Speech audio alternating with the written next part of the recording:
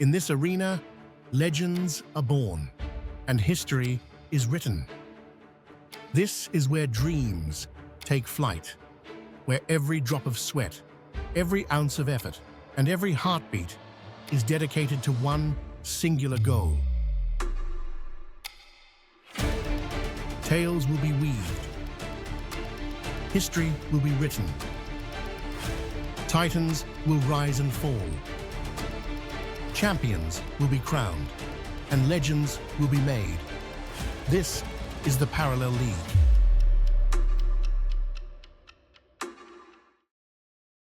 Hey, welcome back to the Parallel League Major 3, and we're going to be going to our first match. Now, who are we going to be casting for this first match, Ali? We've got Pandapple coming up here against Very Fat Cat for our first match that Muka and I will be casting. Yeah, so it's going to be Pandapple versus Very Fat Cat, guys. And, you know, I know some of the players over at chat really want to see the deck list that these guys are bringing, because they're going to be like screenshotting, copy paste. I'm going to be playing this or over at Ladder. I need to see what Very Fat Cat and Pandapple are going to be bringing in.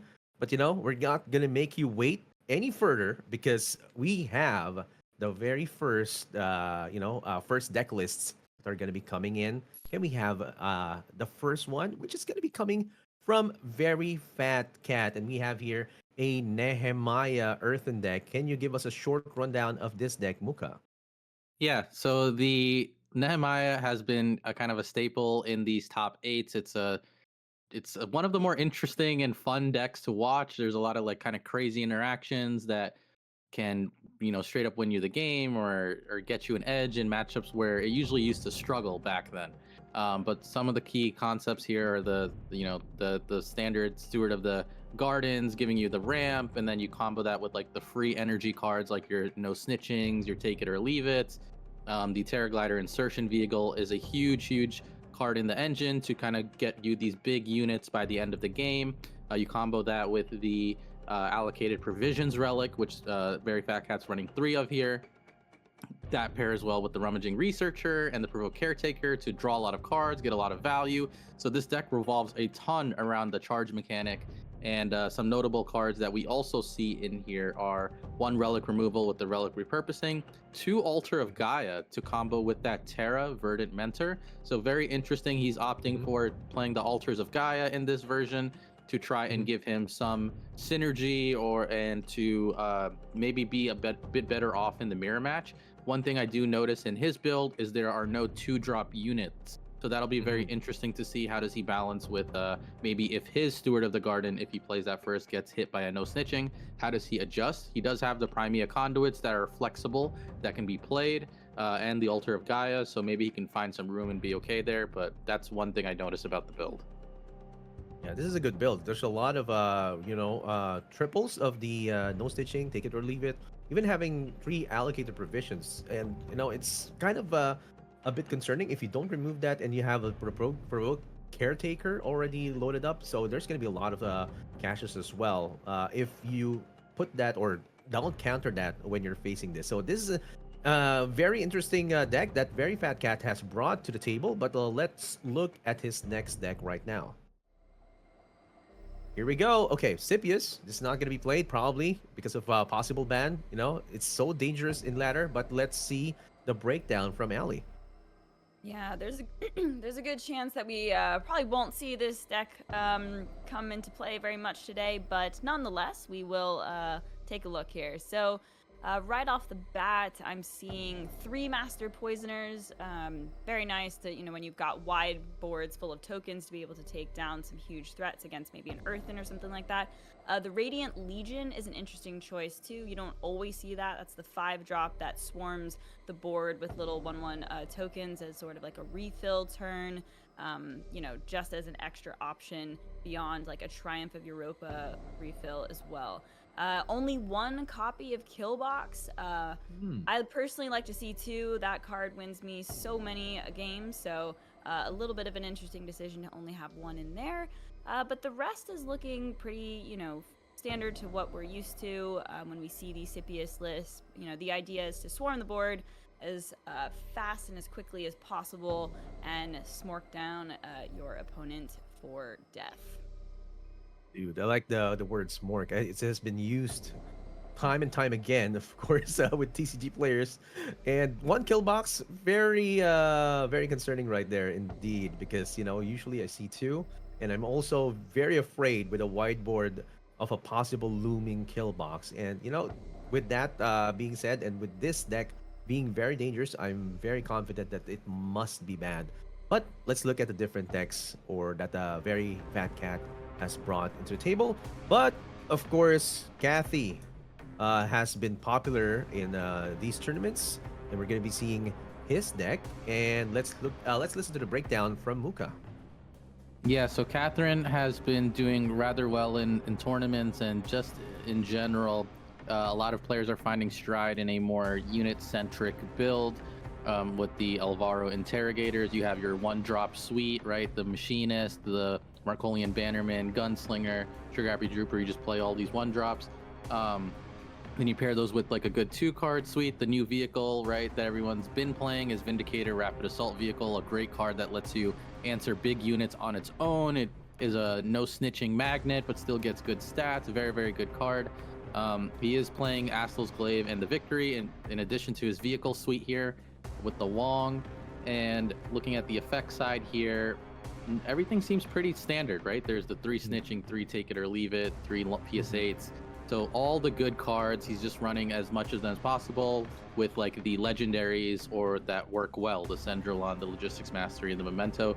This is a good build. I mean, the only thing that we don't see here that maybe some players might be interacting or experimenting with is the Bloodhound Transport, the new Battle Pass card, the 0 cost to 0/1 vehicle. But Very Fat Cat has opted not to play that, and I think it's also fine. The card is very good in certain situations, but also can maybe be dead in the more mid to late game. So he's opted for more of the traditional build that we saw before that card came out. Yeah, so the Bloodhound is like kind of a good early start if you get it from the Crimson Fleet Machinist, but it's kind of inconsistent for some players, and they found out like, okay, I'm just gonna be sticking to this one that has been my bread and butter in ladder. And as I've seen also some players also bring Scimitar Captain, Guerrilla Warfare, just to like discard some important cards from the hand of the opponent. But this is a pro deck, so very consistent, and I want to see this on play and how Very Fat Cat plays it. But I think he brought another deck to the fold. Let's go, and it's gonna be a Neve deck. And of course, looks fairly standard, but there are some duplicates or some triples right there that I feel Ali will be discussing. Ali, can you give us a short rundown of this deck from Very Fat Cat? Yeah, absolutely. So Neve being the popular choice in this season for Shroud. Unfortunately, no Brand New Dawn for quite some time. But yeah, let's see. We've got 3 treacherous schemings. Like there's a few cards that are sort of like the flex. You cut a few here and there. But we got the 3 schemings, so definitely going for some disruption. Only 2 Triumph of the Lost. Love to see, everybody at this point is playing Eclipsed Fate. That card is absolutely bonkers, being able to get rid of multiple targets of one threat. Let's see, we've got 3 no snitchings and 3 take it or leave it. The take it or leave it's being super clutch sometimes for getting Neve out turns earlier, because that turn 9 is just, so powerful. So love to have the 3 in there. I feel like no snitching isn't always a staple in Neve, but it's just proven to be so useful in these tournaments. So I like the inclusion there. 3 is interesting though. And 3 brands expertise, and I'm noticing there's no rummaging researcher, which a lot of people are putting into Neve right now. So he's opting for just the expertise there, and the rest is looking, quite what we're used to seeing in Neve. You get the ramp going with the shard, try to get as many effects as possible in her pool, and then kill them when you can slap Neve down herself. That's right. And what I don't like about no snitching or take it or leave it is like you get a bunch of tabula rasas, or sometimes you get 0/1 Bloodhound transports from the 0 costs right there. So it has its utility for like removing the text, and it's very standard. It's you can see also the draw potential that the very fat cat wants here. But of course, for his opponent, I want to say this short rendition.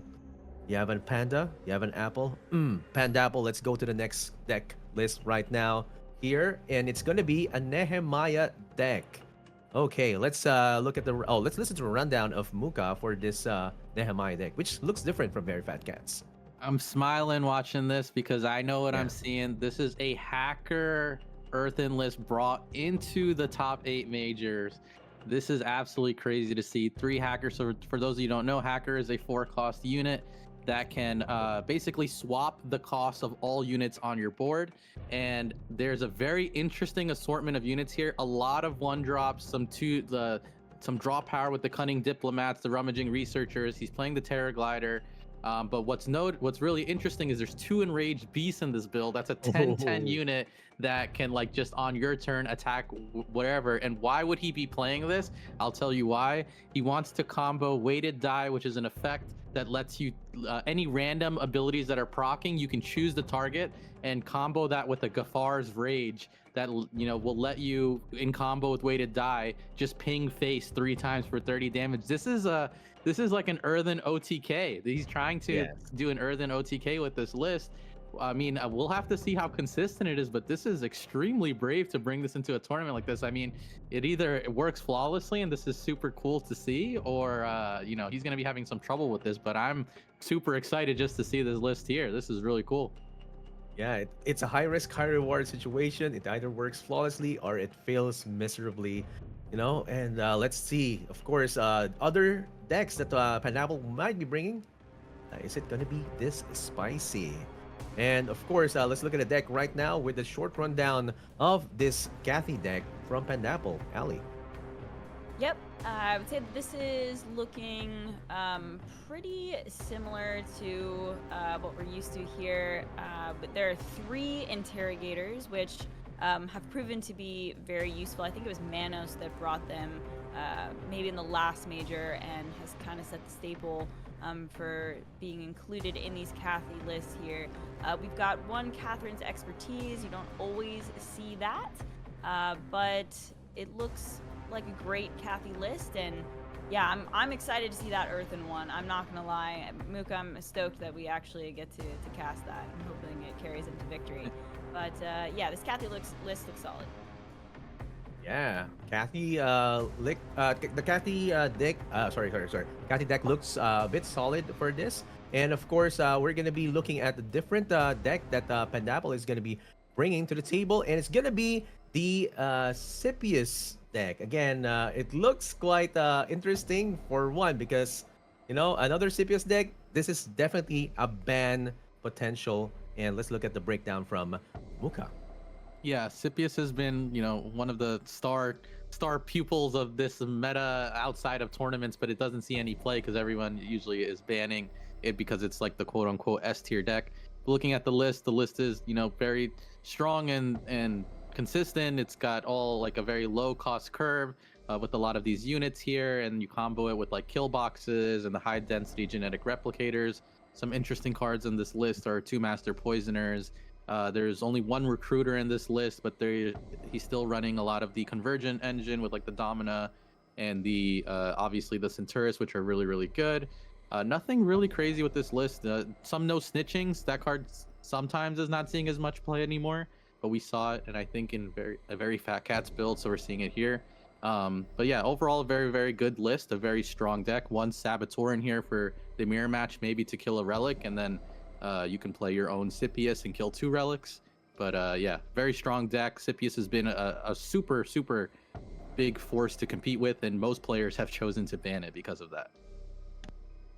Yeah, this is going to be a definite ban potential from Pandapple, but we're going to be having 1 more deck list from Pandapple, and Juggernaut Workshop, and from what it looks like, it is a universal deck. Let's look at the breakdown from Ali. Oh my gosh, this is not a deck I haven't seen in a long time. Wow. Well, yeah, Universal Juggernaut Workshop was a monster in the competitive league for a while there, and then some nerfs to the girls took place a few months ago. So we haven't seen this, but judging by it, it looks like a pretty solid list. I'm trying to see here. We've got three copies of the Hacker, so clearly Yeah. this is Pandapple's favorite card. And the idea here is that the sustain from the juggernauts that are popping out are good for pressure, and then you can get to still turn 7 and 8 with Ingrid and Freitas. They're not quite as powerful as they once were, but they still do a lot of work even after the changes. So the three Miasmancers too. That's a name I haven't seen in a long time, and it's coming Yeah. back. And so I'm quite excited to see what Universal is capable of, because I don't think this is going to be getting banned, folks. I'm just going to go out on a limb. I think people are going to take their chance at facing this down. So I'm excited. Yeah, this is gonna be a really fun like box that Pandapple has brought to the table. Like Earthen, that very spicy Earthen deck, and Universal with Hacker, Desmond. No man, this is gonna be interesting. This is gonna be interesting to cast. I'm really happy for you guys, Ali and Muka, because this is one for the books. And with that, we're gonna be seeing the bans that these guys are gonna be having, and to no surprise, it is going to be Corsipius. Are you surprised, Ali and Muka? I'm Not shocked. at all. Yeah. Shocked. I'm shocked as well. And with that, guys, we're gonna go for the first match. It's gonna be Pandapple versus Very Fat Cat. Casters, Ali and Muka, take it away. All right, Ali. All right, I Luca. I saw some of your surprise in that Universal list. How'd that look for you? That was, I'm not gonna lie, it took me off off guard a little bit. I was like, wow, we haven't seen this in a hot Yeah, minute. But it's the popped thing up about again. yeah, I feel like the thing about Universal is it got worse, but people were still playing it on ladder after the nerfs, and like kind of still having some success. So I don't think it's quite as bad as it's been dropped. And To that's my assessment, but feel free to disagree. No. I think you're kind of right on. To add a little context, a lot of players that are in this top eight actually brought Universal in their Swiss, like bunnyhoppor, Viper. A lot of players are opting to bring it back because of the hacker letting you cheat out all these power cards early. You can combo that with like a Desmond and like play two ladies in one turn, or like hacker lets you a little cheat a little bit, right?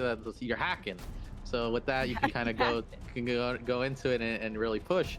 We won't see any of that happen in this first game. This first game is a little bit more what we're used to in terms of the traditional elements. Very Fat Cat brought a very standard earthen list without much of the two costs, and then Pandapple brought a very standard Kathy list. So this one's like a tried and true matchup that we've seen before. I'm quite excited to see the hacker at work. It was one of the coolest arts that were or was revealed during reveal season, and then hasn't quite gotten its time to shine. So that should be pretty fun to see. But yeah, in terms of the Earthen, I was trying to look at lists last night and see, and I feel like it's the Paragon Nehemiah that has the most disparity on like the number of card inclusions. Like the allocated provisions, it being 3 people, Altar of Gaia, like if you're even playing Gafar's Rage. And so I feel like there's a lot of decision making in the deck building when it comes to Earthen, and I don't really know if there's a consensus on like what is best. I feel like Kathy's a little bit more streamlined, same thing with Yeah. Neve, etc. I think you're spot on with that kind of insight. It is kind of like to this point where there's a core engine, and then like there's a lot of room still though for like the text that like will work or don't work based on like what you're trying to go for, I guess. Right. Very Fat Cat, just looking at his opening hand, he's stuck in like this like mid curvy kind of thing where he can't do anything yet. But looking at Pandapple, he has like the engine to start going. So Fat Cat like will need to, mm, you know, close the gap and then come back through this, which seems a little tough right now, just looking at his hand. Yeah, I mean, you're kind of happy to see a virulent spores in the hand, but with that Bannerman on the board, it's likely that it will get out of range to die immediately, and then he can just keep buffing it up by casting effects. So this is a little scary, but I will say the glaive in the hand can do some work. So perhaps that could be very fat cats seemingly saving grace, judging by the beginning hands here. Yeah, for sure. Not being able to punish that Bannerman has got to stink a little bit. But next turn he can Tioli and play the glaive like you're saying, so that helps. Or maybe spores based on Pandapple's positioning. You could kill a buffed Bannerman with this positioning if he gets hit by if he opts to play for the spores too. So he has options. It's not too bad. Yeah. See. A little bit of interesting placement there. I think I would have maybe liked to keep my Bannerman on the outside just in case it does keep getting buffed here to protect it. Hmm. Let's He see. didn't have So any effects, I guess, that he wanted to play to buff it. He just has those PS8s, and with no units on board, he just, kind of second thought. Um, Spores, I think if there is a time to do it, this is a pretty good time. Kills out like a scaling unit, a buffing unit, and then the trigger happy will just die within another turn. You do eat a little bit, but if you play the glaive's also not a terrible option. But I wonder, he's gonna go for the caretaker, get the stats on board, and shuffle some caches in. yeah, I was right there with you. I think my two lines were either going for the glaive or just taking the opportunity to use the spores. But it doesn't hurt to have the spores in your back pocket, right? Yeah. Just to. But I think I'd be a little intimidated by this board, so we'll see how getting the caretaker down works for him here. Yeah, I mean, it's a unit that's developed and can start swinging soon. Maybe you can I mean, you probably don't play your Paragon because you're worried about no snitching, but if you can pass it Defender at certain point, it'll probably be decently strong. I like the Terra Glider pickup there because sometimes, like against the aggro decks, you just need to lay your own meat down on the Yep. board, to be able to sort of combat them, and just relying on like an AoE, they wind up refilling, right? So, putting your own stats down is good, and dropping a Terra Glider on 4 is like, also it's a pretty reasonable play. So, Yeah, not too bad of an option. Pandapple is suffering from selection overload. You can see his head. His hand over his head. He's doing like a million equations at the same time, figuring out how he wants to play this out.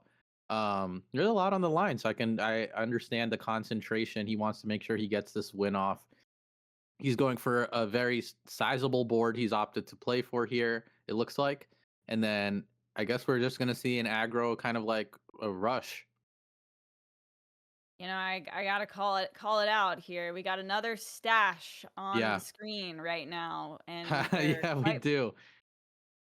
Shout out to Manos, Player of the Year, also the last major winner with the stash power. So love to see it.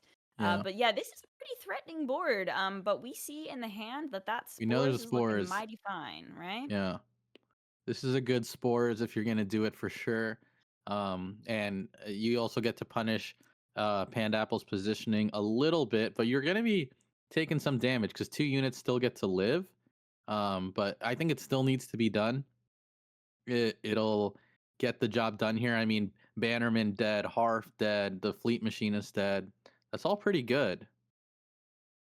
Yeah, this is as good as it's gonna get, I think, for the use of the spores here. It's a little Yeah. frustrating that the caretaker can't make an attack, to finish off the Alvaro because of that defender shield pod, but it's good enough, all things considered. He gets to take the Harf out, which is really nice, so the Tioli's in the hand actually can do something.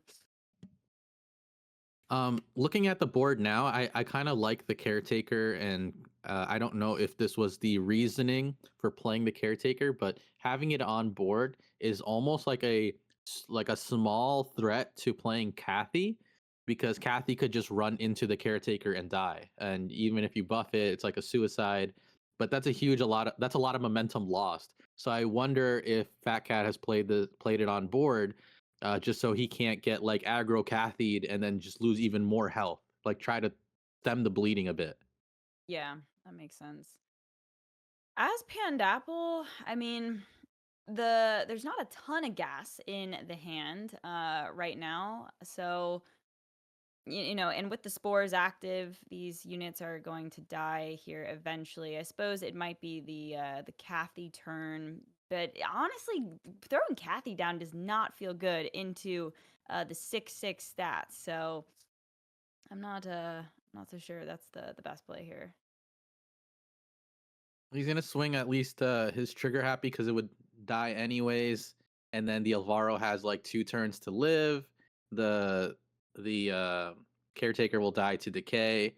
So this, I mean, it works. It helps facilitate more of the pressure. Ooh, love to see the triumph pickup for Pandapple there. That's pretty Yeah. clutch. All right. I mean, normally with the Terra Glider, you want to wait for 6 to try and hit the Terramech Shield Titan, but I don't know if Fat Cat thinks he has enough time and he might just opt to play it on 5 and just try to hit something like a nice defender or anything to get him back into a good position. Other than Yeah, that, he can go for the rummaging and try to draw, but it doesn't seem like too much enough right now. you can actually you can do Oh, you can do both, both. right? Yeah, Yeah, you can with do it the all. Tiolis. I think Oh, I if we can do personally both, then would we do should it have all. rummaging first. Yeah, draw So you can first. He's draw. a good player. We like to see Yeah. it. All right. Ooh, a Not bad. Celia. Okay. Soleil will come out, and because he won't be attacking with any units, he can pick 2 units, one on his side, one on the opponent's, and then they both attack, and his unit gets armed. So he can just, it's a free kill, unit kill. So this will help him equalize the board. You can take out the Alvaro, right? So not bad. Very important to conceal your bank before throwing the researcher down. If you don't have anything to charge, you do not get to draw. So Yeah. just important ordering there. Yeah, he would have been able to draw an extra card. But yeah, I absolutely think that I mean, I personally would go for the researcher here. It's great stats. You need to sort of refill the hand. The teal is can't be banked, right? So I would be trying to develop that right now.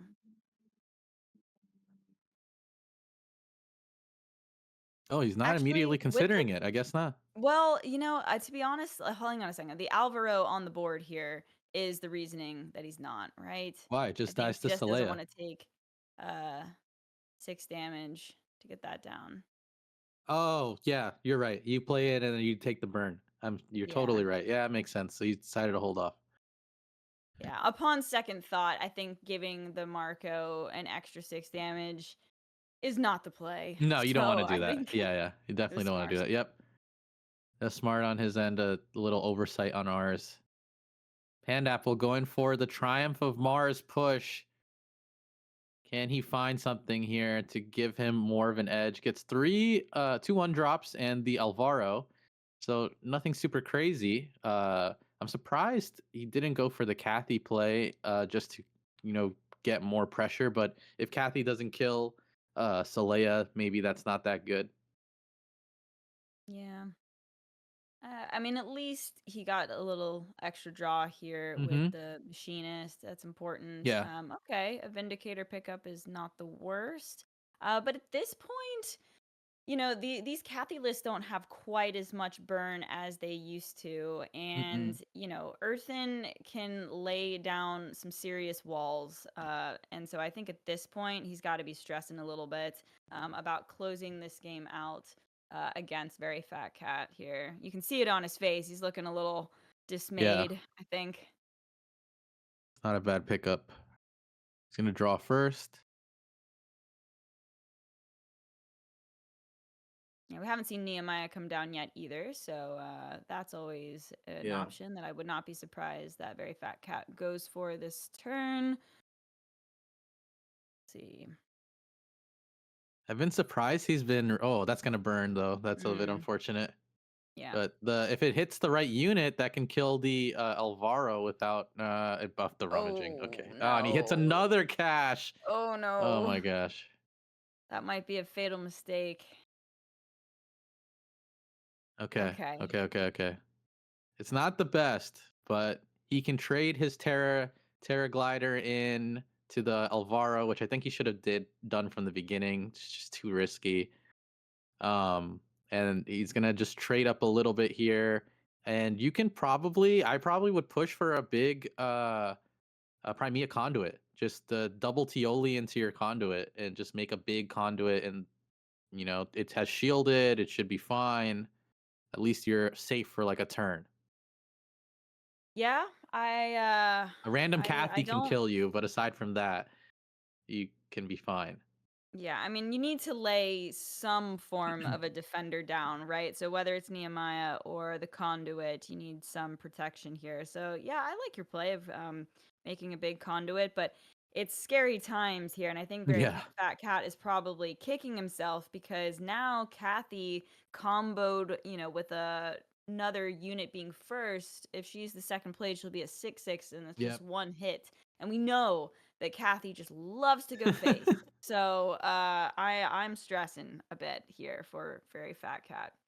Yeah, so stuff. He's opting to bank the Terra Glider so he can keep his formidable presence and keep pushing and stuff like that.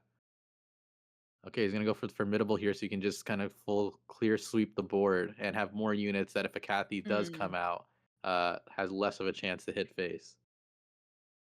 I like this This is good. because you have more opportunities to draw into a little bit of heal to get out of the 6 range. So Yeah. I think he's just so stressed at this He's point. going full wide. Yep, exactly. A little bit of an interesting decision just to make it a 2/2. I like to use the whole Tioli. Perhaps. But I guess that he's just like, I got to put the pressure on here. Maybe he doesn't want it to be like one hit away from a gunslinger getting through it. I'm not quite sure. Shout out to Excelsior in our chat. He said, "You can do it." With the conduit. I thought that was pretty great. Uh, I you like can that. I do it, wonder if very fat Pandapple cat. pushes. He's not pushing for it. See, I mean, it's a very very wide board. So he's opted to instead go for his own wide board and put this pressure. I mean, he's in a good spot. He has the trigger happies that can like eventually ping that or have to get traded into. These gunslingers are like ticking an extra, damage. And even the Vindicator rapid assault vehicle, right? Its aftermath ability can ping for 3. So if you're Fat Cat, there's like so many ways. There's like this old TV show called like A Thousand Ways to Die, and I feel like that's what Very Fat Cat is like thinking about right now. Just so many ways you can just get pinged and just die, and it's got to be stressful at this point. Like coming back from this, he plays the healing relic too, and hasn't been able to see it. Like this has got to be stressful. Like feeling tough.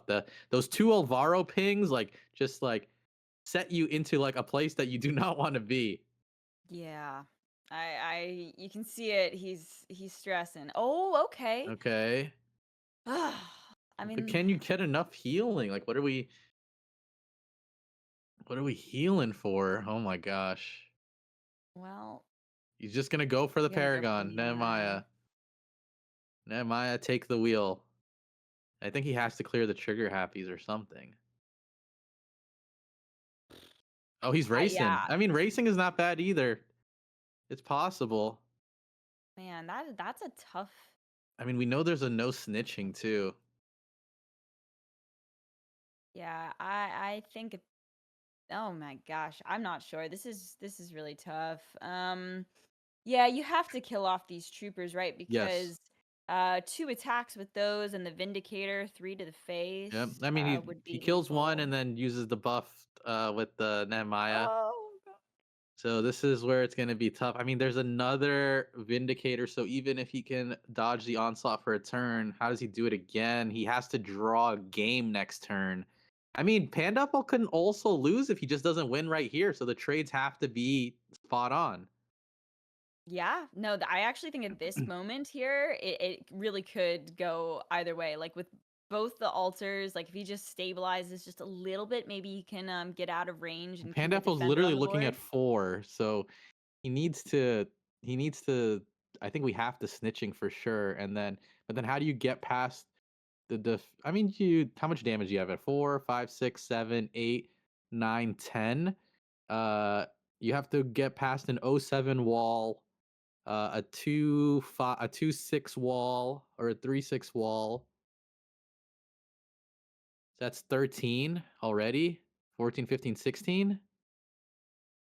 I mean, let's be real. We can just easy go for the Kathy lethal, right? He's Hmm. at 5. He's in range. We'll see how he distributes the attacks here. Okay, so he doesn't silence yet with the no snitching. He Hmm. trades his Vindicator so it'll die no matter what. And now he can probably ping the Saleya if he wants to make sure he lives for a turn. Okay, he pings the Rummaging Researcher. Saleya gets Defender.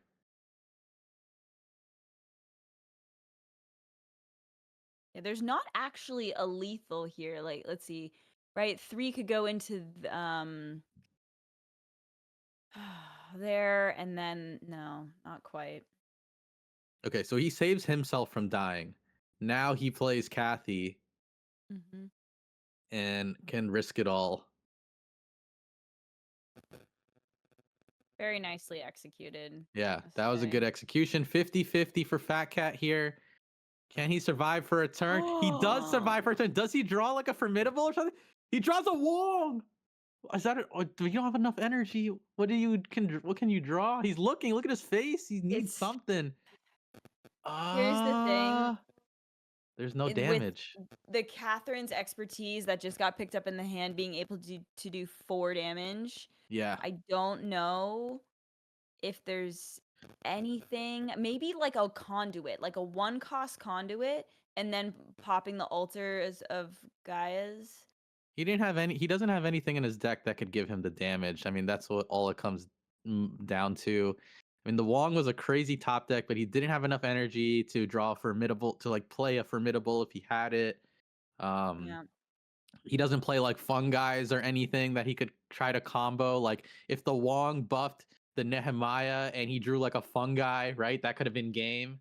But he doesn't play the Fungi, so it's a tough spot. But Pandapple has the expertise to finish it. What a nail biter of a game 1.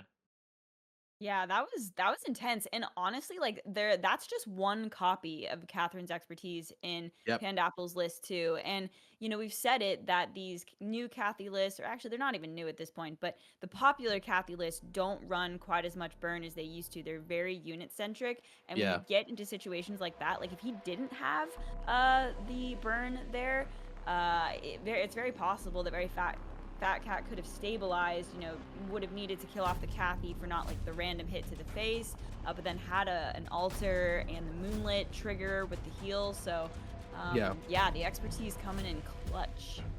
Yeah, it was super, super good for Pandapple there. He was able to get a win with Kathy. Kathy is one of those decks that probably feels really good to insta-lock always in these tournaments. It has a good matchup overall. What's left for Pandapple is gonna be super fun to see. We have the 2 hacker lists. One is centered around Gafar's Rage with the Earthen, and the other is a more classic universal list. So I'm very curious to see which one he picks of those 2. Yeah. It's got to feel good getting the win against Earthen too, because I mean I do think it's probably more even than it once was, but still Earthen can give Markolian a hard time, so it must feel good to just sort of knock that matchup out of the way. For sure. If you're Fat Cat and you're going against 2 universals, I wonder what do you do next?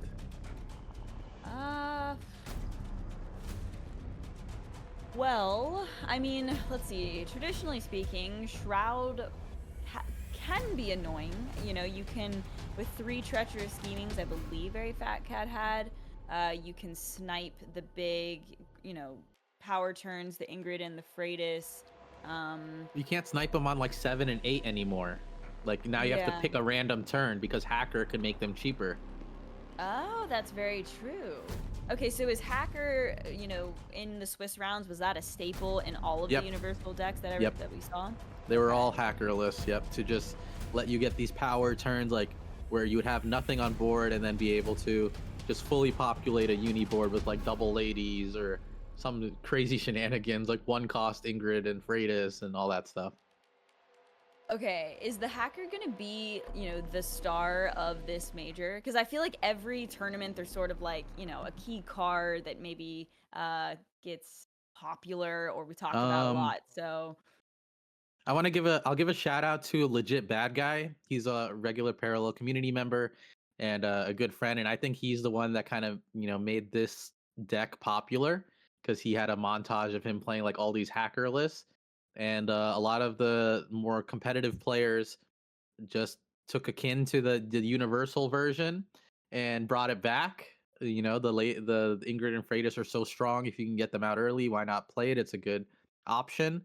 So I think it's something that was already gaining momentum, and mhm. probably will see do more damage after this. So yeah, I think it will be like a shining card, like you're saying. We'll have to see how many other players brought a hacker oriented list. Yeah. Good, decent stats too. I mean, it's a good, you know, people are playing it for the It's effects, but a crazy 4 good cost stats. 3/5 3 5. is Yeah. super solid, right? Yeah, there's like very little downside to that card aside from you are just playing off the RNG. Like you either Yeah. hit or you don't hit. Well, you know, we're playing card games here, so Yep, when in Rome. exactly. All right. Pandapple's playing his Gafar's Rage OTK, as I'm gonna be calling it for the rest of this set. And I mean, the way the deck looked, I mean, it felt like I was like, I could, what's the name of the movie? A Beautiful Mind, like with Russell Crowe, where all you can start to see. Well, I think he's like kind of schizophrenic in that movie, so let's like ignore Okay. the that. But like he can see like all in between the lines, and that's what I felt like what I saw when I saw Pandapple's list. I just saw like all these draw engine cards, all these ramp cards, and then the hacker, and then the big cards. So I'm just like, I don't think he really cares about most of the game. He just like wants to get to he just wants to get to hacker with a enraged beast and weighted die and Gafar's rage. Like he wants to be able to do all of that in one turn. That's all he cares about, I think. You know, my content creator hat is like excited, bring it on, let's go. But my caster hat is I'll believe it when I see it. It's a very I very fair position to be in. yes. Oh, well, Draws unfortunately already one true. piece, which he didn't want to see just yet. He wants to see that Ooh, and hacker I next will turn. say the eclipsed fate could just kind of rain on that parade. Like, you know, being able to target both of the beasts, like if you just hard cast the one and gets rid of the other. Yeah, We'll possibly. see. Yeah, that could be something. Playing the early Terra Glider is not something that we normally see, but he gets a decent hit. He gets the Alana, which like for the effect isn't like super relevant. It is a 3/5, and none of your units that have decay can die. And if you have another unit with decay, it gets one attack. But it's just good stats, so not a bad spot to be in here. He's just gonna opt. Fat Cat's just gonna play his own Terra Glider. They're just gonna trade value for value. Yeah. My favorite thing about the Terra Glider is that it is just a flexible card. Like you don't normally see it on turn 3, but playing Mm-hmm. it on turn 3 is an absolutely viable play. I mean, you sometimes get some great stats on the board. I will say dropping it into the Void Trapper, little questionable, but I don't really think he had another choice. Yeah. Because as you can see, you know, it gave veryfatcat a great you know, proactive play, which he didn't really have in the hand without it. So, uh, yeah. You can see like for both these players, they are like they're like they're stressed out. I mean, It's like they're there's a stressed. lot on the line. Like both of them don't seem super happy yet. Like they want the clear line that like this is what I do to win.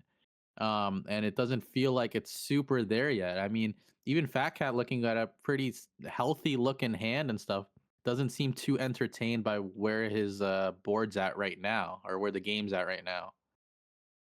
Do you think that Very Fat Cat forgot that I always say her name wrong. Ilana, it doesn't like he left it at 1, right? And the fatigue or sorry, the decay doesn't actually kill it when she's on the board. So I wonder No, if it he doesn't. Yeah, yeah.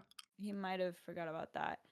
Um yeah, let's see. So we've got a erasure in the hand for the Nehemiah, fortunately. So an easy answer there. Yep. Let's see. I mean, he What might. was Yeah, he's just gonna go for the no snitching too. Hold on to the removal wherever possible. I was gonna say that it makes sense that these players are stressed. Like, it's kind of bonkers to wrap your head around the fact that the first place winner of this tournament gets Yeah, $20,000. Like, if you're yeah, a competitive card game player, I mean, it just makes sense to be playing parallel right now. I mean, yeah. these are some pretty insane prize It pools, doesn't only just make going to sense. It's get. like the only. It was the only thing that makes sense. Like a lot of these players, and I can't even imagine the caliber of players that comes in on the next season. Like, I know. is going to be unreal, unreal. For those of you that are listening that are most of you probably know this, but Parallel did just announce that they've committed $3 million over the next couple years. Season 2, $1 million prize pool into season 3 with 2 million for 2026. So we've got some really exciting competitive Parallel ahead of us here. And he found the hacker. All He did right, let's find the go. hacker. I don't know if you saw, but when he drew it, he started doing the typing hands Oh, it's so cool. on camera. So he was waiting for it. Part 1 of the combo is done. You see that one cost hacker, it's already in effect. He's smiling. He's like, I did it. I did the thing that I was supposed to do. Now I just need to do the other 2 things, right? He just needs to draw a cheap and range beast and a weighted die, and he wins. That's it. He wins the game. Yeah. Look, if we ever do get our parallel movie slash TV show, the hacker, you just know is going to be an awesome like character, right? Super Yeah. epic. Oh, Ooh, nice. good Hits on Malia Malia pings there. here. Double buffing the Singularity Steward twice, letting him kill off the hacker too. Wow, that's got to be frustrating for Pandapple there. That was like Yeah, some perfect Malia that hits was right that there. was a really good Malia. A good Malia pings for sure. Oh, you can see it on Very Fat Cat's face. He looked pretty smug right there. Yeah, he's feeling good after that one. He's feeling good after that one. If you're Pandapple, I mean, you want to see more of your drawing. He's just gonna hacker again. Just get another body. Let's roll it, shuffle it again. Get a nice little thing. There's only one enraged beast in there, so he's gonna want to start to see his draw engine cards. One cost rummaging researcher. That's what you want to see. Ooh. That's a great one. Oh, this is exciting. Oh, it's nice to go. Probably good idea to go with the scheming. Yeah. Uh, I wonder, does he take the OTK piece or the draw engine? He goes for the draw engine. yeah, I think I like. Oh, interesting interaction It there doesn't that it keep. Yeah, doesn't I keep. didn't. Hmm. I didn't know that. I didn't know that either. Good to know. Well, we don't often see this list, on the ladder and stuff like that, so it makes sense. Now, I will just say that I'm feeling for Pandapple right now because whenever you're playing OTK decks, right? Like your worst nightmare is playing against disruption decks Yeah. and them stealing your key pieces, and that is exactly what Shroud can do. And so we're seeing it here with the Eclipsed Fate or the Schemings. It's going to be pretty tough to find a win unless you sort of just get the dream going at some point here for Yeah. Pandapple. Normally, like against Shroud, it's not, I wouldn't say it's too much of a problem, but there's Neve, and on top of that, there's a Singularity Steward that's buffed. Like that has narrowed down your window so much, right? That's how Yeah. like Shroud sometimes wins these aggro matchups because the Steward gets on the board, they start banishing, and suddenly they're the aggressor and you're not. And that even if there's a Terramex Shield Titan, we see Honored Steward, Eclipse Fate, Erasure. What do you do? Like, I wonder if Pandapple. Oh, he doesn't even do anything. I wonder if he was looking for the weighted. He's looking for the weighted die to see Mm-hmm. can he just win right there. Yeah, no, you're absolutely right on the steward. Last night, I got a singularity steward to 29 attack, thankful to Dominion. So they can just absolutely clutch out games sometimes. But Very Fat Cat is absolutely in control of this game right now. If we see one weighted die though, Ali, I think that is game. Does Is he have that enough energy? How actually? much You're he right. has? Eight. 8? No, he needs 10 energy. He needs 10 energy. So no, no, no, no. I'm wrong. Not there yet. Not quite, but very close. He'd be at Oh my 9 with the gosh, bank and the buffing the steward Teoli. again. Wow. That's actually kind of crazy though. With one more energy next turn, you're right. He could get the Titan down No, he didn't into the draw it. Gafar's Rage with the Teoli. He might. I think you have to tighten and rage Oh for yeah. sure. You just pray that the rage doesn't hit you. Here we go. Gafar's rage on Terramex Shield Titan. 30 damage ping of worth of pings. Wong is out. Oof. Embedded Agent is out, and it hits Ugh. face. It kills Nehemiah, but like that's it. Fat Cat has game. He has the Honored Steward. We'll take out the Terramex Shield Titan, and we'll just call it. Pandapple's just going straight for the concede. He knows. He's like, there's too many cards in hand. I can't get past this. Yep. Wow, well, that game just went super right for Very Fat Cat. It started with just not the strongest hand for Pandapple. Like, he had to go for that, like, tempo Terra Glider on turn 3, which wasn't too bad, but the fact that, Very Fat Cat was able to, like, just poke the Void Trapper into it, develop it himself, like had the erasure for the Nehemiah, the Honored Steward can't really get it anymore. So all things just sort of went right for Very Fat Cat in that game. And right now he's looking pretty solid. Yeah. Pandapple just has to, I mean, it's a combo deck, so he has to draw the combo he saw, and it requires 3 cards. It requires a unit with enough sufficient attack, the Gafar's Rage, and a weighted die. So it's still a big ask to draw all 3 cards.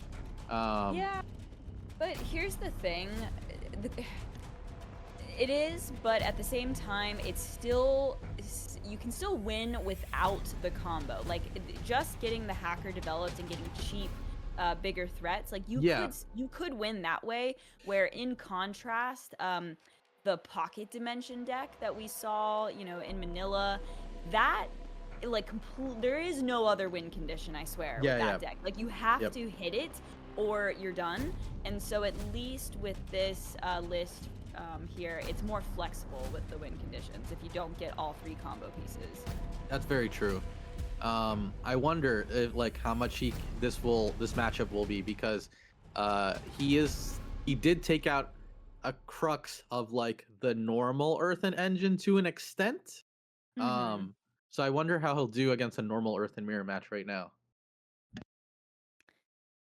You get Steward of the Garden on turn 1 and anything's possible. So. That is very true.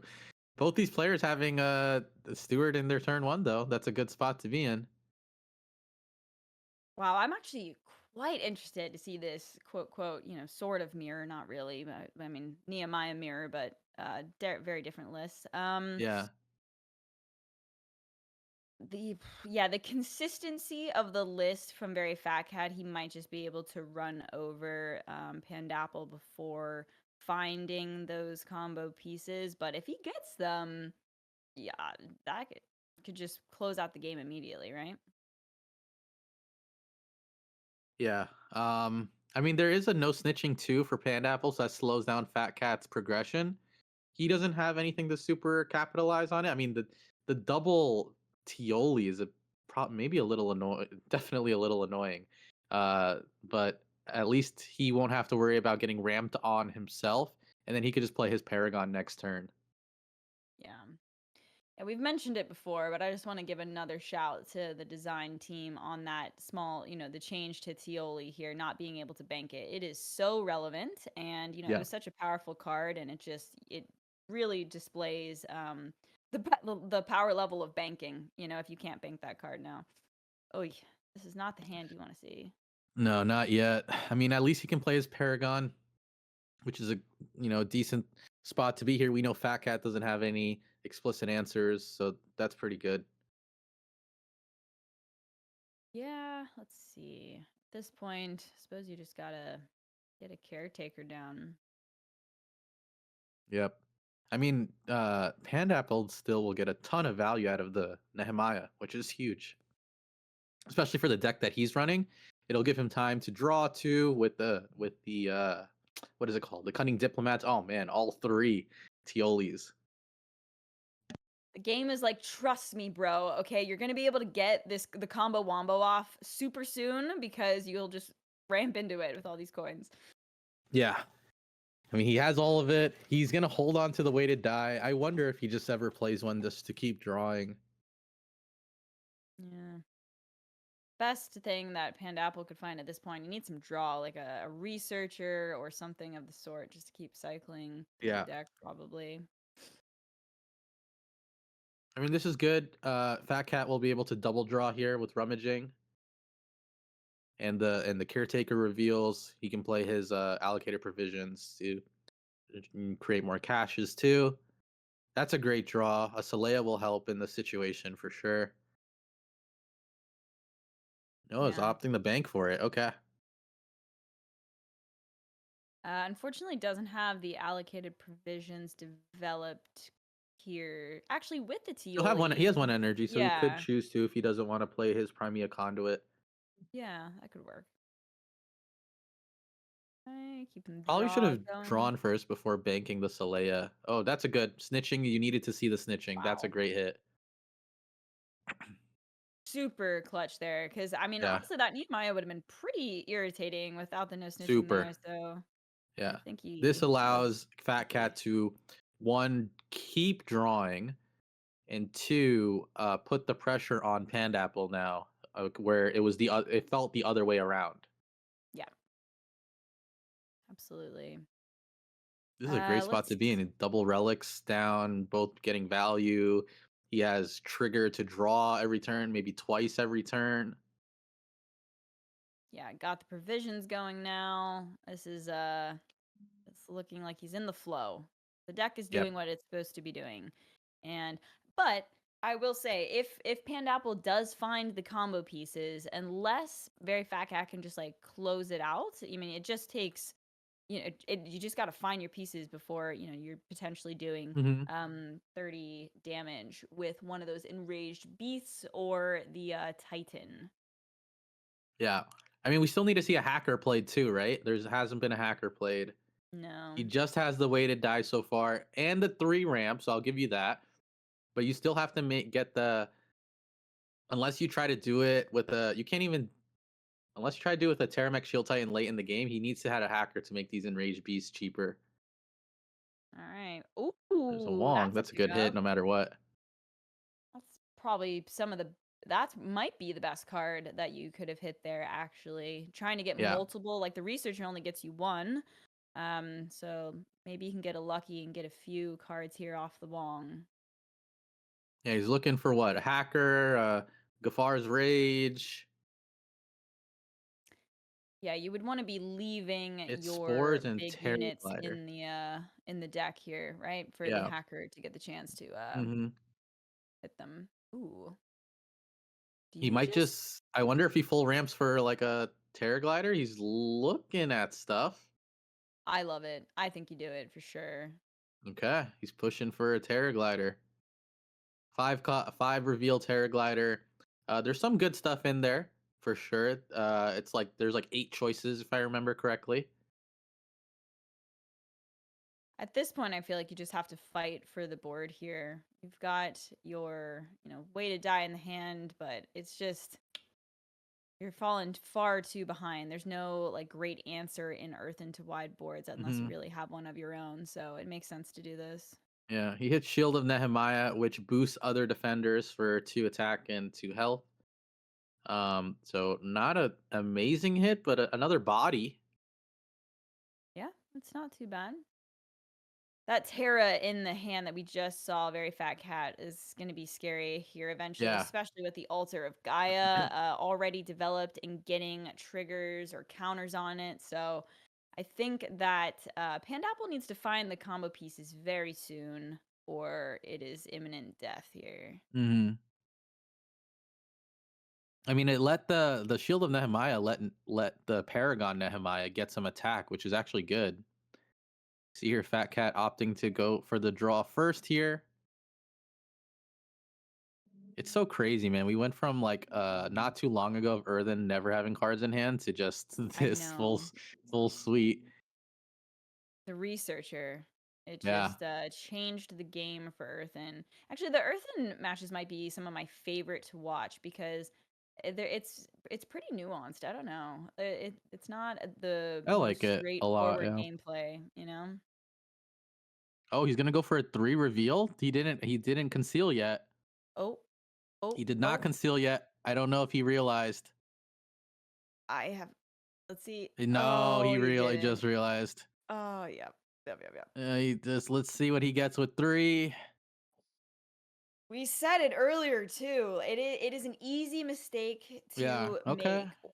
Order matters Yeah, here. he gets an Alana. That's good stats. I know you don't want to. This doesn't. You don't want this to happen to you during a tournament, but at least he gets some good stats there as a consolation prize and Mm-hmm. push with the conduit. He probably conceals everything now because he doesn't. Doesn't want to run into that again. Yeah, just gonna full Yeah. conceal here with the allocated provisions. Not the worst. The Tioli is in the hand to be able to get the Terra down next turn, so I think he just wants Yeah, to ensure that wide as board. much of this board survives as it possibly can to make use of that next turn. Yep. And the caretaker can attack too and get some damage out. So not a bad spot. Fat Cat has a ton of damage next turn. Yeah, What's I can crazy is that if Pandapple tried to do some crazy virulent spores play, none of Fat Cat's units would die from spores because of Alana. That is true. That is I very wonder if that true. comes into play. Yeah, it's important that you pay attention. You know, it's easy to miss those things for cards that don't appear that often. You know, Yeah, so oh, let's see. he's just healing a little bit, so it's not like a one-hit kill on this rummaging. Yeah, that's fine, I suppose. Yeah, And you're gonna wind up getting more triggers here after these attacks come down. yep, So, but I would say that I don't know. I think I might have held the second hit there for Terra next turn. yeah. He I'm looks surprised he like doesn't he's. even swing with his caretaker.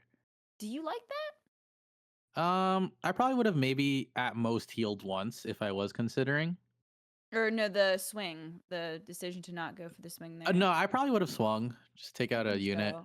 I mean, because what if you get hit by something? Also, I don't know. Guess he can dictate more, like he can block with the conduit and then decide where he wants the damage to go, as opposed to making the attack. But Yeah, yeah, I think I would have liked to have seen the swing. Oh man, this is just not enough really here for Pandapple. He doesn't have an allocated provisions developed to be, make better use of that Terror Glider that was just picked up. Part of me wonders if he just should have cast the Way to Die earlier to get deeper into the yeah. deck. But we saw that Wong be picked up, which was, a glimmer of hope there. But this is looking, kind of rough.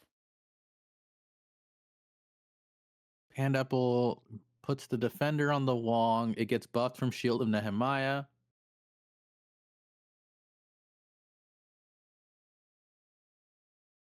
So he has some good trades coming out here. He's just gonna Terra Glider for 1. He unfortunately cannot avoid that. He he doesn't even charge.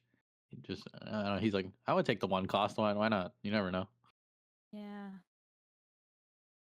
Ah, gosh, I don't know. Okay, some I think trades I'm. going out here. Good charges on the altar. So Fat Cat can just Yeah, rebuild board here. I was like, see that rummaging researcher pickup? He could have drawn into that if he just went for the way to die that turn. Like, I Yeah. know you want to hold on to your combo pieces, but I feel like you just, I don't know if you can really afford to just be drawing it one by one at this point, you know? Yeah. I agree with you.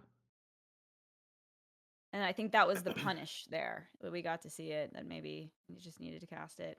All right. Well, let's see. We have Terra as an option if Very Fat Cat wants to go for it. But wow, but the Titan gets picked up as well. So got some options. He's gonna go for the Terramech Shield Titan. Just put out the big boss. Mm-hmm. He might proc flourish a few times just to clear board. Yeah, that's what he's doing. Yeah, the Titan doesn't even need Defender. You just need a few hits with the Yep. Flourish, and you're good to go.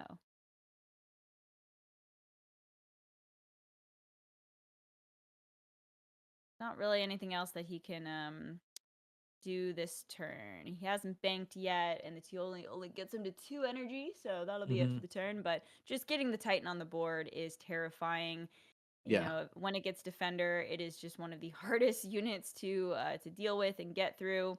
And he's sitting pretty at 30 health right now, so I think he can afford to just like lay it down and not like prioritize getting a Defender out for with it sure. just yet.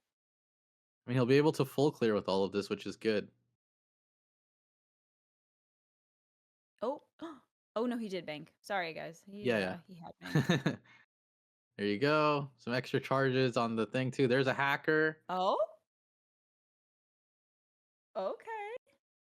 There's a hacker, and then he's gonna bank the spores, play the rummaging. We're fishing. 20 cards still in the deck. Folks, there's a chance though. There is a There's a chance. chance.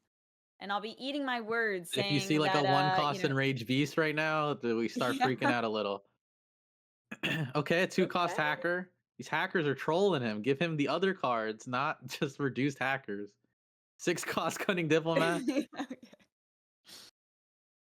All right, if Love you're to see Fat it. Cat, you're pushing. We got to start pushing now. Yeah, And he's absolutely. pushing. He's pushing for sure. Opting to go for the random He might units. kill his own relic. I wonder. That's a beat Ooh, that's stick for a sure. interesting idea. I wonder if he wants to Yeah, like keep buffing and pushing. I love it actually. I say you just need to make sure that you end the game next turn. Yeah, how Um, much damage does he have with all these flourishes? Oh, he's filling board. well, not the one that you want to see. The rhetorician was a solid play Yeah, there. Now, do we go for stats here or another I unit? think I at this wonder. point, I was okay with stats one unit ago. But he's going. Here we go. Yeah. He wants to be careful not to overbuff this reluctant kind of because it could self pop. Or he's Oh just clearing. no. Oh, I would just go face. He's here. He's listening to you. He's Like listening to you. He's like, oh, are you sure? Okay, okay, Allie.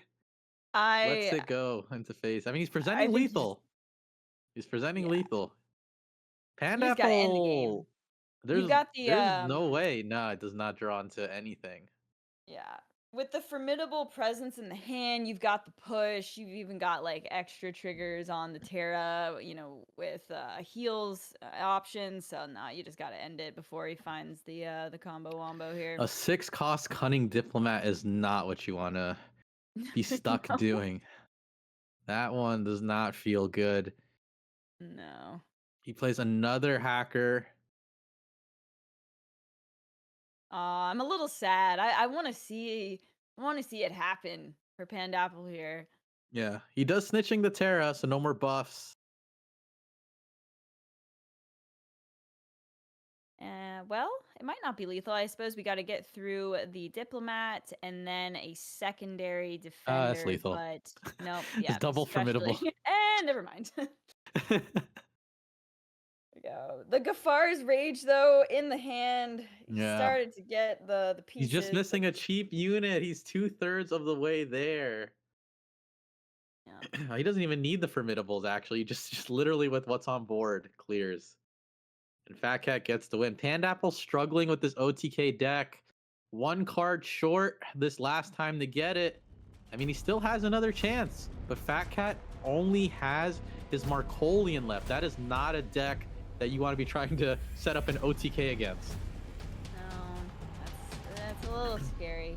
Look, Yeah. things can go right for Pandapple though. Like even though he's taken away some of the consistency in the Earthen deck for the combo pieces, you can still have that um, great start with the Steward into a Moonlit and that type of stuff. And so there is a chance. But if Very Fat Cat gets the dream Marco hand, it's going to be tough no matter what he chooses to queue up here. Do you think he'll go with the Earthen again or switch to the Uni? I don't know. I mean, I probably would swap it for the uni. Just change it up, like refresh, like reset. You tried it twice.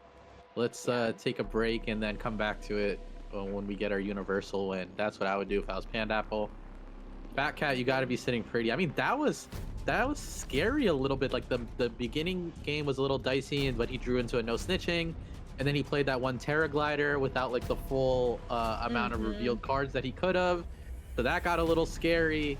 I'm sure he's beating himself up a little bit, but he's got to feel good now. Like a little bit more calm. He just has to win with Kathy. It's a great deck to be, last left on the bench. Yeah. Nerves should be eased a bit. For sure. But you said it there. That no snitching top deck was super clutch in that game. Yeah. I still think that Pandapple would have, potentially struggled to find the combo pieces, but that just really, was the nail in the coffin to find an answer to the Nehemiah. For sure. And now Pandapple, as suggested, has swapped to Universal Workshop. So this is a nice change of pace. It's not a good matchup against Kathy, but it's okay. It gets the job done, and it should be good. But we already see Fat Cat triple one drop. That's a doozy. That's gonna be a Oof. doozy. There we go. Okay. Well, I kind of like this hand though from Pandapple. Let's see. Probably Yeah, could I'm toss not the Jones too Winter. convinced on keeping the no snitching, but I like, Harf into Hacker. That's pretty good. No snitching on an early Bannerman feels Yeah, I guess that's pretty what it's good. for. Yeah. This hand plays itself from Fat Cat. Oh my gosh, what a good hand. What a good opener. How do you feel about keeping Harf against Marco now? I mean, I I feel suppose like if you don't have another we 2, it makes sense, but like it's just yeah, not quite as good, right? As it used to be. yeah. So No, I agree. I'm laughing because I think that we spoke about this last minor or something, and then the Harf won the game. oh yeah, It's we not. did. It, You're so it was a right. Marco mirror match, so it's different. It's different. Yeah. But I do think Harf is, in general, it's good. And Fat Cat's hand is extremely. I like it a lot. But to Pandapple's benefit, like there is the BMF, there's the Wong, there's some heavy hitters here, so I think he'll be more okay than I initially thought. Yeah, I'm still a little stressing. Be cool if Pandapple found another take it or leave it, Yeah. just to keep up the overpowered turns to sort of combat this crazy, one drop start here from Very Fat Cat. Let's see. Vindicator's so strong too. It's really good. It's gonna be really good here, and then he can play the Kathy. From Kathy onwards, he has to find the push. But for the first 4 turns, it's pretty much set for him, right? I mean, for the most part, the banking decision here might be a little bit difficult, but you have the full aggro momentum. You just let Kathy do what she does. Mm-hmm. Now, It will be nice for Pandapple. Sometimes you forget about those juggernauts that are going to come out. So he's got the ability to, take it or leave it into a hacker, that type of thing if he wants to next turn. And then the following turn, maybe like protect a researcher or something. Or maybe he goes for researcher and then wants to get the Wong out, Yeah. perhaps with the Tioli instead. We'll see. But it would feel nice to get the hacker developed before a big draw turn, right? So we'll see. What do you decide 100%. here? I mean, I think he's gonna. Yeah, it looks like he's pushing for the hacker now because, like you said, he probably wants to get it developed so that he can like Wong in a few turns and then push from there. And like anything he draws, he wants to draw now into the big units. Like Mm-hmm. even drawing a one cost lady here changes the game momentum a lot. And we see Fat Cat like Fat Cat looks always stressed to me. Yeah. Even if like the game is going well, he's like, oh my god, now there's a hacker, so now I could just lose right here. Like I feel like there's always like he's always thinking about like worst case scenario in my brain when I'm looking at the camera. It's stressful It's times. I think the super happiest stressful. we've seen him were those Malia pings where they went right Yeah, and yeah. that was the most relaxed he was. But yeah, this is why I love the cameras. You get to just really see the expressions of the players. And Yeah. some people are so good at being like stone faced, but there's a Yep. lot going on inside. Like, but they keep their poker face pretty cool. I agree. I think he's just calculating the math too right now to see like how the trades go. So Kathy does the most damage, and then like what's a bank? Thinking a few Hmm. turns and ahead. So it looks like he's opting to go for the full clear here. He's gonna keep the trigger happies up over the Bannerman because the Bannerman can't scale anymore, and the trigger happies keep pinging. So I guess that's kind of that. Oh, he's just gonna go face with the other two and let Kathy make the pick. I guess that makes more sense because you're sacrificing one damage. Kathy for face. And now you don't go. See, like 3 cost lady. Okay, is that anything right now? Oh You can steal my. Kathy. Yeah, Steal you Kathy. You can can. PSA. Like, And is you're are getting a we? juggernaut popped out at the end of this Yeah, turn. that's a big And you can make an turn. attack. I think this is stabilization, Muka. This Yeah, is. that's a big draw. That's a big draw. The hacker here being able to make this Ingrid come out on turn 4. Wow. That's crazy. I was telling you, like it makes it unpredictable. It gives you like these big like curve turns that like normally you can't get, and it lets you cheese. This is inspiring me. I'm so gonna play this deck next. Looks like a good time. Yeah, and you can even get a PS8 out too. So it really, I mean, you can steal the Kathy, take out a 2-1, trade into the 4-3, and then either decide to shoot the other trooper or develop a defender, that type of thing. Yep.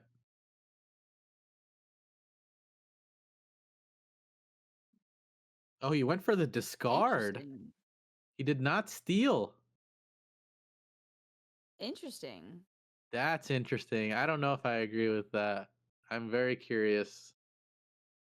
Uh, are we? Yeah, and I will say the Defender? discard, but Yeah. also not getting rid of the rallying cry over. Or sorry, is it random? It's not random. He It's gets not the random, pick. right? Yeah, He exactly. kept So yeah. I think I would have just like let him have the PS8 and got rid of the 2-3s. No. Fat Cat picks. Oh, fat Like cat Fat picks. Cat Okay, picks. sorry. Yeah, My yeah. brain was in reverse there. There we go. No, you're good. That You're good. makes sense. I was like, what the heck? Yeah, it's been a minute. My bad. I get Uh, you. I get you. Okay, he draws into the victory. That's not that bad. That's a good card for next turn, right? yeah. Probably just does nothing like Kathy. Come on, Kathy. Do your thing. Okay. And Still, Ingrid's oh, a he's the 1. A see 5 the cost slinger. frustration there. Uh, yeah, I guess. Oh man, that really was a decision to go for the steal or the discard. I mean, it might have Hmm. worked out well for him, but I mean, it's lucky that the Kathy Not didn't out hit yet. face there. I mean, a Wong hitting another lady, hitting a Freitas. That could be really Wow. big. What does he get? Let's see. Okay. He No. gets 3 cards. Okay, that buffs up the Freitas again. Wow. Okay. Get to keep it alive We're after still in this making a game. trade. I mean, if you're a fat cat, how do you get past this defender? Got some Okay, that's drone how. printers picked up Uh, for some refill if he needs it. The victory gonna be strong coming down here, but can he even get it? I mean, he can get it out, but like he can't proc assault, which is like the annoying thing. mm-hmm. He doesn't have Wow. enough energy because he can't bank the Tioli or doesn't have. He's missing one card. Oh man, I wonder if he's like considering to not bank. Is there like a whiff turn maybe? I don't know. I feel like not using the PS8 on that 8-2 is just Yeah, so painful. But like what do yeah. you do? Bank the victory and float 5 mana? I Like guess that. so. Yeah, Oh that's my. what's happening. That's not good. I mean, man, that Ingrid put on a work. Ingrid put on work. Well, it used to be that as soon as, pretty much one of the girls hit the board, the game was over. And Yeah. turns out that might still be true, especially if it costs 4. Yeah. It was definitely a super clutch play to draw into that Ingrid and just get the value. Like it was just such a good amount of value. Yeah, I can't really see very fat cat coming back from this position, especially with another. Oh, well, that's a good start. That's a Allie, we're gonna have the chat start saying, Allie, please stop again. good- It's And like you're the like, I don't universe is spiting me, man. It's like yeah, what's going they on? come No, after you. look, I still think though with another juggernaut coming out at the end of next turn It's for tough. Pandapple, it doesn't matter. Oh, there's Like, also a Miasmancer, so there's and it's no been draw. Miasma answered. Yeah, Yeah. exactly. You were 100%. Yeah, there's a ton of value. Feel like I've gone back in time. It's been so long since I've casted some uni games here. Yeah. With the Miasmancer blocks, it's a good time. Double draw off this drone printer Woo! into a 3-cost Freitas. Wow. Yeah, I think this is a win for Pandapple's got to be feeling good on that uni deck right now. I don't know, Muka. Are you sure this is a win for Pandapple? I don't know. I mean, another token, Freitas. There's no burn in Fat Cat's version. Like, I think we can call it like this was a good show and like both the ladies cheap. That top deck Ingrid was so good. I mean, I think the game would have been even more convincingly of a win if he just stole the Kathy. But the discards were good. I mean, he got rid of a Vindicator and another PS8. But like, if you're Fat Cat, what do you triumph into orbital? Like those days are long gone. Yeah. We're not doing those anymore. But let's see. He's gonna look for it. He's gonna look for something. Give me something. No, this has That's not been it. an awesome Okay. display of the Universal making a comeback here, and it means that we get a game 5. Like it's making it interesting. So I love to see it.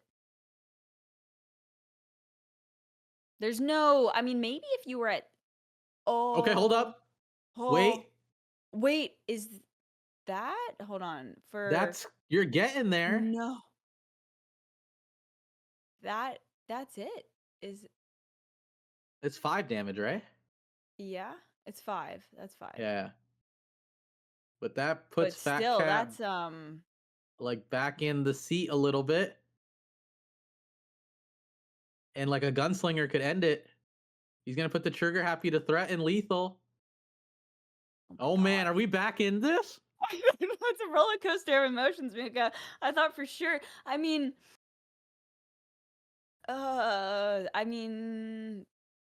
You I'm can not do sure. 7 damage if you're a Pandapple right now, with but that's not enough for lethal. Yeah, my brain wants it to work the way it used to. Let's see. What could he do at this point? I mean, being at 3 is so terrifying. That logistics mastery was such a clutch pickup there.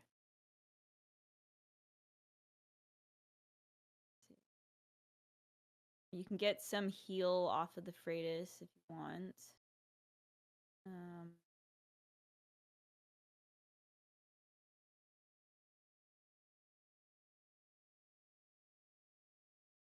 oh yeah, never mind. It is lethal.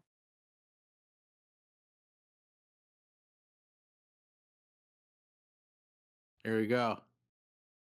He's able to push through with the Freitas. There you go. That's lethal. All There right. we go.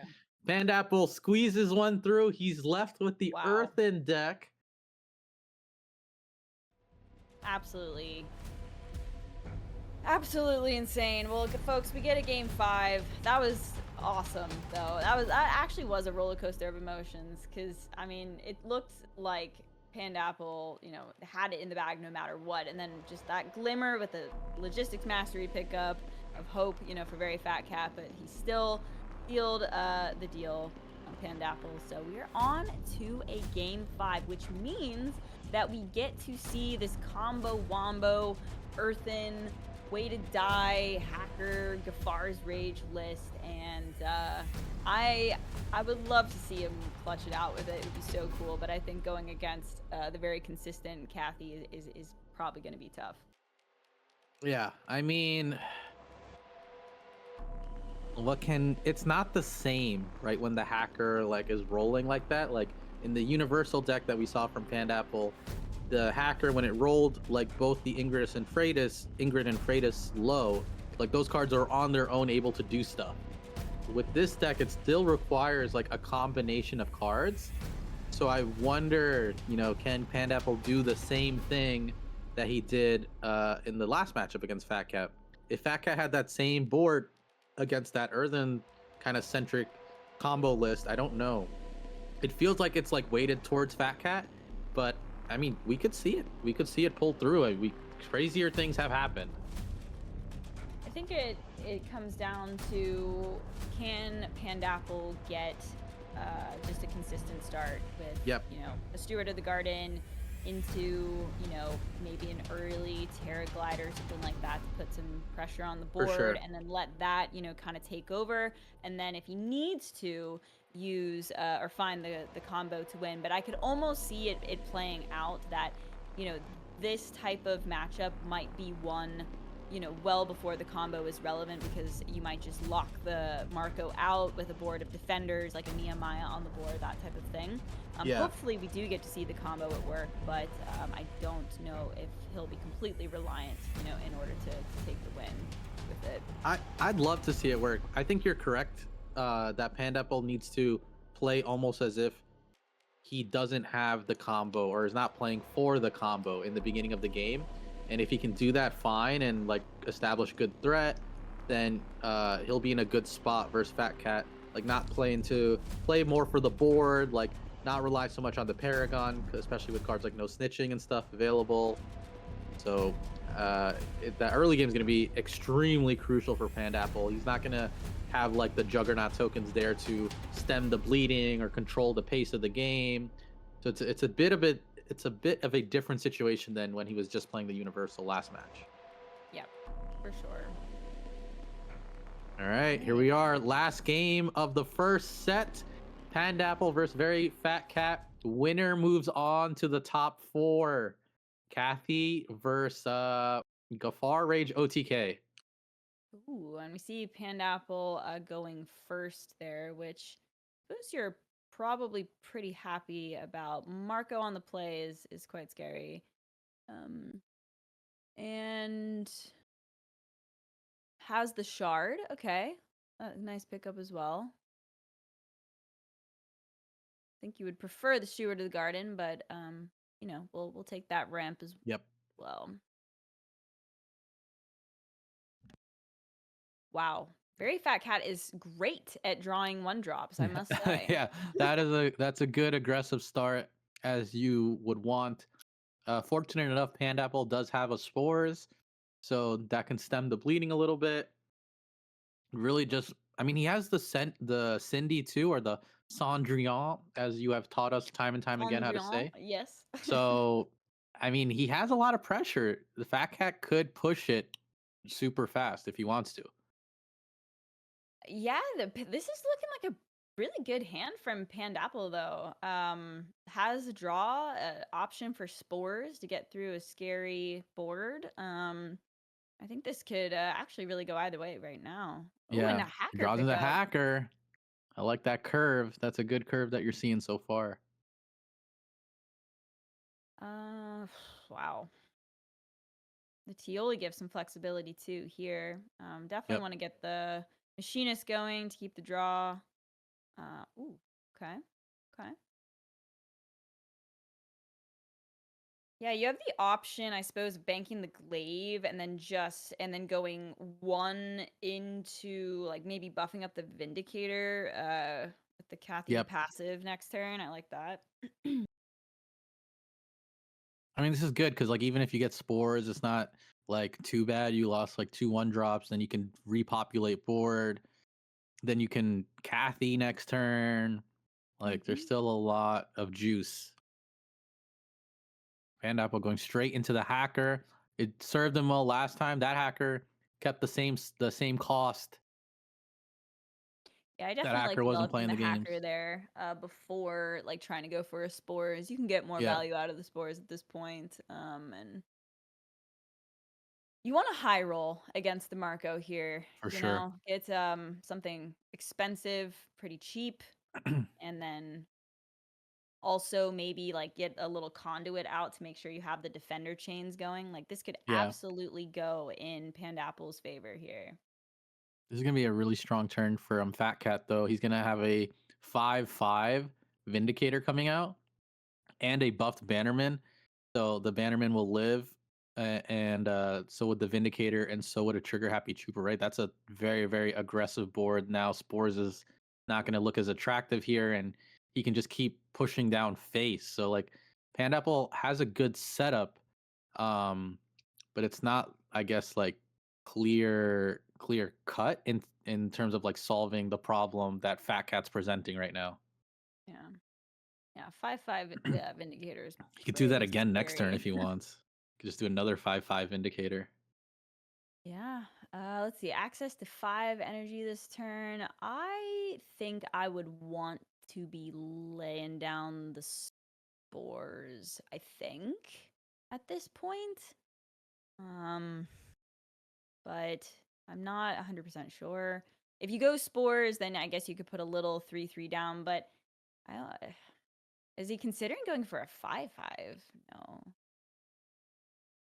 If you spores, you kill 2 units, and then the others will 2 more will die the next turn. So you'll be trading fodder, so you're just left with like a 5/2. That's not that bad. And then just kind of have to deal with that and keep pushing. Yeah, spores seems good here. Yeah, I think this has to. If you don't go spores here, I think you're gonna regret it. Yeah, it'd be way Yeah. too much damage. Question is, does he put the little conduit down? And Yep. he does. That makes sense. I like it. All right. And Another Fat Cat strong probably just follow up builds turn again. for Very Fat Cat, though. Yeah. Because Fat Cat then can just make another VRAV that's like super big. Mm-hmm. And he can full clear. Yeah. And He could also also go dictate. Kathy this turn, I wonder. Yeah, that's true. And also, if dictate where to place, like if he wants the 2 units to sort of get through some of the decay, but I suppose without, oh well, he wound up finding an effect, so now at least the Bannerman will survive after a buff. Yeah. He wants to do that. Um,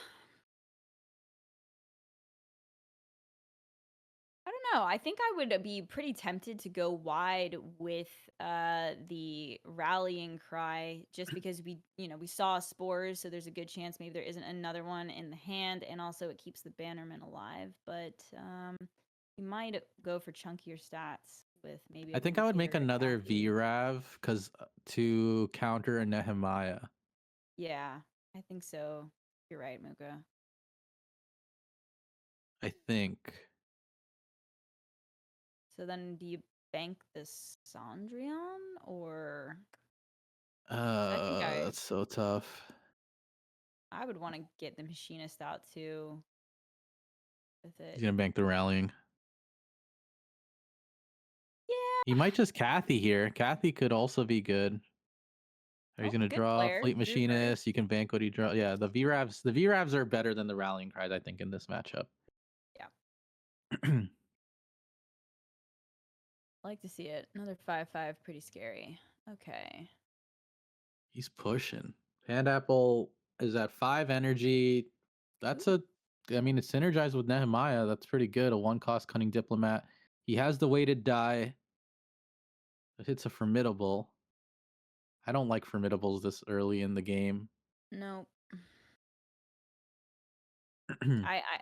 Yeah, I was gonna say, do you think he goes for the researcher here or the Nehemiah? And Okay. I think I like the researcher. Like, you're not really winning this game with that hand, right? So I Yeah. think you gotta keep sort of getting Keep through it trying to here. churn through and find your piece. Oh, 7 cost Wong. That one hurts Yeah. a little bit. Is he gonna? Yep. Weighted die to Think he's draw. thinking upon like last game with this deck, he held on to that weighted die, and I think at this point he just needs to use it. Yeah, now he's like, I need to keep pushing. Yeah. Do we buff Kathy here if we are very fat cat?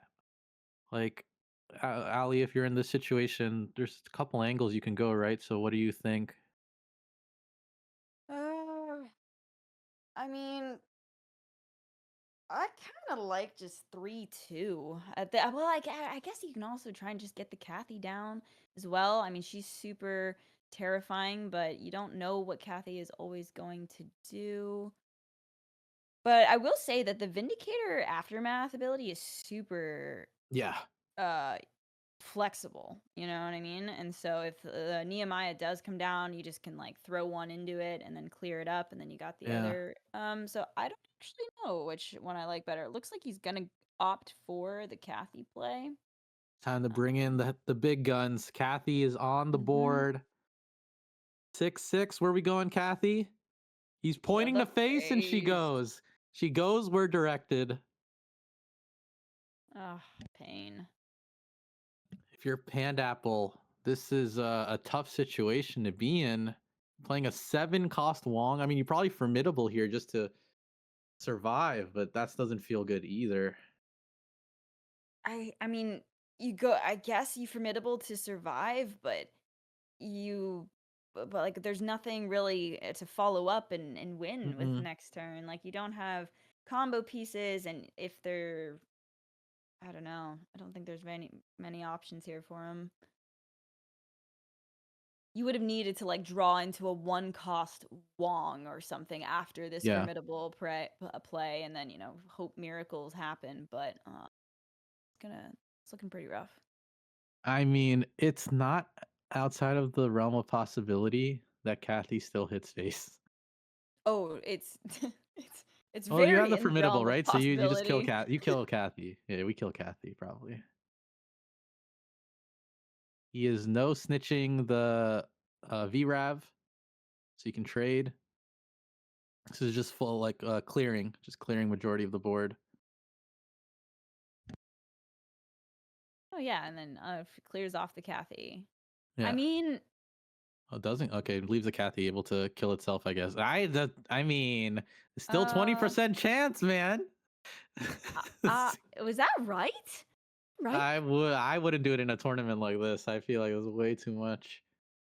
Too much on the line. That could be real dicey, real fast. He goes for the Pandapple's Tioli. confident, man. I'm like, I don't know how I feel about that. The fates are with him. He's like, trust me, bro. I got this. Like, Yeah. it's I'm gonna be surprised in fine. the Tioli pickup from the Wong. And he's probably just like, I'm going to use all my cards so I don't need the Triumph. Oh, he's looking for a victory, maybe, with his Machinist? I think that's what he's trying to think about. Okay. Does he even have a machine? Because then he could Gunslinger a victory for 5 damage. He didn't pick a no snitching or a triumph with his Wong. Those were some of the choices.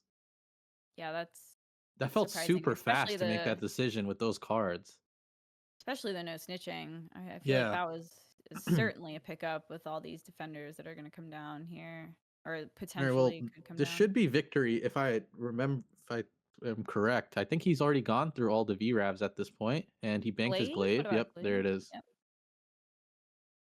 This should be game. I mean, like, as long as he doesn't get combo, like Pandapple could still combo. That is a thing. And Kathy kills I herself. guess Pandapple just knew, you know? He's like, it's not gonna go face. Um, oh, Okay, there's an enraged okay. beast.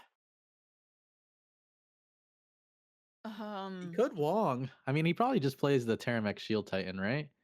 He's gonna bank the Wong. All right. I think you're laying them both down, is what you're doing.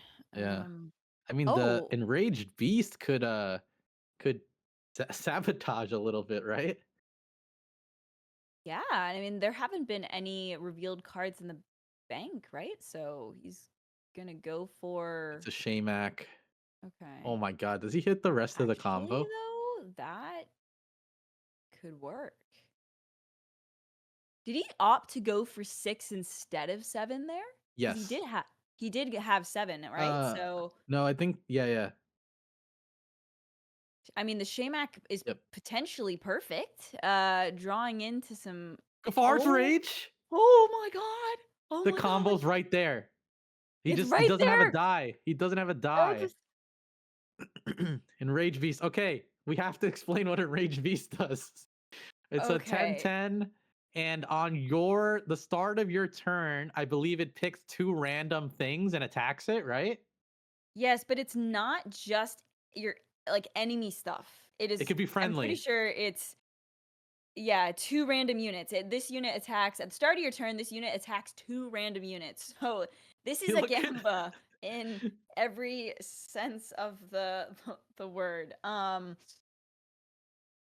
Very I scary. mean, do you just whiteboard with Cindy, kinda?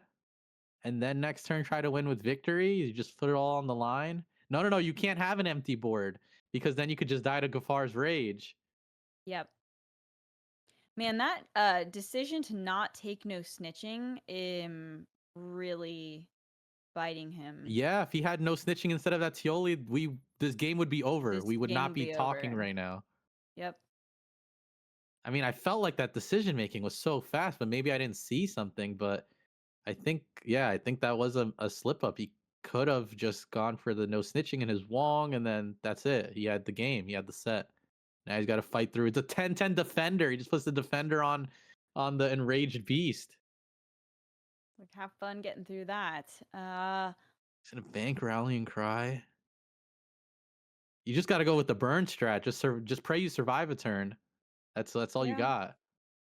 Which is a very viable strat. Like, Yeah. I mean, he ends it next turn with Cendrillon, so wi- will we? Where are these hits gonna go from the enraged Oh beast? my! I never thought in a major we would see enraged beast like on a final deciding board. Honestly, I've always loved this card because the perfect loop of it is pretty It's amazing. good. Yeah. All right, where is it Okay. attacking? No, It hits its own. no. It Oh, hits its come own. on. Oh no! It hit The it. Kill. worst. Self The wipe. worst. Self wipe. Look at Fat Cat. He's so happy. That is Oh my so god. painful. Very. Oh my god. My Oh heart is my just god. broke there. Like, literally broke. Oh no. What do you do? He puts no snitching on. He's gonna go for the all or nothing. He's just gonna Gafar's Rage and pray that Imagine. if 2 hits hit face out of 3. Let's go. Come on. I'm rooting for you, Pandapple. I First am. ping. Unit. Okay. Second ping. Y'all unit. No. Okay.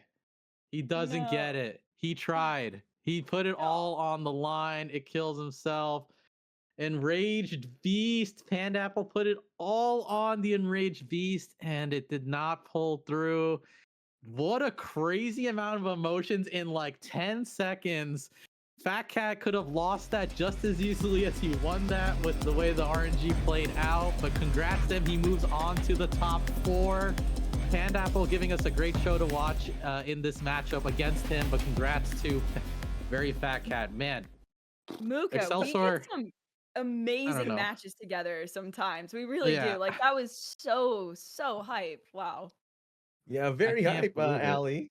Man, it's like you guys like are magnets for a game 5 matchup, right? So With Earthen, I don't know I what you're swear. doing before the cast, but you say, okay, we're gonna go to game 5 and have like spicy decks coming from these players, especially Pandapple. Like it was amazing. Like it's this clippable moment for one. You can get like this could win him the match, but that Rage Beast like was probably angry at him because like it hit his both of his units at the end. But yeah, it was very high rolly again, very high risk, high reward. But aside from the fact that that was possibly the play of the game, do you have any other highlights from the matches? Let's start with Ali.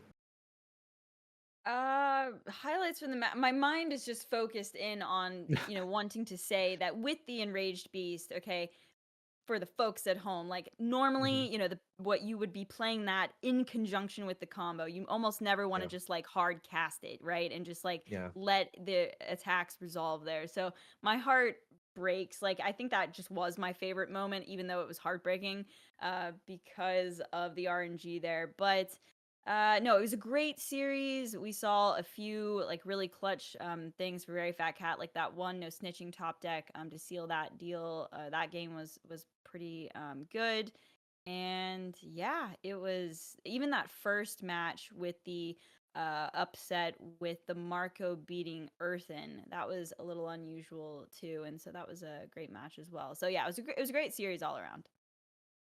and let me switch it up a bit for Muka. Like, but yeah, thank you for that answer, Ali. Like, Muka, like, is this possibly like will this possibly not encourage some of the newer players to start bringing spicy decks into tournaments? Like, I don't think Pandapple that's has the to actually case. encourage us, man.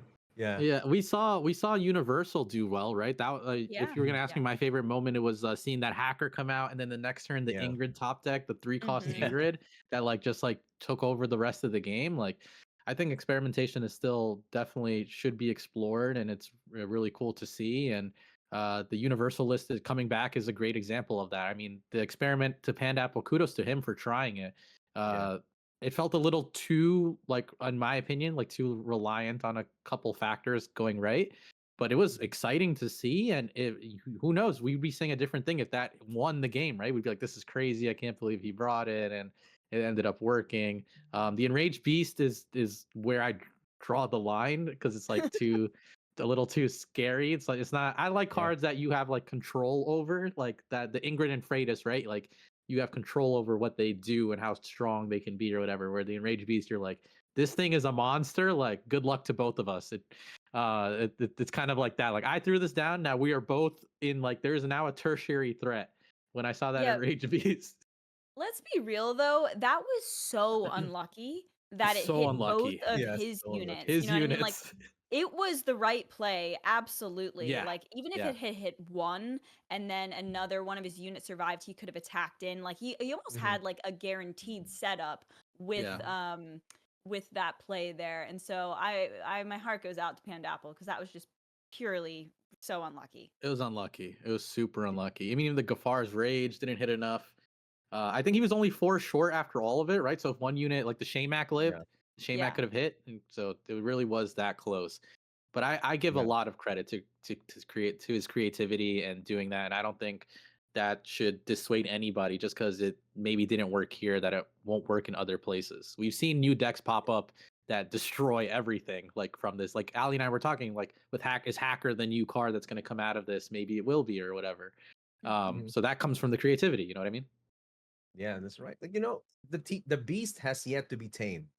Yeah. So maybe in the future we'll see like a better outcome from that. But yeah, with that, we're gonna be saying goodbye for now for Ali and Muka. They're gonna be taking a short break.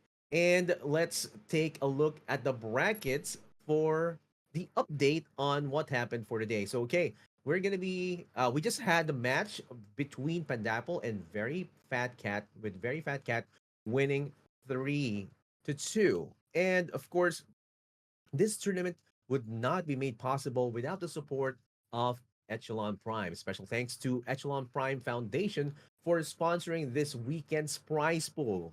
This tournament and the league is made possible by Prime Token, the official sponsor of the upcoming Parallel League. You can learn more about the Parallel League, the point structure, and upcoming events by visiting parallelleague.game. Remember, this month, your rank counts for the league. And of course, with that, we're going to be having or welcoming our next set of casters. Here we go for our next match here. Appearing from the singularity, we have a free tip scout. And of course, dude, I don't know what you have over the back there. You're probably a universal player, Kinto. Welcome to the cast. Hey, guys, how are you doing, guys? Yeah, good. Oh, Really good. yeah. Yeah. Yeah, I thought it was a great opening game that Mm-hmm. so love that we saw in Rage Beast. I mean, it's one of those Mm-hmm. cards that I've always loved since I've been in the game, and I never thought we'd see it at a tournament. So, I mean, the balls Mm-hmm. on Panda to sort of bring Mm-hmm. that sort of deck was brilliant. So yeah, really enjoyed it so far, and can't wait for the next games that we're going to be doing.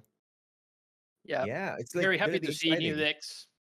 Mm-hmm. Very happy to see the universal decks are back, and mostly like the beauty of the tournaments where you ban CP, which is the absolute menace in the ladder right now, and then you have Yeah. a whole new meta around what is playable and what is not. So really happy to cast these games and exciting stuff.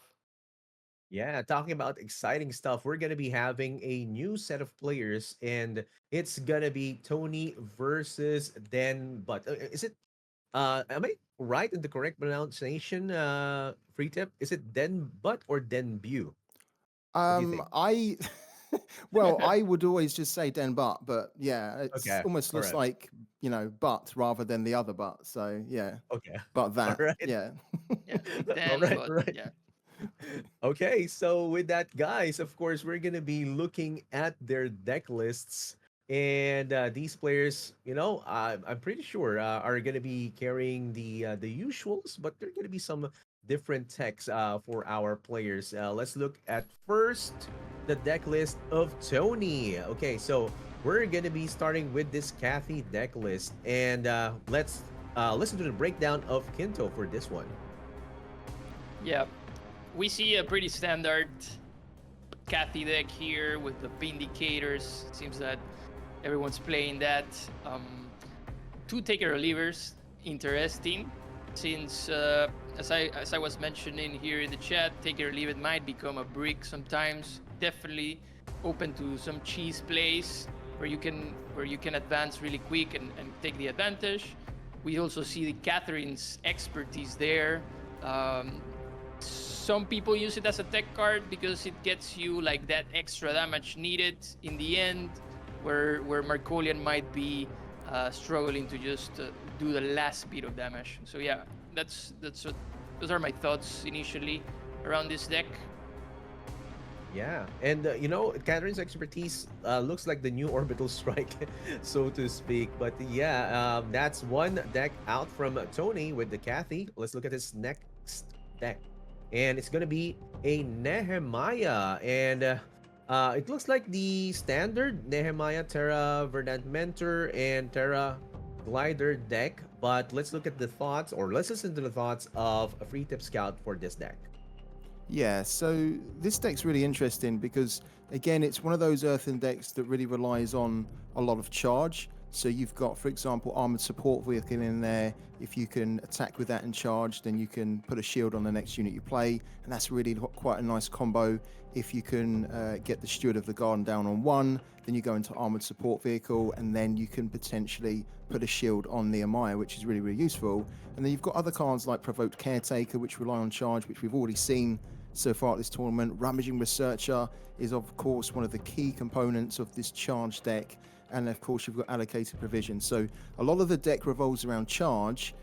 He's also got a couple of other cards in here, like Altar of Gaia, that is really, really useful at proccing the Flourish on the Terra mech, and of course on Terra. But what I really like about this deck is you've probably seen actually on the bottom left of the deck here, we've got one copy of Paid Off.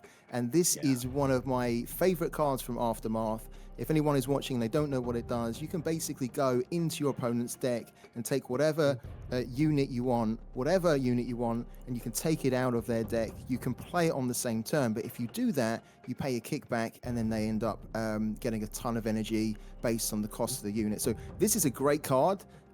It's not something I was expecting to see in this deck. You don't often see it, but I'm just wondering whether he's put that in there as a possible way in a mirror so that he could potentially take the Terra mech, and he doesn't have to worry about it on the board. So really interesting deck. Yeah. Dude, I like your insights regarding the Paid Off, man. Like I had received this, or I'm on the receiving end of Paid Off, and they usually get my Adira. They also get my Terra, the Terra Mech Shield Titan as well. So yeah, this is gonna be interesting from Tony. But let's look at the different decks that he's gonna be carrying right now with the Katahari. Okay, looks like the standard kill box decks from Scipius. Let's listen to the thoughts of Kinto regarding this one. Yeah, once again, hopefully we will see CP, but some say hopefully not. So, I mean, pretty standard. Convergent Recruiter has been a card that has seen a lot of play since it synergizes really well with CP. And just to cycle your deck and get those key cards that you need, it's running 1 Sabo, 2 Master Poisoners, making it a good counter against Earthen specifically. We see the no snitching. Some people play it, some people don't. 2 of them really can get you the tempo early game. If you face a Mirror or a Mercolian deck, for example, or just Earthen, anything, basically.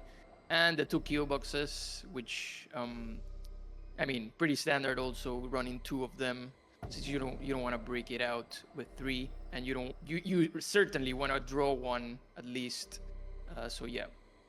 Going with 2 is fine.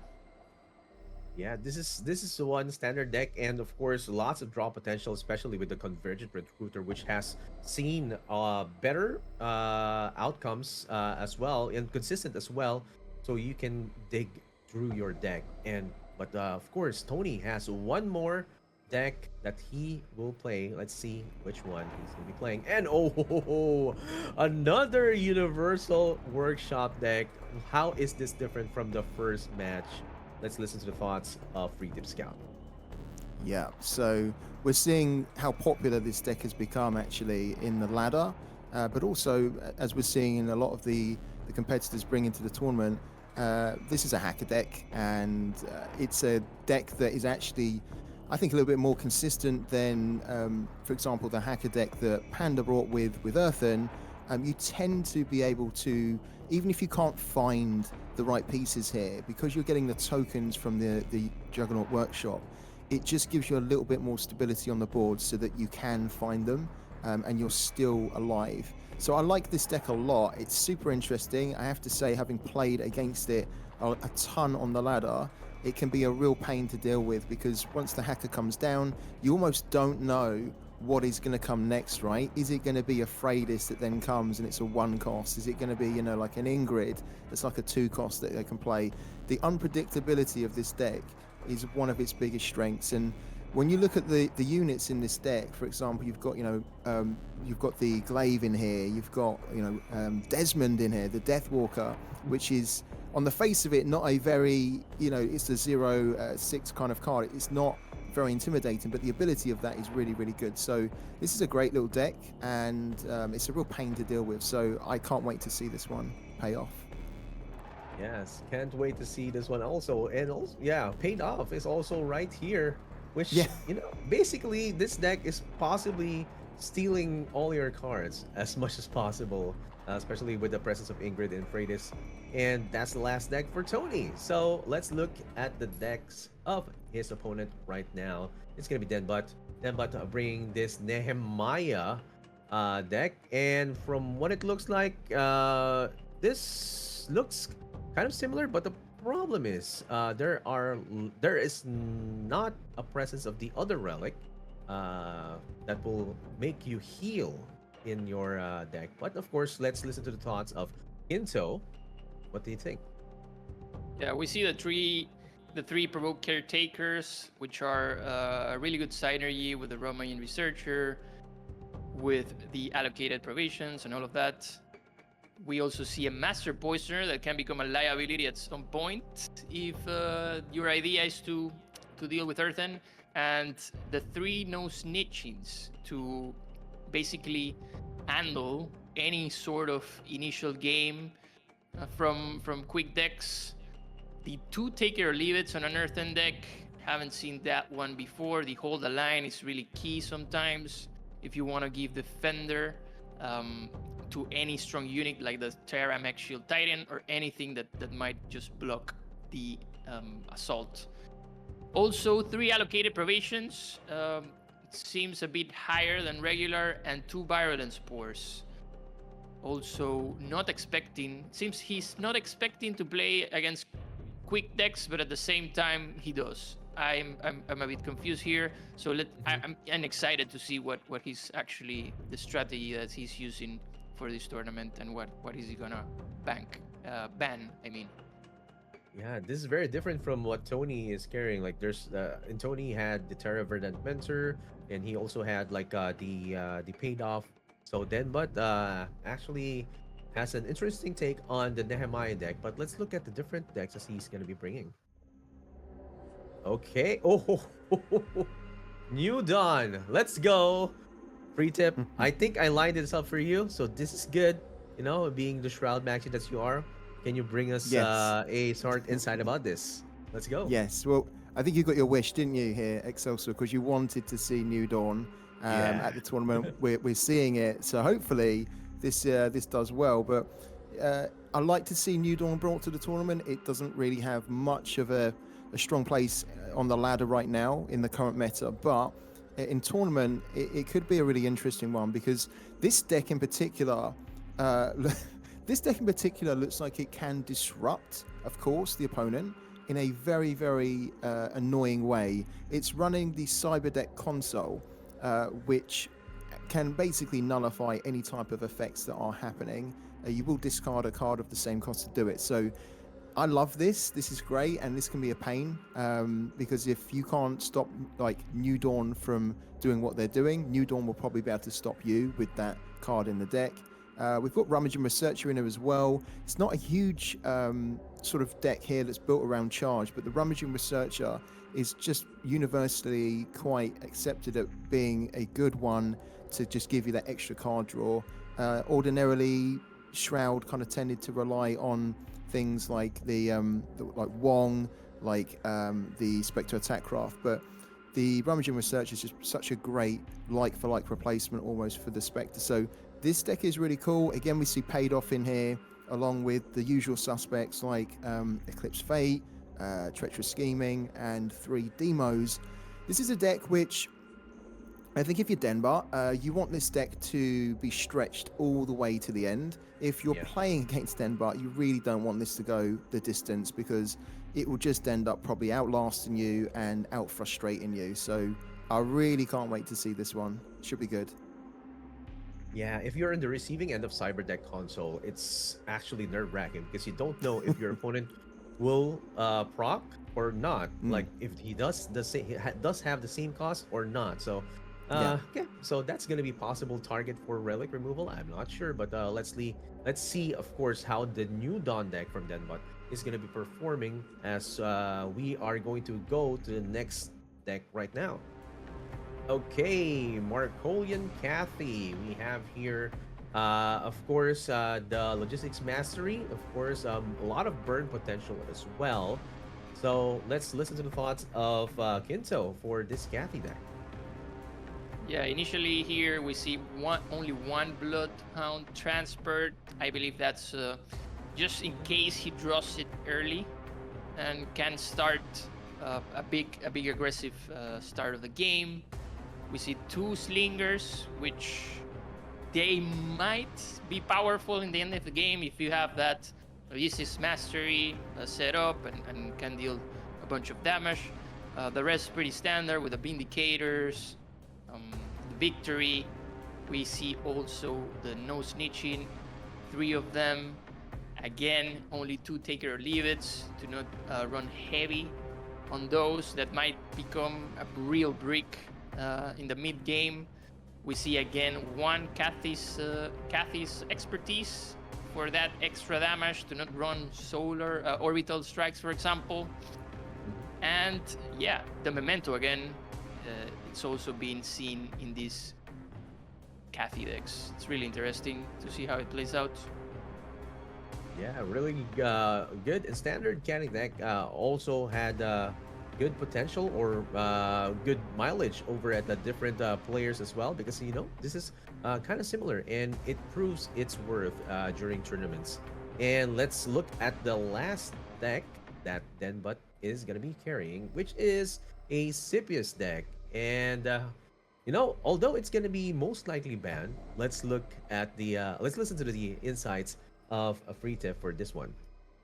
Yeah, I think you're right here. I think this is a deck which we'll probably won't see. If we do see it, it'll be kind of interesting. We've got the usual suspects in here, really, of a lot of low-cost units, tabulars, gunslingers, reliant gammas, strikers. These are just all low-cost units you can throw on just to kind of get that nice, aggressive, fast tempo start in a game. And then you've got the other suspects like the Cunning Scipion, to start to try and go wide. You've got the buffing units such as the Subjugate and the Velarusi Standard Bearer. You've got the Convergent Centaurus, again, another really powerful unit that can trigger lots of other units. So it allows you to just keep going wide. 2 Master Poisoners in here, so we see this a lot in Sippy decks on the ladder as well as tournaments, that Master Poisoners often find a way into this deck just because of the amount of free tokens and low-cost units that you've got. It allows you to just one-tap these really big units out of nowhere. And 2 kill boxes in here, which I think is the right quantity. I mean, you can have 3.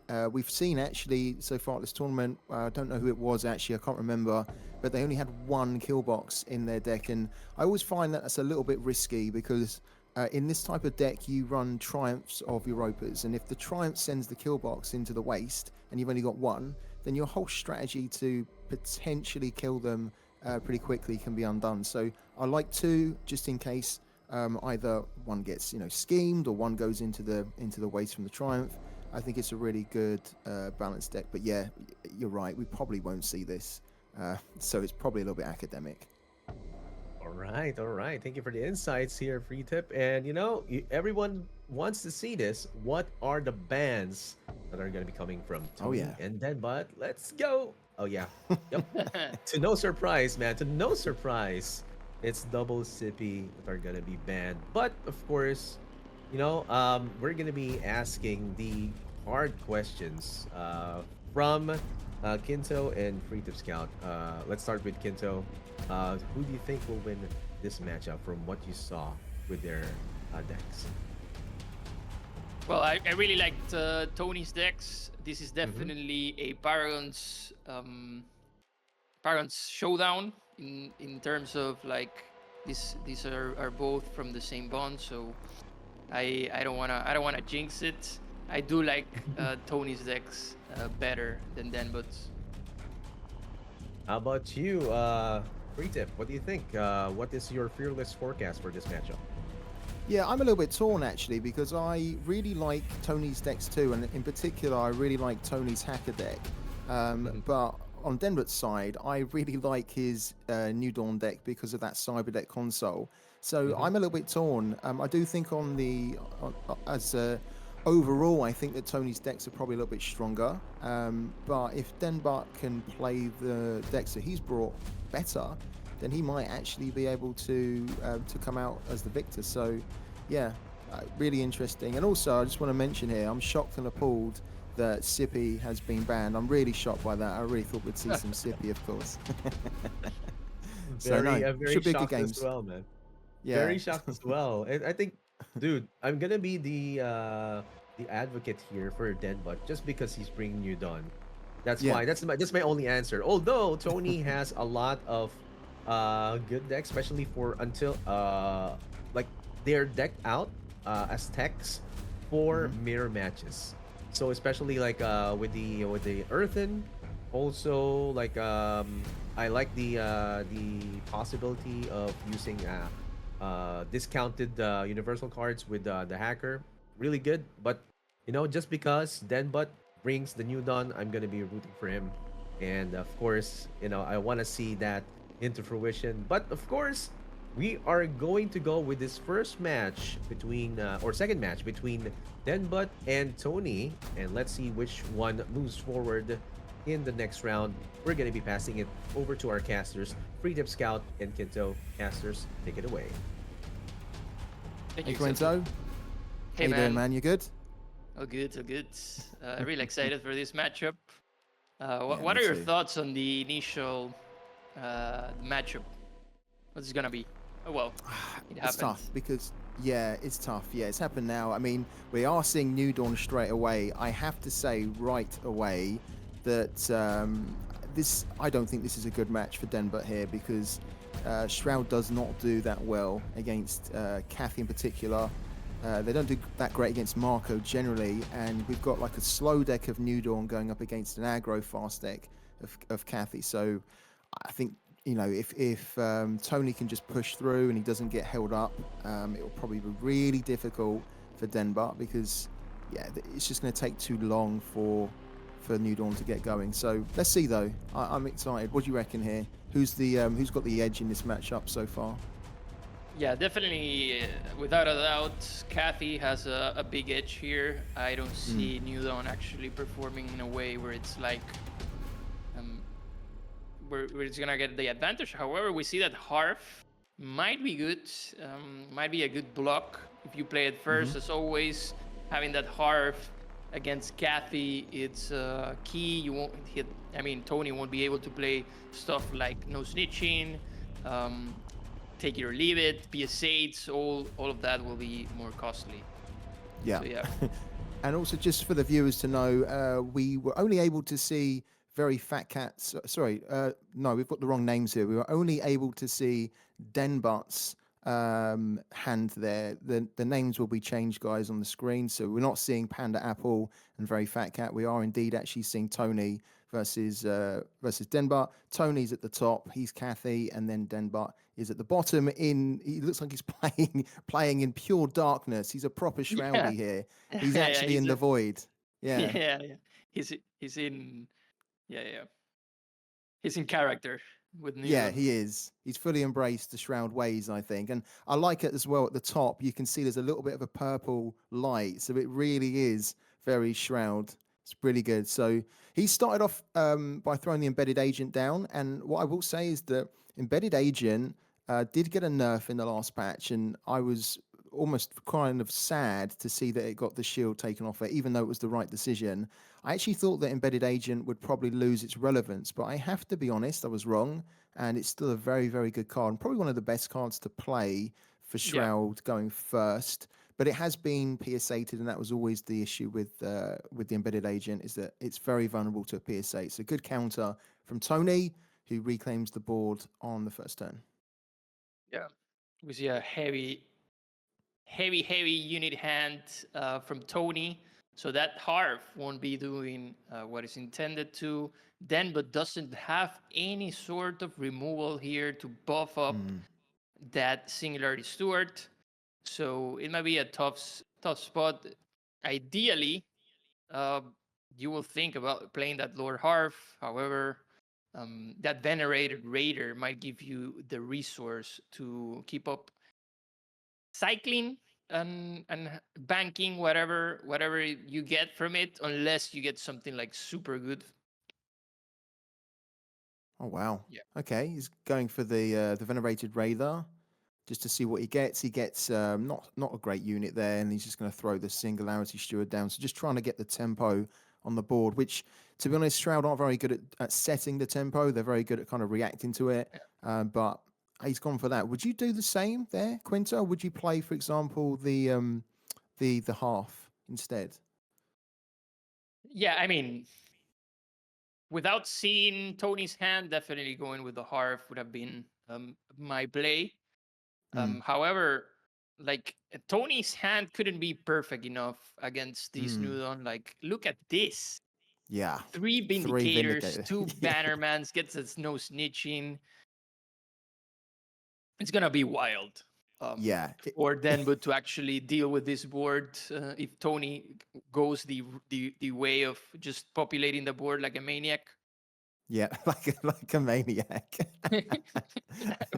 Love that. And they often do, right? Kathy players often do populate the board like a maniac. You're like, hold on, you've got about Yeah. 4 units, I've got one, so I need to try and catch up. But what's worrying here for Denbar, and you've already mentioned it, he doesn't have any removal.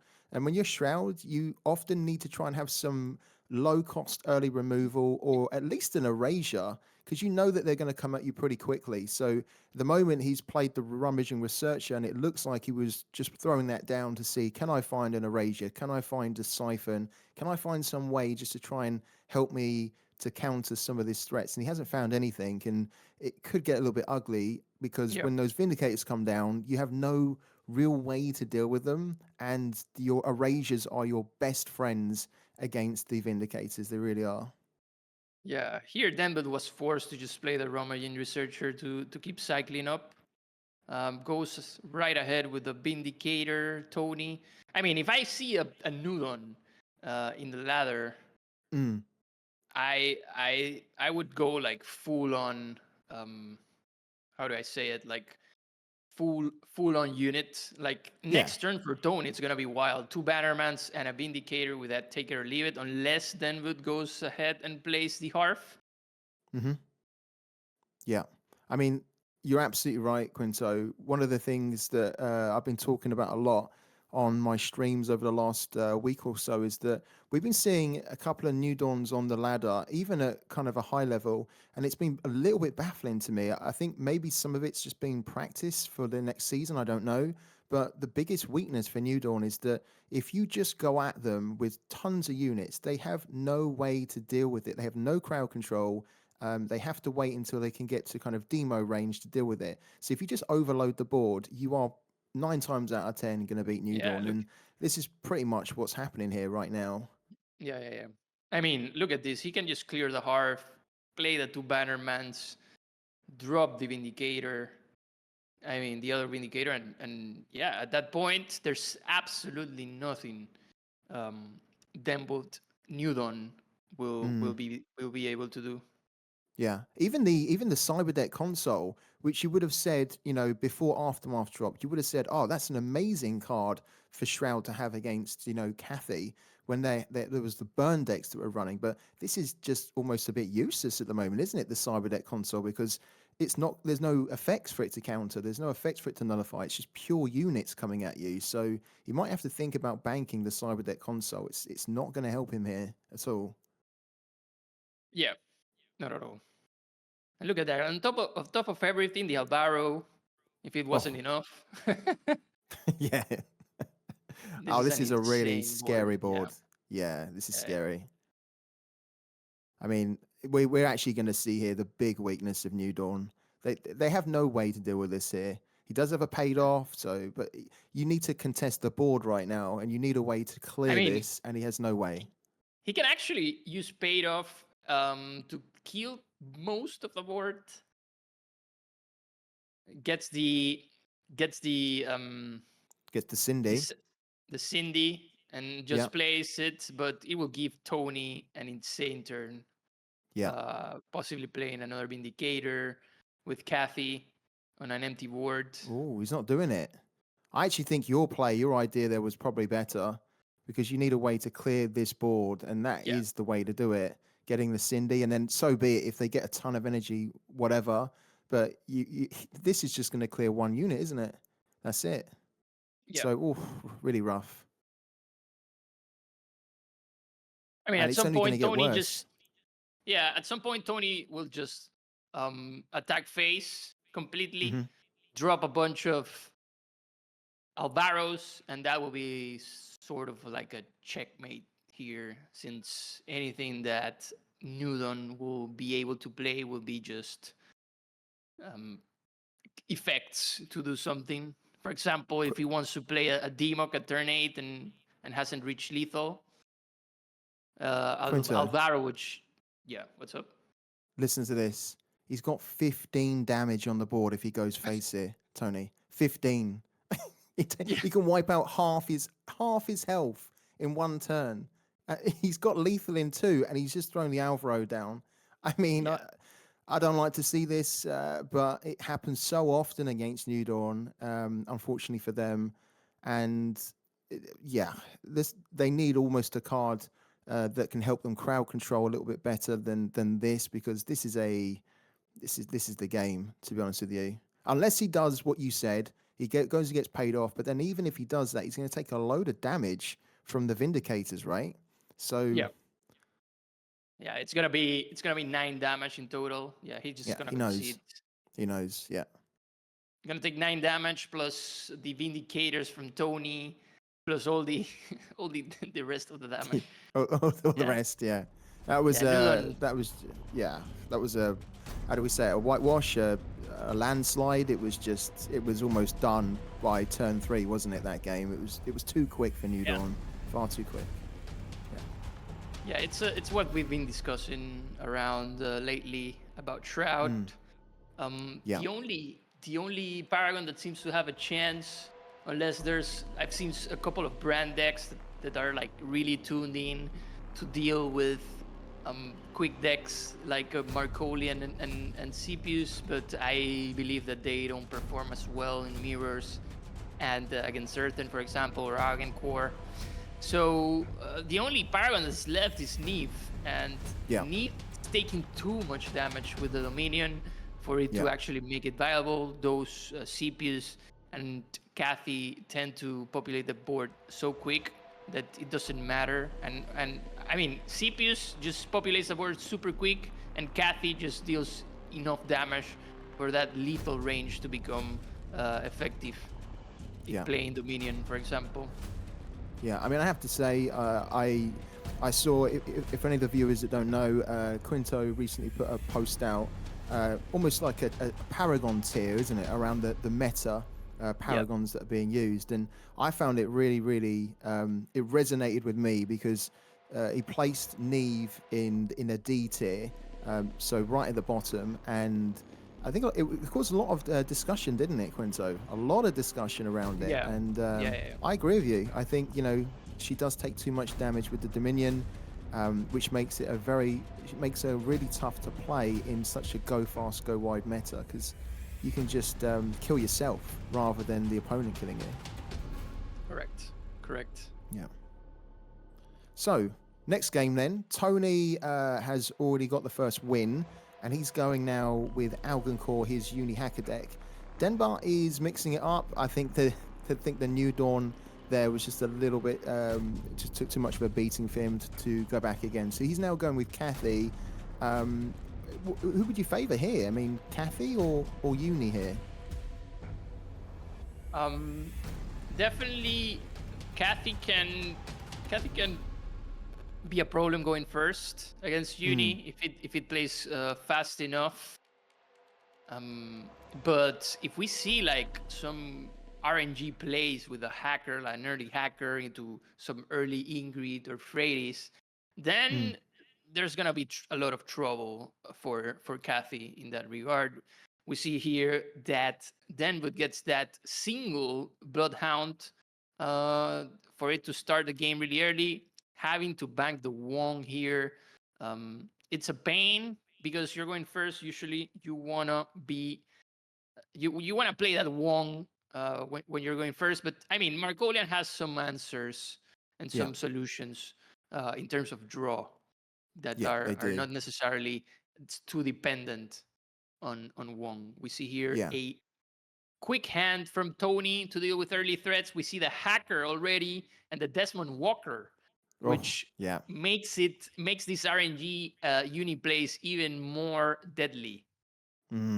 Yeah, because the the Desmond can basically reduce the cost of all universal cards, can't he? Yeah. And he reduces them quite a bit. So this is quite a nice opening hand for Tony. He doesn't really have a way to get to the to get to the hacker quickly.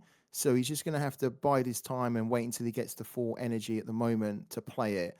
But Yeah. that's what you want. If you're playing a hacker deck, you want to have the hacker in your hand nice and early. You don't want to have to wait and search for it. You've got it, play it as soon as you can, and then just hope that you, as you say, you start to draw those big units like Ingrid, like Freydis, and then you can just really turn the game on its head. Yeah, correct. I mean, the thing is that when you're playing in uni, workshop uni, you have this situation where it's like if you're going first, you are super good against a deck like this, against a Cathy, for example. But when you're going second, your tokens tend to arrive later than you would expect and would want to. So this is where the advantage relies for Dan, but he really needs to go ahead and try to get Tony in a lethal range as soon as possible, because if not, Tony might just flip the game around mid game. Yeah, I agree with you. And also, just for the viewers that are wondering why we didn't see Tony's mulligan again, we are at the moment just kind of experiencing an issue where we can't get Tony's hand up. But hopefully, as the time goes on, we can get that in play for the next game. So just in case anyone was wondering why can't we see Tony's hand in the mulligan, there is just like a little technical issue there why we can't see it. But we can see it now, of course. We just couldn't see it at the mulligan. So Tony, what's his play here? I mean, at this point, there's nothing for Tony here. No, it's not He's good, just is gonna it? have to. He's just gonna have to like this is where the advantage relies for them. But he really needs to get in a place where even if Tony manages to get a board going, there's no issue for him. But now we see the Ramayan researcher to get that tempo for Tony. So Mm-hmm. so it's gonna be about Denbut populating the board as quickly as possible. We see the Vindicator here. We don't know if it's just gonna go wide or gonna go with that Vindicator, for example. What Yeah, do you you're think right. is the best Yeah, course of action here? you know what I would be doing here? I'd actually be looking to go as wide as possible. Almost trying to do what happened. Do what Tony done to you in the first game, where you just go wide. You try and populate the board with as many units as you can. You try and get as much damage in as you can. You just try and offer as many threats as you can, so that then Tony has almost too many units that he has to deal with, right? So Yeah. I'd probably be looking at the trigger happy trooper and the Alvaro here. I'd probably bank the snitching for the time being and just try and get more units on. He's actually looking to bank the Alvaro and he is going the Vindicator, which, to be fair, is not bad, right? He's still got enough units on there. So not a bad play. Yeah, and the snow snitching might be okay in a situation where he like if Tony decides to just drop the defense juggernaut, for example, the snow snitching will be clutch there because Mm-hmm. it will just give Denbo the opportunity to keep smashing face, which is what he wants to do. He wants to just smash face to a point where a Kathy's expertise or something, logistics mastery into whatever slinger, Cindy can deal that last bit of damage. Yep. So yeah, it's Yeah. about hammering face for Denbut at the moment. Yeah, it almost acts as the effect version of the Miasmancer, doesn't it? Where it's like you've got a defender, all right, throw that down. The defender's no longer a problem. We can still go through. It's a very powerful card, isn't it? The no snitching, and it's such a cool looking card as well. There has actually been a little bit of discussion, and I wanted to ask you this question on the broadcast. So I hope you don't mind if I ask it, Quinto. But there has been a lot of discussion in the community around should you be able to snitch paragons, the heroes that are supposed to be mighty and powerful, but you can snitch them. What's your take on that? Do you think that you should be able to snitch paragons, or is that something that maybe the parallel team need to look at? I do think it's fine if you can snitch them. It's definitely I don't see a problem around it Hmm. since it's about just like I mean, if you're running snow snitching, you're sacrificing another potential powerful card to include that one. So yeah, I think it's no issue about luck. Yeah, this is excellent here for Denbut. This is exactly what he wants. 13 health already for Tony. Denwood has that no snitching, so a juggernaut, a defense juggernaut at this point won't be as effective. We see that Denwood also has the Triumph of Mars to keep cycling his deck and potentially get some good stuff for sheep. So for Tony, it's a situation where it's like it's too late to start developing anything. Yeah, it With is. the isn't hacker, it? for example. Yeah. Definitely, And he can combo some stuff around here.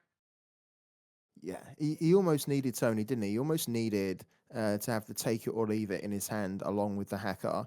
So he could have just played that earlier. He has got it. He's going for it now. But I agree with you. You can get the hacker down now. You are going to need. Oh, he's not going for it. He's just going to go for glaive to try and deal Kill with the the board. Vindicator, but Yeah. I mean, Denwood can still snitch his Cathy for that damage directly to face. Yeah, he can. Yeah. Yeah, this is And gets a logistics wow. mastery. This is nice for Denwood because he hasn't drawn the slingers, all of them, so he might be able to play the no snitching on Cathy, drop the Cathy's rallying cry, drop the logistics mastery, then the Cathy's rallying cry to potentially deal 3 damage with that slinger to the face, then has the Triumph of Mars also to just search for the rest of the stuff that he might need. Okay, so he's going for logistics mastery. Yeah. And he's going to try and look for that slinger. Ooh, he doesn't find it. Yeah. Half and Alvaro. A little bit tricky because with that glaive on the board. Yeah. I mean, these are going to get wiped. And now if he wants to play the no snitching, he's going to take putting them together. And the problem I was gonna say, here. Yeah. The problem here the problem here for Denbut is that if he leaves alive that Estelles, no, never mind. That's only if you were playing the Estelles. I was gonna mention something else, but yeah, definitely, he's going to clear the board. It seems probably the best course of action is to just clear the Estelles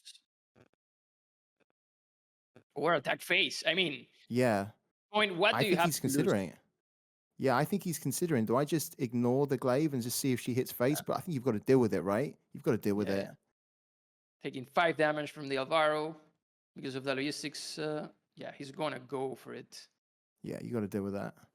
God, the glaive is so powerful still, right? I mean, as soon as it comes down, it's such a problem because if I've got a decent board, I have to try and deal with it, otherwise the board's wiped. And even though they removed the, do you remember when we casted that game, and it was just, I think it was the Lambie game, and he had to trade so many units into it, and every time he was doing it, it was kind of purging, it was cleaving everything.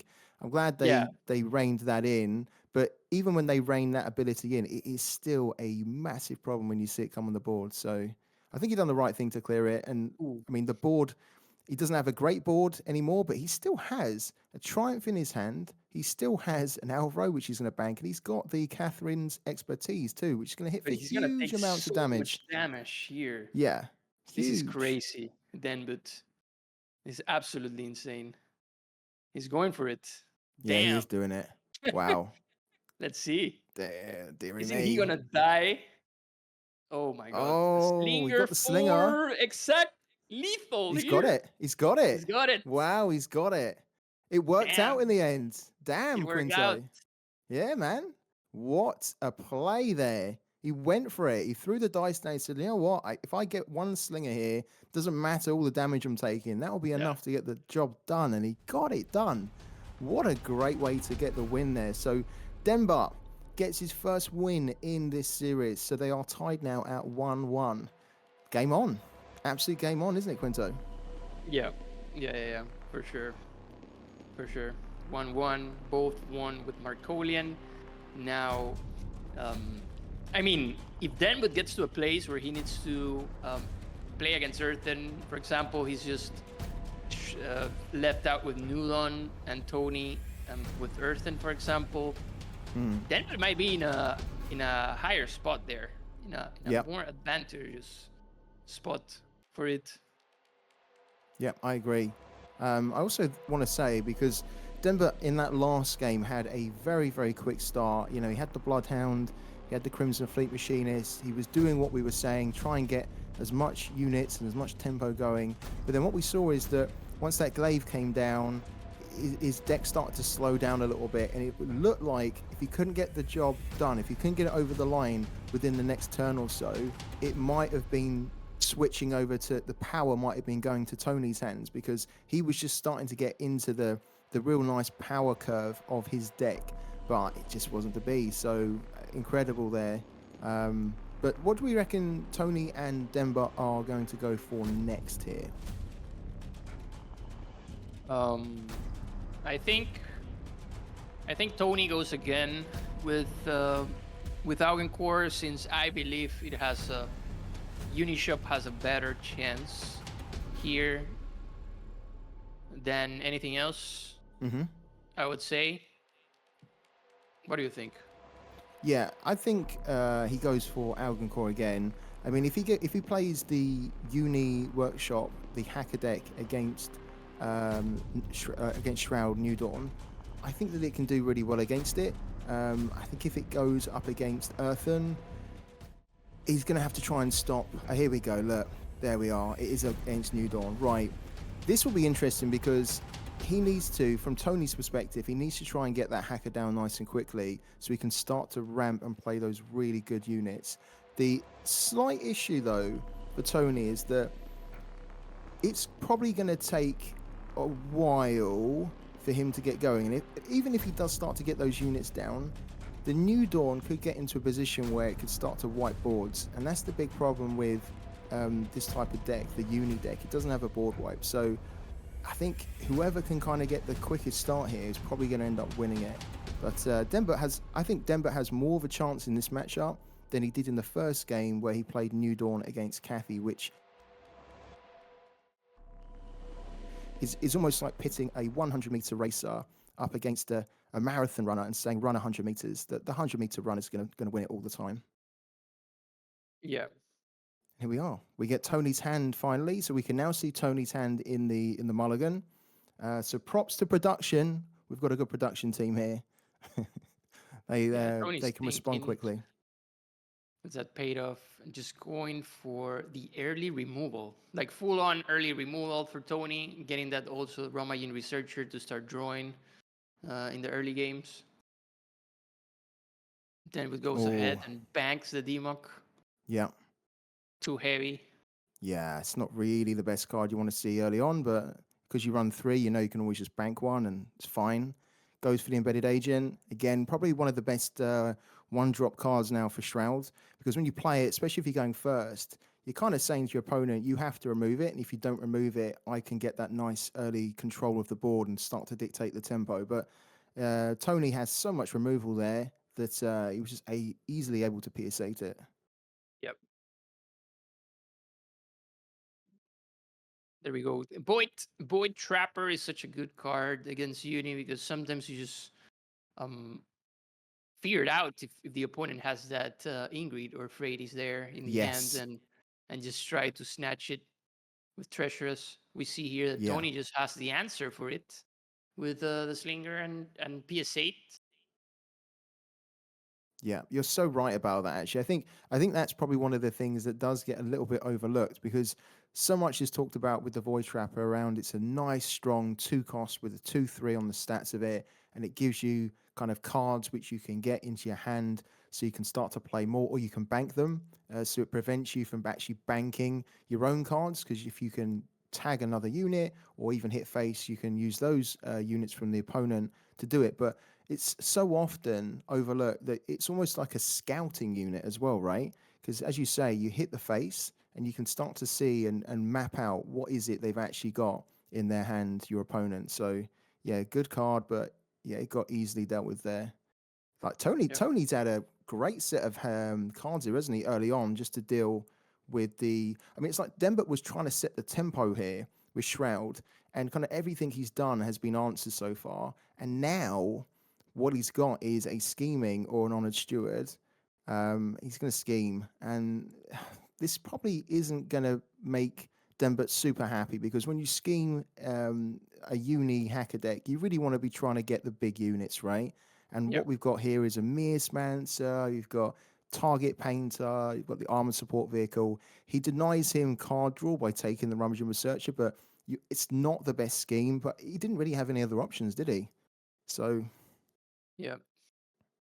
I mean, definitely this uni deck also has the advantage against new deck because um even if you manage to steal the key cards like Ingrid or Freyris, once uni starts developing a board with the drone printer, for example, if you have the yeah, tempo and you have the drone printer down, it's gonna be really hard for any shroud to actually deal with that. So in the end, if you manage to do a bunch of damage through mid game and playing uni, then it's a breeze, I would yeah, say. Um, yeah, with uni against I shroud agree. specifically. I do think that Denbut's next turn here could be interesting because he has the potential where he could take it or leave it into the Adira. And I think that is not a bad play at all. You've got in front of you a slinger and you've also got a target painter. He could look at playing, for example, the Rummaging Researcher just to try and get more cards in his hand. I like the Adira play here, nice and early. And I think he's going for it. I like it. See if you can steal one of their big cards nice and early and get an early win against Hacker. Ooh. Ooh, that's a great steal, isn't it? Get the paid off, and he Yeah, can paid off immediately is play it. Here we go. So he can go and get it now. He can go and get Ingrid or Freydis. He's ignoring the kickback. So what it means is that he'll steal one of these cards, and then he won't be yeah. able to play it immediately. But he And can play it on the next turn, or no he chance. doesn't Sorry. want to play that No. because like eight energy for a 5/6 that doesn't do anything for you might No. not be Yeah. the best, definitely. No. However, It's a, not being able to play the Adira again here, it's because it's just gonna get killed by the artillery Juggernaut. mm-hmm. I think it was worth it though, right? I mean, to get that paid off, Adira's done her job. It's so rare that you ever get Yeah. kind of an Adira where she can attack twice. So you know when you play her, it's like, okay, please give me a big steal, and then if you die, that's so be it. You've done your job. Well done, Adira. You've earned your pay. Yeah. Exactly. Exactly. It's going for New Here, Dawn here. Interesting. yeah, interesting. So he's He's getting the gonna. New Dawn going nice and early. Actually, to be honest with you, it's probably quite a nice little window to get the New Dawn in because when you're playing New Dawn, sometimes it's difficult to figure out, okay, like what do I have in my hand and like what does the opponent have on the board? And can I afford to almost do nothing but spend 4 energy to basically play something that then gives me uh, like chances or choices further down the road? So when you play the New Dawn, it's like, okay, I'm not really doing anything to you. I'm not doing anything on the board. And I think that was the right window to do it. His opponent's board is getting a little bit bigger now, but he does have an erasure. He has an honest steward. He's got some good removal, and we can't see what's in his singularity at the moment, but I'm sure he's got some other good options in there as well. Yeah, banking the drone printer in this situation against Nudon, it's a bit ballsy in my opinion. Since drone Okay. printer is sometimes key Hmm. to dealing with like for example, if Denbut reaches to an early Democ here, Tony's left out with nothing basically. Yeah. Look at all those resources in Denbut's hand right now. Can really deal with this board easily. Buff I its think that was Stewie, for yeah. example. I think that was really smart play from Tony to play the half there. Really smart play because it just means that it's going to limit the amount of removal that he can do to him. So I really like that. I thought that was really good. Yeah.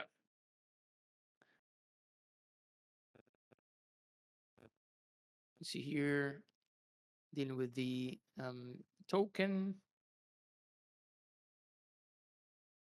And there we Another see demo. it. Okay. Demo. And this is where the drone printer I would say it's key. Like Mm, Tony is left out without options here. yeah. Denbut is just gonna be able to populate the board.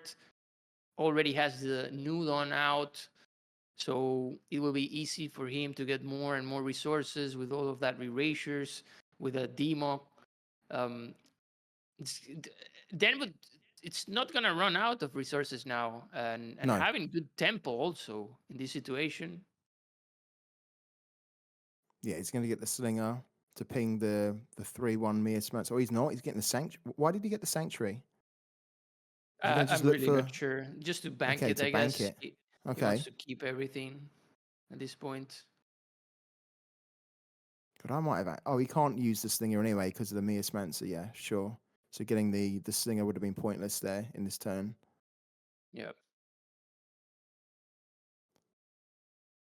I mean, it's a bit of a weird game at the moment, isn't it? Because it's it's a little bit slow from Denver, but he has good cards in his hand. He's got he's curving into them quite nicely. For Tony, he hasn't started particularly quick. He's now almost running out of cards. He is still going to get the tokens from the Juggernaut Workshop, but they can be dealt with quite easily from Denver, especially with all the removal that Shroud run.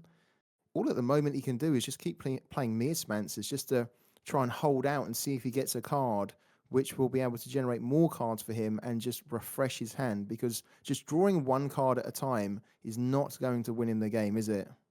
Yeah, it's not. So, I mean, we might be in a spot where we see, oh, look at that.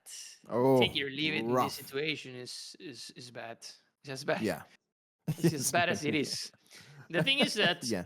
if you get to a point where the stabilized shard is fully charged up, for example, and you get to play Freddy's, a double Freddy's might save Tony to give him up the necessary tempo Yep. that he needs in order to do stuff. Yeah, that's true. I think However, if we see if we see her next turn in Tony's hand, it's gonna be rough. yeah, I agree. This is definitely one of the advantages of this deck compared to, for example, the Hacker Earthen deck that Panda brought, because that deck seemed a little bit more reliant on actually getting the right pieces together to do what you want it to do. Whereas this one, if you don't get the hacker and you don't quite are able to cheat in the there's the demo. Oh my god, why are we playing a demo there? Yeah, he doesn't want any sort of. We see There it it. is.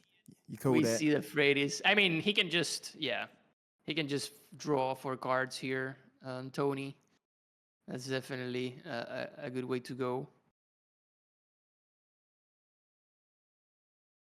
But having to play a Freddy's like this, it's just a difficult spot. We see 2 drone printers. He's gonna be able to develop a board. Eclipse Fate might be a good card against a drone printer, maybe. I'm not sure the demo play on the last turn was right there because he already banked one early. He's played a demo to basically remove 2 units from the board, and you're playing against a deck that has drone printers, and once that all starts getting going, that can be really difficult to mass remove. So he's only got one more demo left. This is cool though. I like this actually in a way. Playing the Triumph there. I mean, matching. He can't bank it. He's got to play it. He's got to play it. It's not really going to benefit him, but at least it's a unit there to try and at least contest with the 4/4 Freydis there. I'm really surprised because he had other removal in his hand. I don't know. I think playing a demo just to remove 2 units and you're not exactly close to death either. I just think that was maybe a little bit too trigger happy there. Yeah. Yeah, it was definitely a demok for 2 units, and one of them was the Maya Mancer with only 1 health, which Yeah, is pretty easy to remove with a Nudon Ping, for example.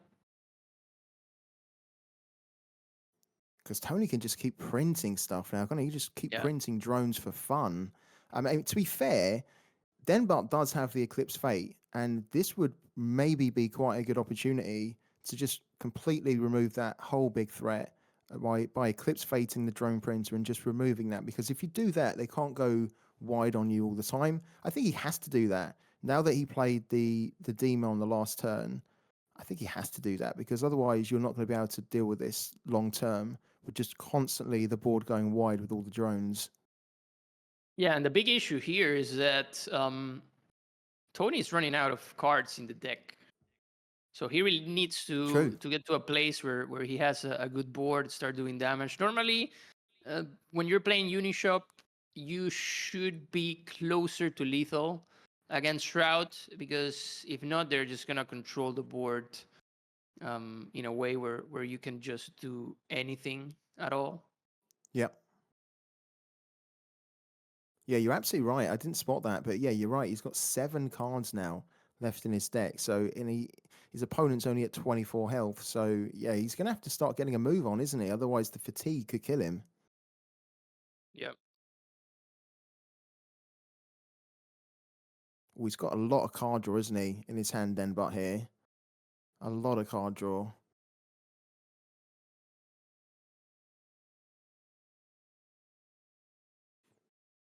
Okay, so he's going to draw using the Rummaging Research. He gets the last demo, shows his opponent that he's banked the Ingrid because the charge reveals the card.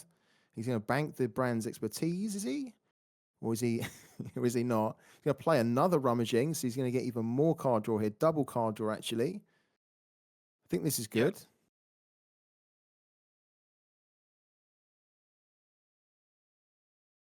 Yeah, for Denbut, it's great to just have more and more resources. We see that Tony only has those Ramayan researches there, more drone printers. He's just gonna just having cards that borrow and borrow, like draw and draw more cards. Yeah. So it's a Yeah, there you go. difficult situation. No more drone printers. So Yeah, this I this is love that. basically a checkmate already for Tony. There's nothing he will be able to do to develop a board now. He's really far from lethal. Nudon is just gonna get more and more resources by the minute with its Nudon, with its Paragon. Yep. He doesn't even need the scheming really anymore, does he? He doesn't need the scheming at all. He's already taken the Ingrid. The Freydis has been played. He'll keep hold of it for sure. But I don't think he really needs it. I mean, it's interesting because, I was going back to the turn where he sort of played the demo. He did have the Eclipse Fate there, and maybe he was thinking, I don't mind demo in here just to, control the board a little bit, get those units, and then if he wants to start doing drone printers, I can fate it anyway, which is what he done. But this kind of card draw is crazy, isn't it? This is the power of the Rummaging Researcher. If you've got 2 on there, you're going to be getting 2 cards per turn from the Rummaging Researcher. However, his opponent will also get card draw, which isn't that great now, is it, for Tony? He always doesn't want to be drawing cards because he's only got 4 left, 3 left now in his deck, and he's going to start to take fatigue damage really, really soon. Yep. I think this is a New Dawn win, isn't it, Quinto? Unless there's a ace sure. up Tony's sleeve, this is a New Dawn win. No, I don't think there is, to be honest. He's too far away from lethal. There's a Demog in Denbut's hand. At this point, Denbut can just Demog and do whatever he wants, basically. And look at this here as well, Quinto. Look, he has a hacker on the top of his deck, which is going to be drawn next. He already has another hacker in his hand. It's a hacker deck that didn't hack in this this game, is it?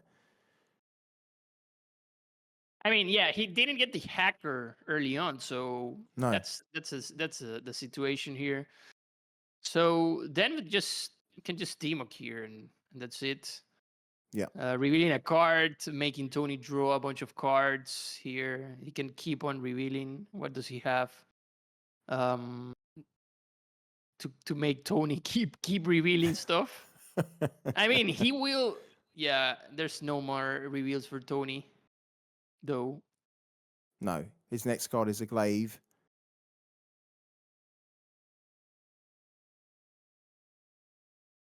So yeah, this is Yeah, here we go. a clear Demok. There's nothing, absolutely nothing in that can save Tony here. No, I think Tony will know this now. He's probably known it for a while, and this is one of the worst things: is that if you're in this position and then your opponent just clears the board, it's not like the board is getting cleared and going into the waste. It's going straight into a place where New Dawn can access it and keep bringing it back. So this is why New Dawn is actually kind of, well, it's very annoying if it goes the distance, because they just keep getting the resources, right? It's almost like infinite resources until until your opponent fatigues themselves to death. Yeah, and we see that denbut has that treasure scheming. So if Tony wants to play or intends to play that double as stealth, for example, that's not gonna happen, basically. No. So he will have to play it now.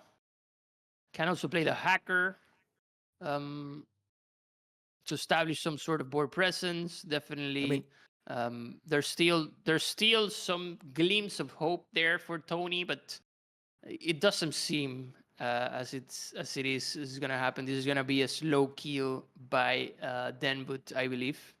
Yeah, he just needs to throw everything down as he can and just try and push now, because he's got no more cards in his deck. Sorry. His opponent has got a pretty decent hand, but he's used up all his demos. Just has to try and push through. But yeah, it's a last throw of the die, isn't it, really, for Tony here? Wow. No use for paid-off at this point. No. So what is it going to be? Is there a way for denbut to actually clear this Astels easily? He can't do it. No, he can't do it at the moment, can he? He can't actually clear it. Yeah. It's in a tough spot. That's a little bit awkward. And Denver's just going to block any sort of double unit from Tony there with the Sabo. But there's no more Demox. No, there's no more demos for Denver. So if Tony manages to set up a board, it's gonna be wild.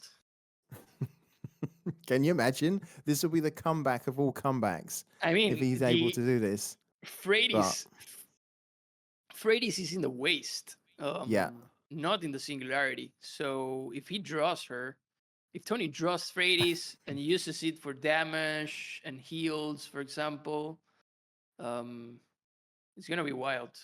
I just want to add that the last time that you said that if Tony draws Freydis, and he did draw Freydis, so you're tempting fate again. I mean, this is an easy clean. Yeah. It's an easy clear for Tony. Setting up a board, already has 11 damage. We see a slinger only, an erasure, leaving Tony at 6 damage. But we see that the Denver keeps on getting stuff from the singularity, which are not the best, though. No. Treasure this scheming. Isn't good. No. Let's see. Get the take it or leave it. Is it going to scheme? Oh no, the worst scheme ever. I mean, he had to do it right, but not the greatest at all. That's not what you want to get from a scheme. But this is This is bizarre because Tony is going to start to take. He's already taking fatigue damage. There is a little Yeah. bit removal here, but that glaive, he still doesn't have an answer for the glaive, does he, Denbut? So that's an He issue. doesn't. Let's see if Radius Harf. Oh, half. There's gonna be a Harf and a token, possibly a Juggernaut, an attack An Juggernaut. attack. Yeah, an attack there's one. I think an nothing. attack one. There's nothing in Denbut's hand right now that can actually deal with this board. The Newton is like this stuff in the singularity is pretty weak. Drone printer only. These Oh, Ramayan man, this is bad. researchers. There's Is- nothing. Is Denbut going to fumble this here? Is he going to let this really good commanded position slip It's out of already his 10 hands damage here? for Tony. Oh, the Honored Steward will work, though. Honored No, Steward works. that's a bank. That's a bank. But yeah, the Honor Sword will work. Destroying cards. Desperate. More Ramayan researchers. Has 3 of them. Can definitely set something up here. He just needs to block the damage from Tony. He's gonna cycle his whole deck like a maniac here. With double, triple Ramayan. How many Honored Stewards is he running in this deck out of curiosity? Do you remember, Quinto? Was it 2? Because he's banked 1 and he's used 1, hasn't he? So he might not actually have access to another one. If not, he needs to find something like a snitching or a siphon with an erasure, so he can then take the shield down and remove it. But even when he does that, there's still a 4/4 armed on the board. So this is an issue. This is a big issue for Denbut here, because he just does not have the cards that he needs at this point. Doesn't have enough removal or units that can really contend. I mean, he does. He's setting up a board here already with those Ramayans. He's drawing a lot. Another one. rummaging. What? Wow. Pass. So he set up a Yeah, board yeah. already. Let's see what does Tony draws. If it's a clutch or not. He's getting already how much Oh. damage? 4 damage. Next turn it's gonna be 8. So Yeah. here, he can clear with the black market With the fixer black market fixer. Yeah. to the Honor Sword. And will he just attack phase? That's a question. I think he's just got to go for it, hasn't he? Surely. Yeah, he doesn't have time No. anymore. But the thing is that he, unless he draws Phrades, there's nothing he would be able to do. Oh, he's trying to. Okay.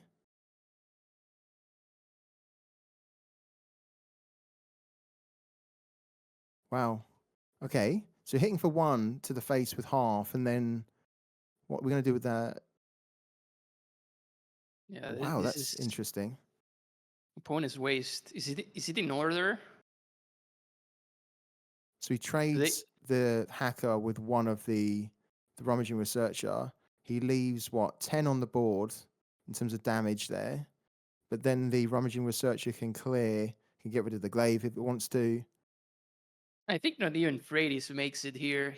Tony only has 1 more turn. Yeah, I think this is over for Tony. The Not even fatigue is gonna kill Phrades. him. Yeah, the fatigue is gonna kill him. It's 8 damage next turn, and the next one after that is gonna be 16. Yeah. Ooh. New Dawn just keeps coming. They Yeah. keep coming. It looks like he might have had a good chance to get it done, though, didn't it? At one point, because Denbut just didn't really have good removal in his hand. But just with all the numerical advantage of the cards that he had over Tony, it just meant that he could keep playing more and more stuff, and Tony would either have to deal with it or go face. And it was a bit of a race for Tony, and he's going to lose it because of the fatigue. He gets a Mia Spencer out of the waist as well. So yeah, that one goes to Denbut. So Denbut started this series going 1-0 down, but he is now leading 2-1 and in a great position here for Denbut, but he needs to now win with Earthen.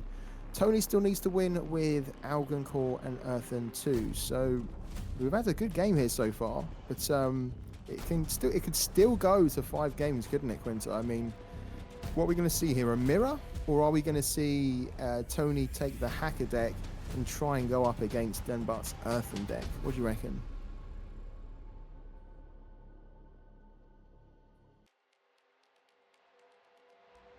And I think Quinto has left for a second.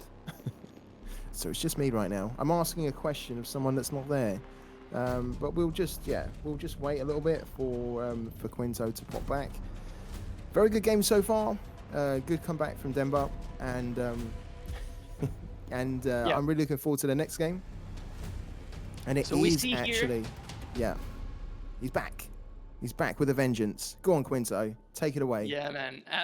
We really thought that Tony was gonna get that one, that last one there, for some reason. I mean, at a point, it was just a Freightis on that last turn that he played. So we see here Nehemiah for denbut, the last parallel that he has to play against a workshop that usually runs those Master Poisoners. Are gonna be a problem with those drone printers. Master Poisoner can manage to really counter this deck, and probably if denbut doesn't win this, we will see an Earthen mirror if Tony wins this one. If Tony wins this one, yeah, and that would be that could be an immense game, an epic battle. Because if we saw, as we've seen a few times at these tournaments, we see Terramech on Terramech. That is always a very interesting dynamic. But for now, Tony's got his hacker deck, and he's going to see if he can hack that deck to a win against a pretty beefy Earthen. And we can see in the hand here for denbut, he had 2 provoked caretakers. He kept one and redrew the others. This is probably not. Oh, there we go. Getting that's decent. Yeah.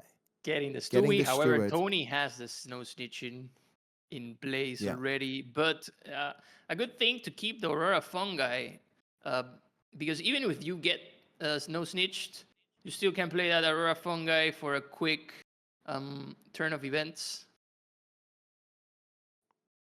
I'm getting a little bit worried about denbut, because I feels like he's slipping further and further into the void with each game. I feel like his camera's getting darker and darker. I hope he's I hope he's able to complete the games before he gets sucked into the void for good.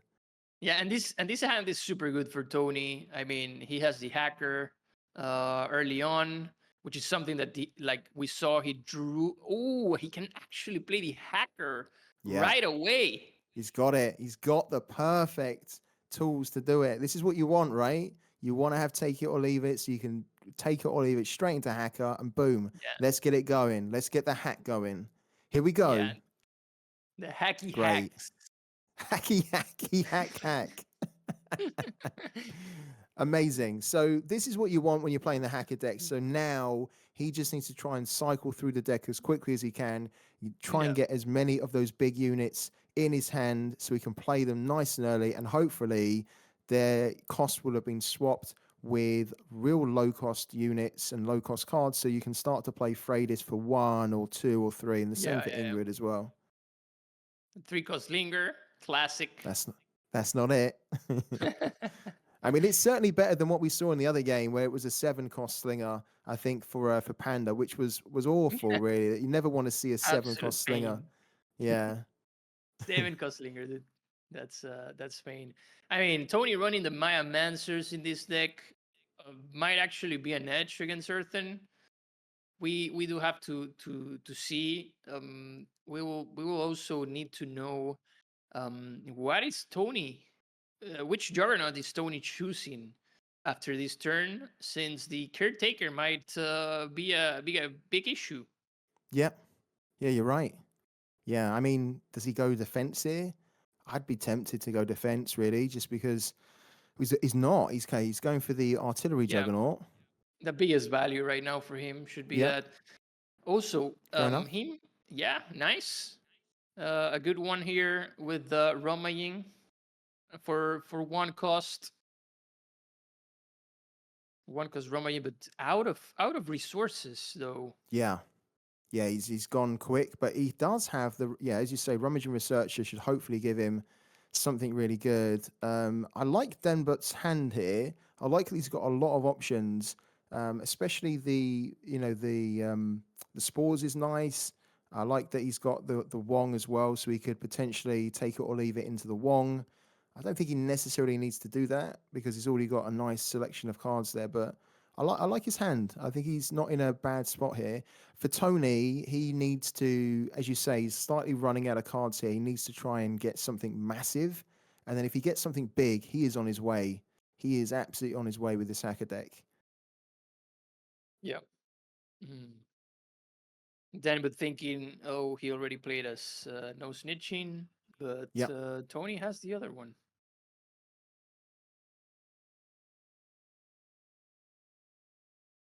Okay, so he's looking at getting rid of the hack here, is he? Look, we can. I really do hope that Denbut's okay. I mean, we can't even see his face now. He really is disappearing, but we can see his hand is on his face, so he's clearly in deep thought mode, trying to figure out what do I need to do here. And he takes the hacker out, leaves a 6/3 provoked caretaker, and he's just drawn for Denbut. He's just drawn a Terror Glider as well. Very good card to get in your hand to try and ramp up and get a bit more board presence, because I think that's what he needs to try and do now. The hacker deck is in flow. The hacker's been played. You just need to try and get more stuff on the board so that you're in a good position to try and contend with what you can see at the moment. Is just like for Tony, look at his hand here. He is going to play the grave, though. This is a clean kill here. A clean kill here for Tony. Goes for the shield pod. The Maya Mancer deals with the caretaker and drops a nice nice glaive. Oh, an 8-cost hacker. Oh no. It can be bank fodder.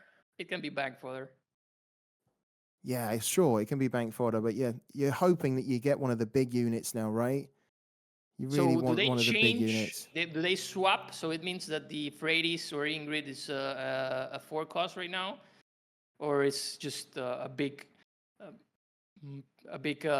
twist tornado of exchanges.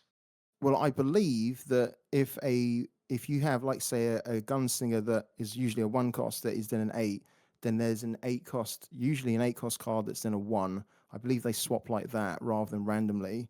But if I'm wrong, I know the chat's going to tell me. But that's how I understood it. Oh, is it jumbled up? Oh, it's jumbled up. There you go. So it's completely random.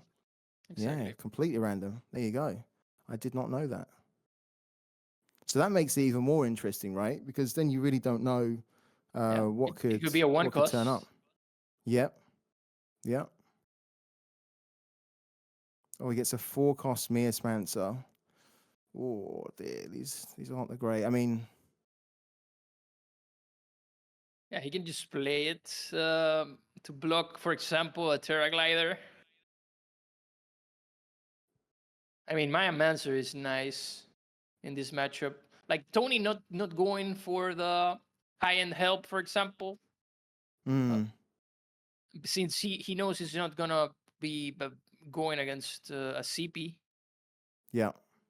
And just choosing the Maya Mancer instead could be seen as the replacement there. I mean, that's such a good card, the high-end help, but you're right. Against this type of matchup, it's not actually the greatest. It's much better against kind of the lower cost, the lower attack units, right? So it can just kill them off before they even do damage to it. I really want to see Tony's deck come off here. I really want to see him just pull like a huge unit, and for the whole swing just to happen. For Denbut, he's got some really good cards in his hand. He just needs to figure out what is going to be his next move. He's going to bank the Rummaging Researcher because he doesn't really need any more cards at this point. Slayer to get played. which then means Yeah. that he could use the Solaire if he wanted to then go and kill the glaive, Yes, the glaive. Yeah, correct. which is a good move.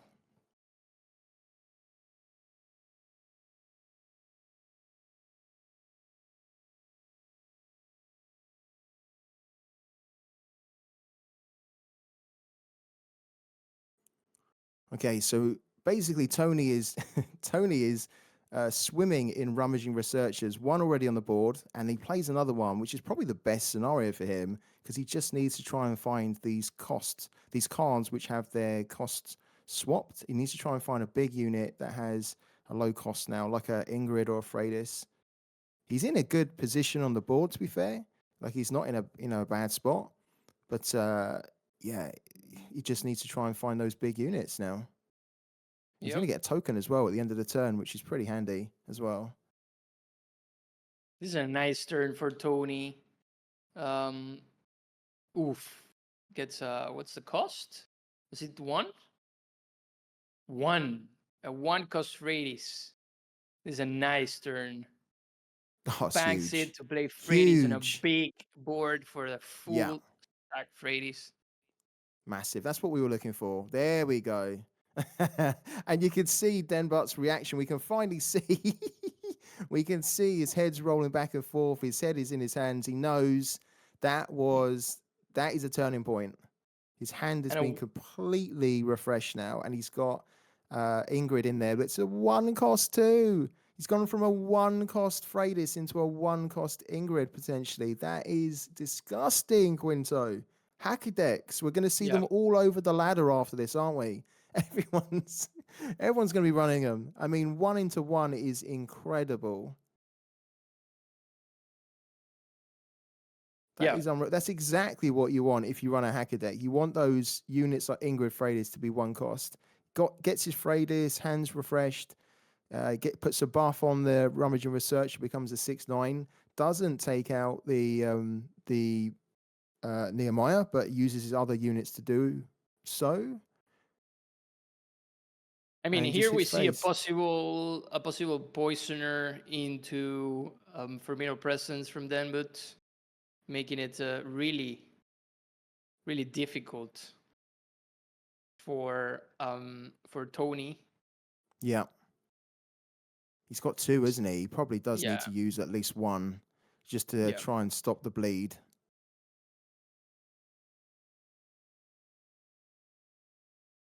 So he's going for Poisoner into Formidable Presence, which is lovely because they will now 1-tap everything. That's really good play, actually, isn't it? Smart thinking about it like that. The thing is that this Ingrid from Tony will copy the Freddy's, right? Yep. There's gonna be which will steal the poisoner. Like, at least he can kill the poisoner with the seeds.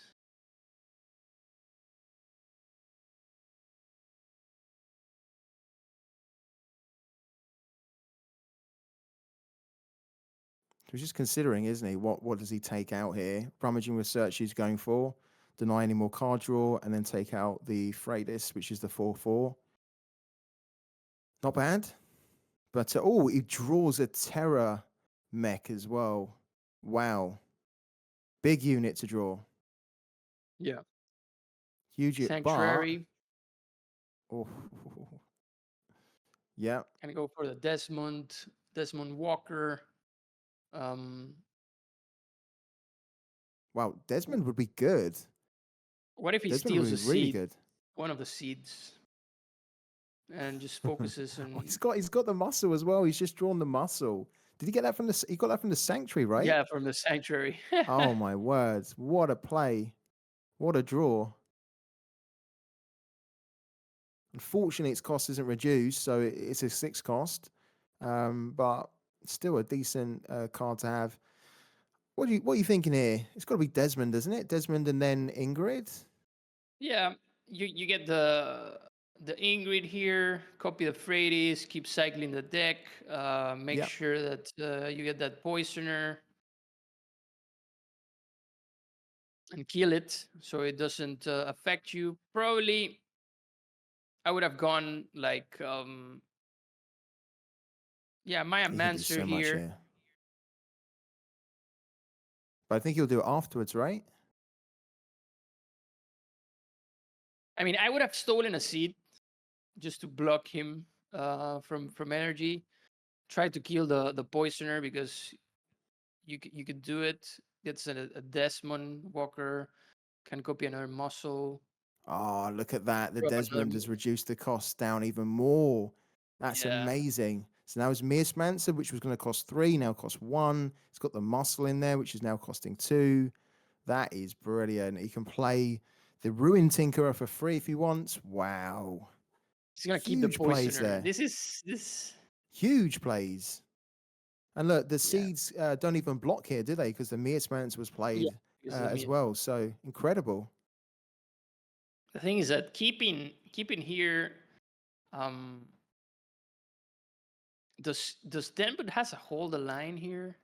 Okay, he's gonna keep the poisoner definitely because of the Terramech, making Mhm. it already a checkmate basically.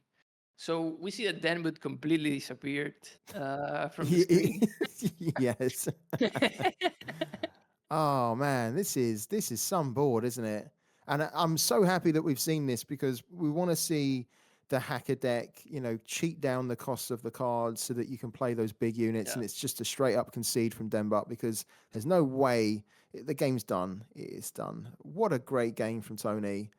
Fantastic effort Yeah. there. So Tony So- takes it to 2-2.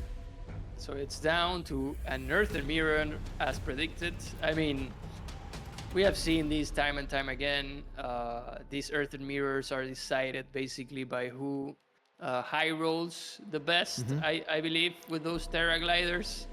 We saw an insane play by Manos last Majors Finals where he high rolled that Terra mech. Oh with yeah, the that was Terra the Glider. yeah. Those That was sort of the stuff. 20% for 20k, wasn't it? That was incredible. Yeah, 20% for 10. Yeah, I mean, Yeah. the hacker, the Unichop hacker build has been seen a lot, and I've actually performed really well with it in ladder these days. It's it really beats up many of the decks around in the ladder. Yeah. You can actually streak with it, get a nice win streak because that RNG of getting it one of the ladies at a very cheap price definitely helps you cook in a way where you can just flip the tempo, just get the advantage overall, even against, for example, a CP deck that has run out of control.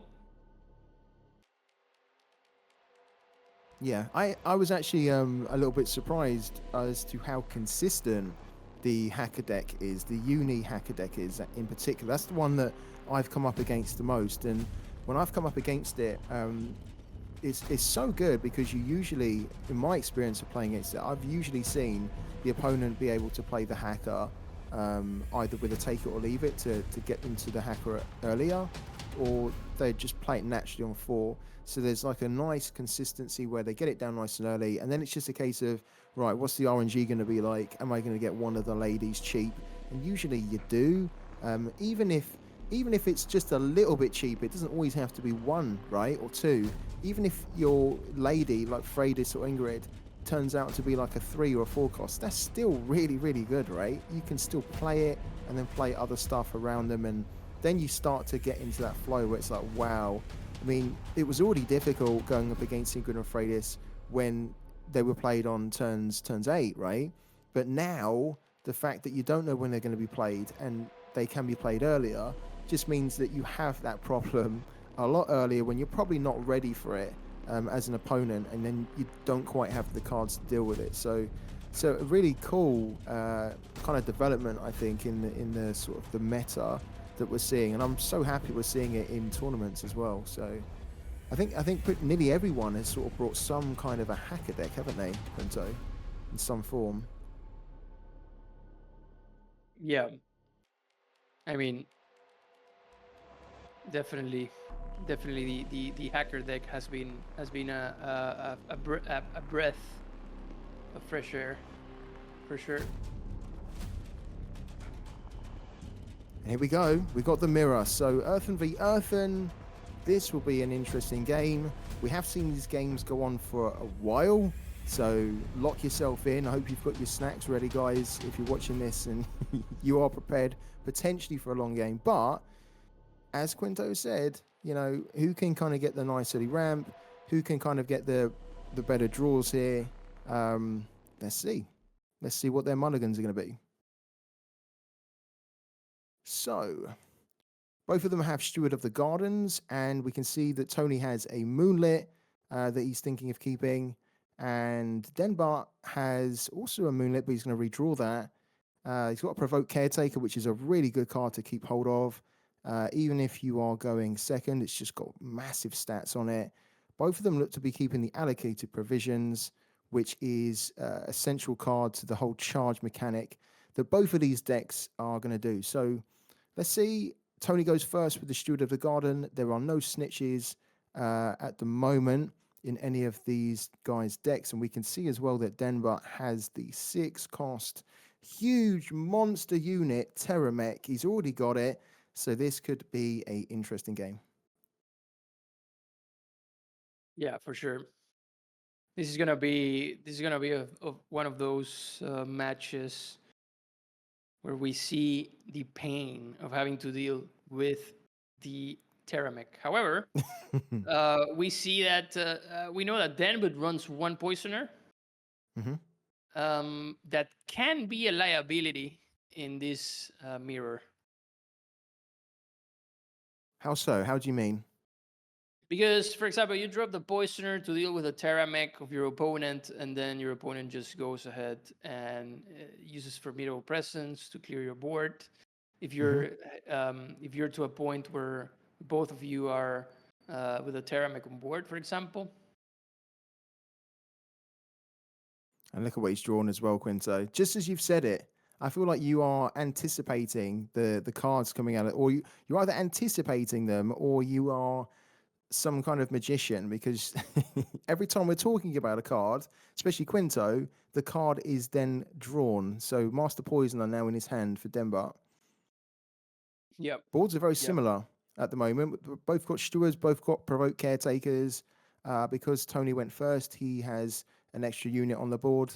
And he's now just played the Allocated Provisions as well, so he can start to conceal the cards and start to get some caches, random caches going into his deck. So this is both of these decks in terms of the charge mechanic, really interesting with these caches. They can, as the game goes longer, they can really add a lot of value, can't they, in the game, Quinto? Yeah, for sure. This is a clean play by Tony. He dropped the Allocated Provisions with the Romayan Researcher and on board to get that nice draw. He's trying from it. Using Yep. the Caretaker. However, it feels that Denbut's Caretaker is just gonna deal with this Romayan Researcher, which is definitely an issue. Whoever has the Romayan Researcher on board to keep cycling the deck gets a clear advantage there, especially playing Earthen. Yeah. And this is an interesting dynamic, isn't it? Because in order for the Rummaging Researcher to clear, in order for the Provoke Caretaker to clear the Rummaging Researcher, it needs to charge, so it needs to reveal cards. And then in doing so, it's going to give card draw to Tony. So he kind of has to give him cards to be able to remove the unit that is going to keep giving him cards. So you take it on the chin, but I think it's worth doing. He's got to do it. He's also got his own Allocated Provisions, and he has I like the fact he has another Provoked Caretaker. He's going to bank the Moonlit. That's interesting. Going to bank the Moonlit rather than the Steward of the Garden, which I don't think is very useful actually at the moment. I think it's useful early on, but not so much now. But he's opting to keep it. Would you have banked the Moonlit there, Quinto? I don't think I would have. I mean, the moonlets in this situation, like, what are you gonna actually do with it? That's Well, you're a not going real to do anything question. now with it, but surely you'd keep hold of it, right? He's actually going to play the. Okay, I would have kept hold of that for later, but fair enough. He's going to get another Stewie going. I guess it's so he can try and ramp up into the Terramech, right? That's got to be the thinking here.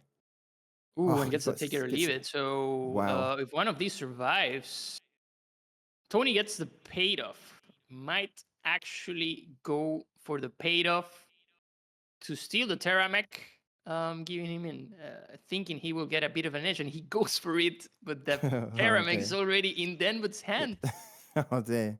The right play, I think, the right thinking, but it's really unfortunate for him. He's going to be looking through, and then he's going to realize that if it's not here, it must be in his hand. So that is the information you get, either in its hand or it's banked, but unlikely that your opponent will bank a Terramech. So Yeah, he's going to know. Does get the Slayer though. That's a places great one. Leia. Nice, but Yeah. this will give Denbut like 5 energy next Five turn. extra. Yeah, 5 extra on top of what he's already going to have. So he'll be able to easily play the Terramech. And he, This he could if this he is wanted to. crazy. I Yeah. think this was like too risky of a play from Tony. D- How Doing, how yeah, uh, I don't know. I mean, Like yeah. What I was going to say is that, like, if he looked in the deck and saw that he doesn't have the Terramech, because clearly that's what he went in there to try and get. He doesn't have the Terramech, so then he must be thinking, well, either it's in his hand or he's banked it. But then usually you're thinking, well, they won't really bank it because it's the main big thing that's going to ultimately can win you the game. So then you're thinking, well, it's got to be in his hand. But then if you immediately play the Slayer, you're basically saying, go on then, I'll give you the free energy basically to play that on the next turn. Because at the moment, he doesn't know Denbut's hand, right? So he doesn't know that he doesn't have he this doesn't is gonna be know. crazy. Dude. Oh, that's look 10 at that. energy. He will be able to play the Nehemiah and the Terramech. This is gonna Yeah. be absolutely insane. And he hasn't even banked. He'd actually have 11. 10 energy.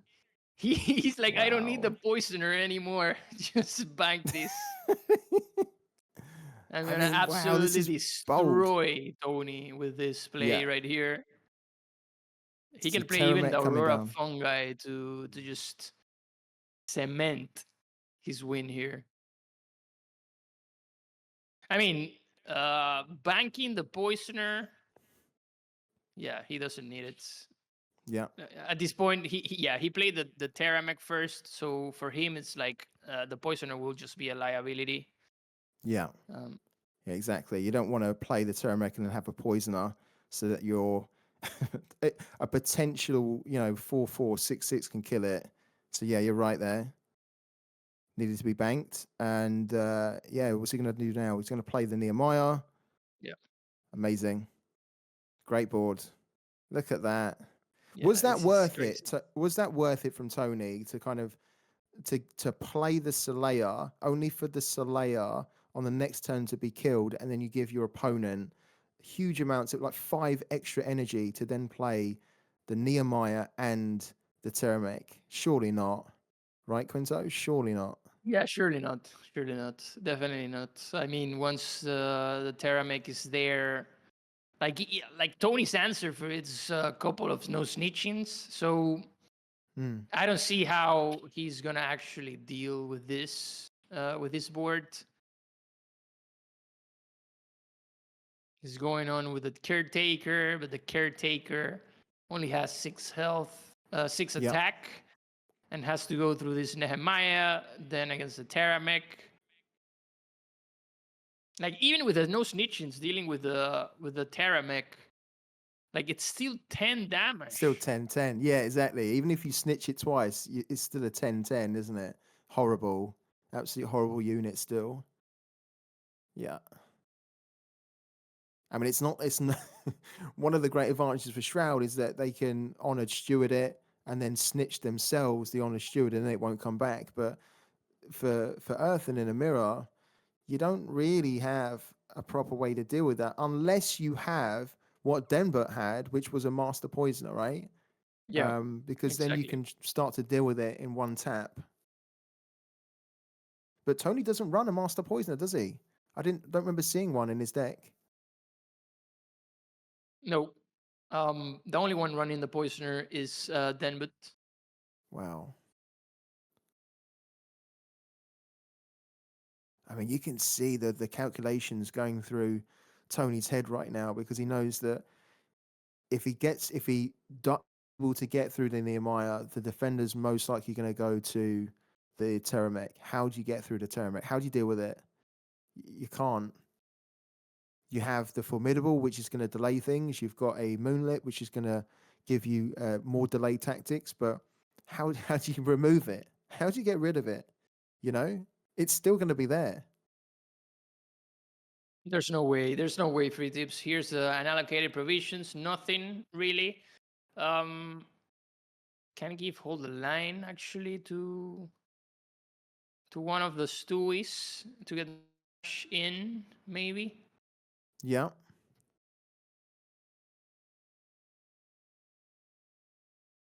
This is a difficult spot. Yeah. Tony trying to get to a Terra play, most likely. Yeah, he can bank the hold the line, but why keep the other allocated provisions anyways? Well, for more banking, I guess. Yeah, I think so.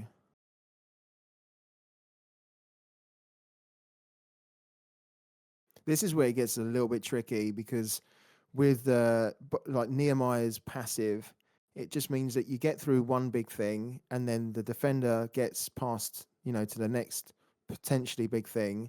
So then you've got to really try and plan out, how can I use my units efficiently to trade and get to the big unit that I want to clear with a big unit that I also have. So this is a tough one. He gets another hold the line, because he reveals it from the bank. Lovely stuff there. So he's got Yeah, a give it to defender now. Stewie. Yeah, defender on the Steward of the Garden. It's going to use the Provoke Caretaker to kill the Moonlit. And from the looks of it, maybe Tony's going to pass the defender over to the 6/6, one of the 6/6 provoked caretakers. No, it's going to be to the Stewie. Okay, fair enough. Just going to make it as difficult as possible for the opponent to try and get to Well, the 6/6 provoked. But now they've got a clear path. So Denbut can just hit face here. And he hasn't even attacked with the with the Terror. So yeah. the Terror mech can hit for 10 straight up. And then it takes Tony down to 13. 13 health. I mean, this And we was see, such an advantage. Like a Saleya versus a Teramech and a Nehemiah. I mean, obviously, I think Tony wasn't expecting such an insane play. no. I mean, we can see. Yeah, I was going to say he's going to go and concede. I think no, we can see a little bit of swaying from Tony. So I'm not sure whether this is like a nervousness, or he's feeling the pressure here. But he is in a spot. He's in a big spot, and he's going to need formidable presence to just try and give him some time to figure out how he can deal with this board. Because the big problem is the 6/10/10 Terramech. That is the big problem here.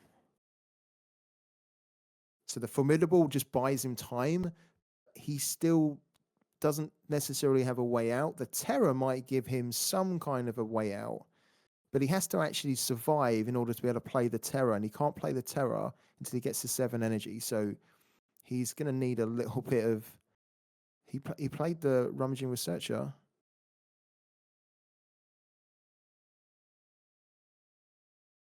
What am I missing here? I mean, there's nothing missing here. This is a clear win for them, but he's gonna advance to the next round. There's nothing like Tony can delay this as much as possible, but the truth is that Denbut's gonna take this one. What was he looking for, though, by playing the rummaging researcher that could at least stop him from dying here, no? What was he looking for here? I wasn't following that. Surely, if you're down to 13, even though you've got your back up against the wall, you do need to try and stop yourself from dying, right? Yep. Is the formidable not the better way to play here, the better card, so that you at least survive another turn? Maybe you can. He's got Saleya now. He's got Terra. I don't know what he was looking for there. Can you tell me? No, I can't. I guess maybe I'm not sure, to be honest. Free tips, like there's for me there's nothing Tony can do in this situation to actually um win this game. There's actually nothing he can do to win this game.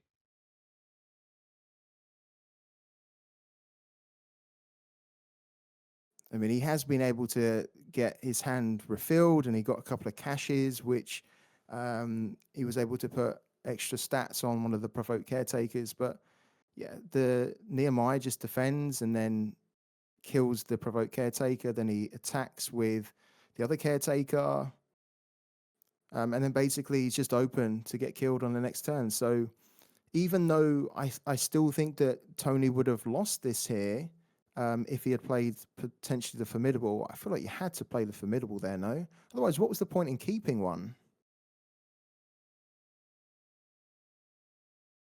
I'm not sure. I'm not sure. There was no I mean, point. he's going to play a moonlit, so the moonlit will be able to block something, but there's still lethal on the board for denbut because denbut can get through that and then he can clear the other unit. Well, actually, there's no lethal. There's still no lethal. Oh yeah, sorry, yeah, sure, because he would probably pass the defender over to the 2-5, and then yeah, he would be a little bit short. Yeah.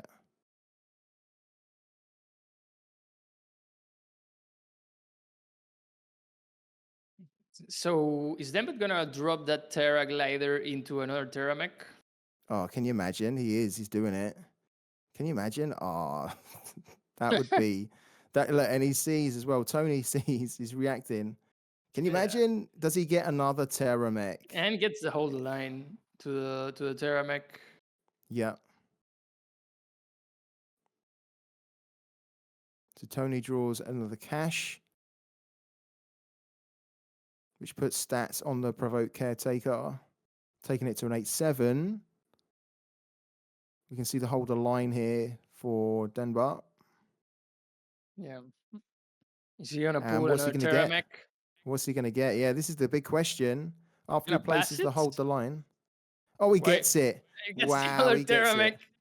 Oh, Jesus. look at the Yeah, look expression at on Tony. Tony's face. My man. Wow. Absolutely Huge. cooked. Massive. Yeah. Oh wow. So this is just a matter of time now. This is a formality because this is GG. What a pull there. Fantastic effort from Denbut. He won't be able to get the lethal done this turn, but he will have it on the next turn. Wow, massive. If one Terramech's not enough, then go for two, and your opponent will be in a whole world of pain. I mean, the real kick in the balls here is that Tony has also just drawn a Terramech, but it is far Yeah. too late for him to play it. So that's almost just kicking Tony when he's down a little bit there. Yeah, far too late. Far too late. There's no unless Tony gets the whole line, which I'm not sure if he's running one. There's nothing he can do.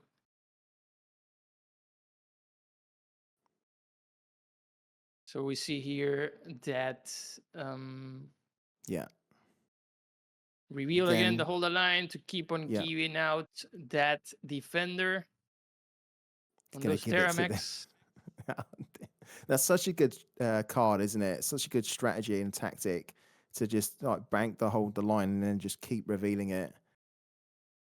So good. So you can keep giving a defender. But that is a GG. So denbut. Yeah, them are just making sure Yeah. of maxing.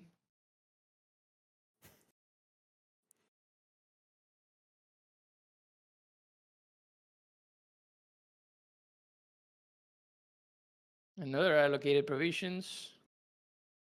And that's it. Yeah.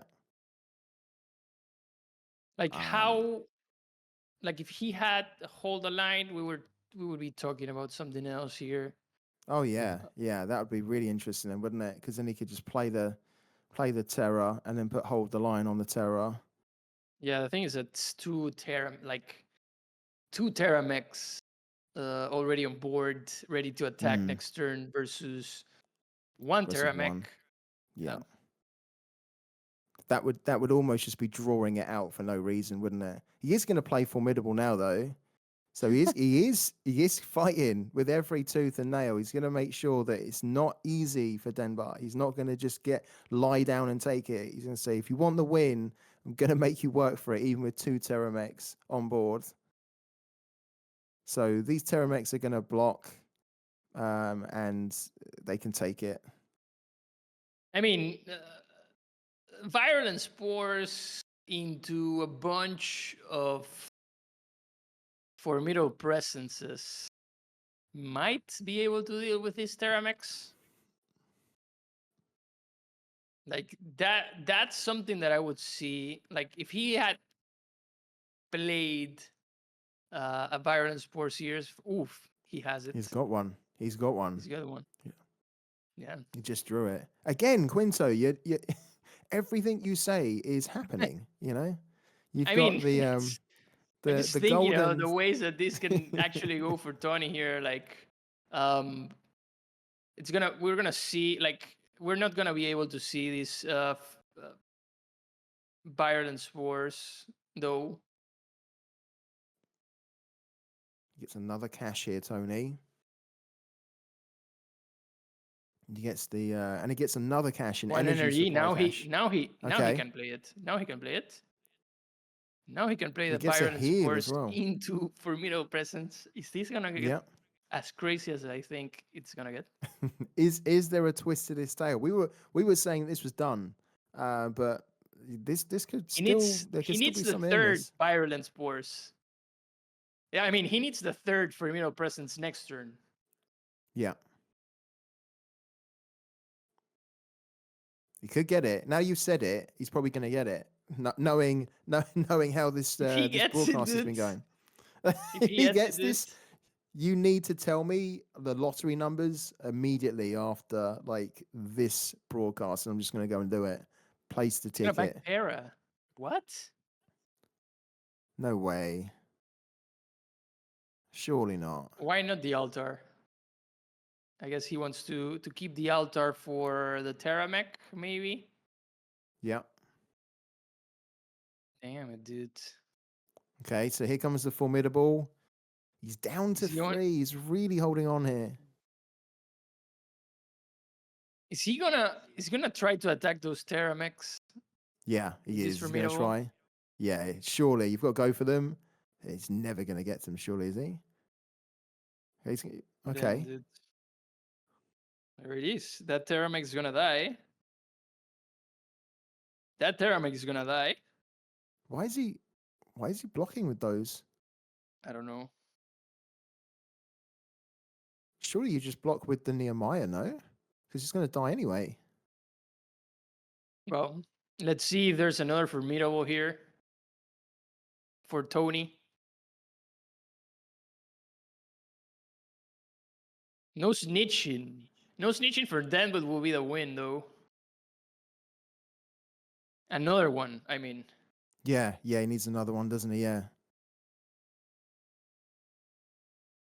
Let's see if he gets it. Denbut. There it is. The Terramech down to 3 health. Well, we get some Getting energy 1 supply extra cash. energy. Yeah. Might be able to drop that Primea conduit.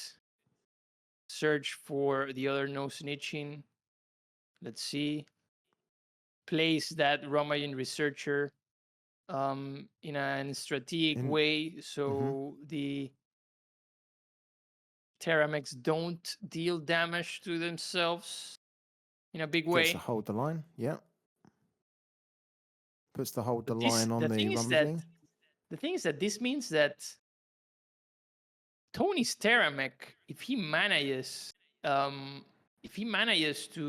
give defender to his Teramech, then he's in a better spot than Denbut. Yep. Yeah, he is. Yeah.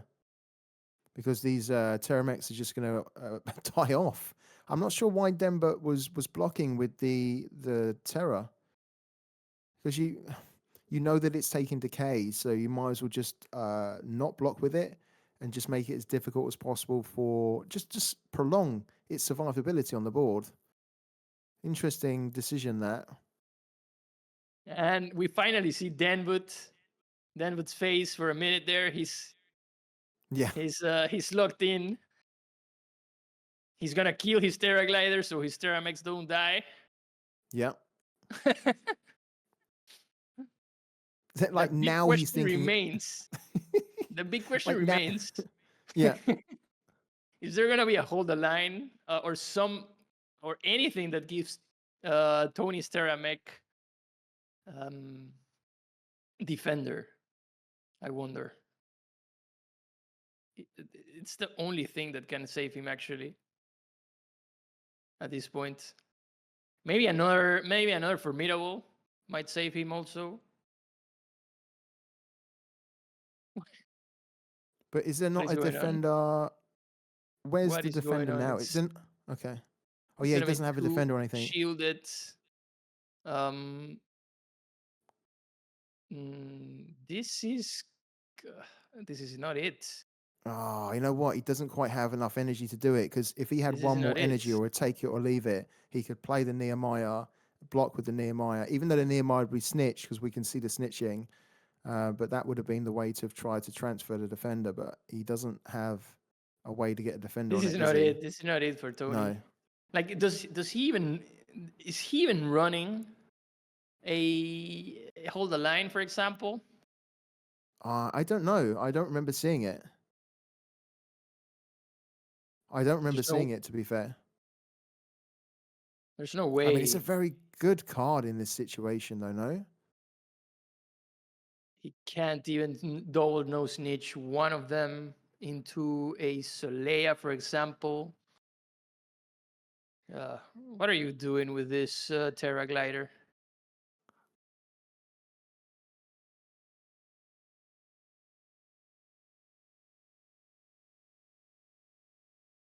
What can he look for here that's going to stop lethal?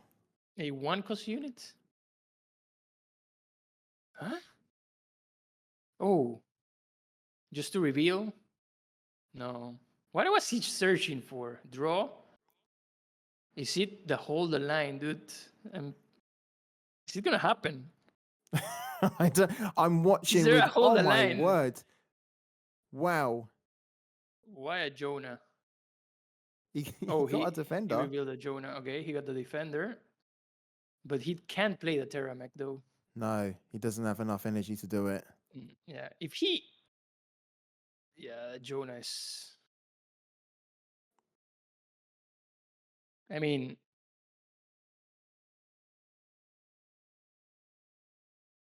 But that was a high roll, wasn't it, to get the Jonah? Because it could have easily not been that. Fair play to him. He went for it. He got a defender. Yeah. He has now played Nehemiah, but That's we can it. see in Denbut's hand that That's gonna be he it. has this no snitching. So Denbut just plays a no snitching, and then Joe he's through. Veroni. Yeah, you're right. Oh man, fair play to Tony because we were writing this off a couple of turns back, and he somehow managed to hold on there and draw it out. Like if I'd be he really- had drawn that, well, not even with that, I think, because of the snow snitching. And there it is, the Oh, energy, he the gets extra one, energy he gets one needed. energy now. Oh no, he gets it The now. extra energy he needed. I mean, even with that, I think the no snitching would have been his demise. Yeah.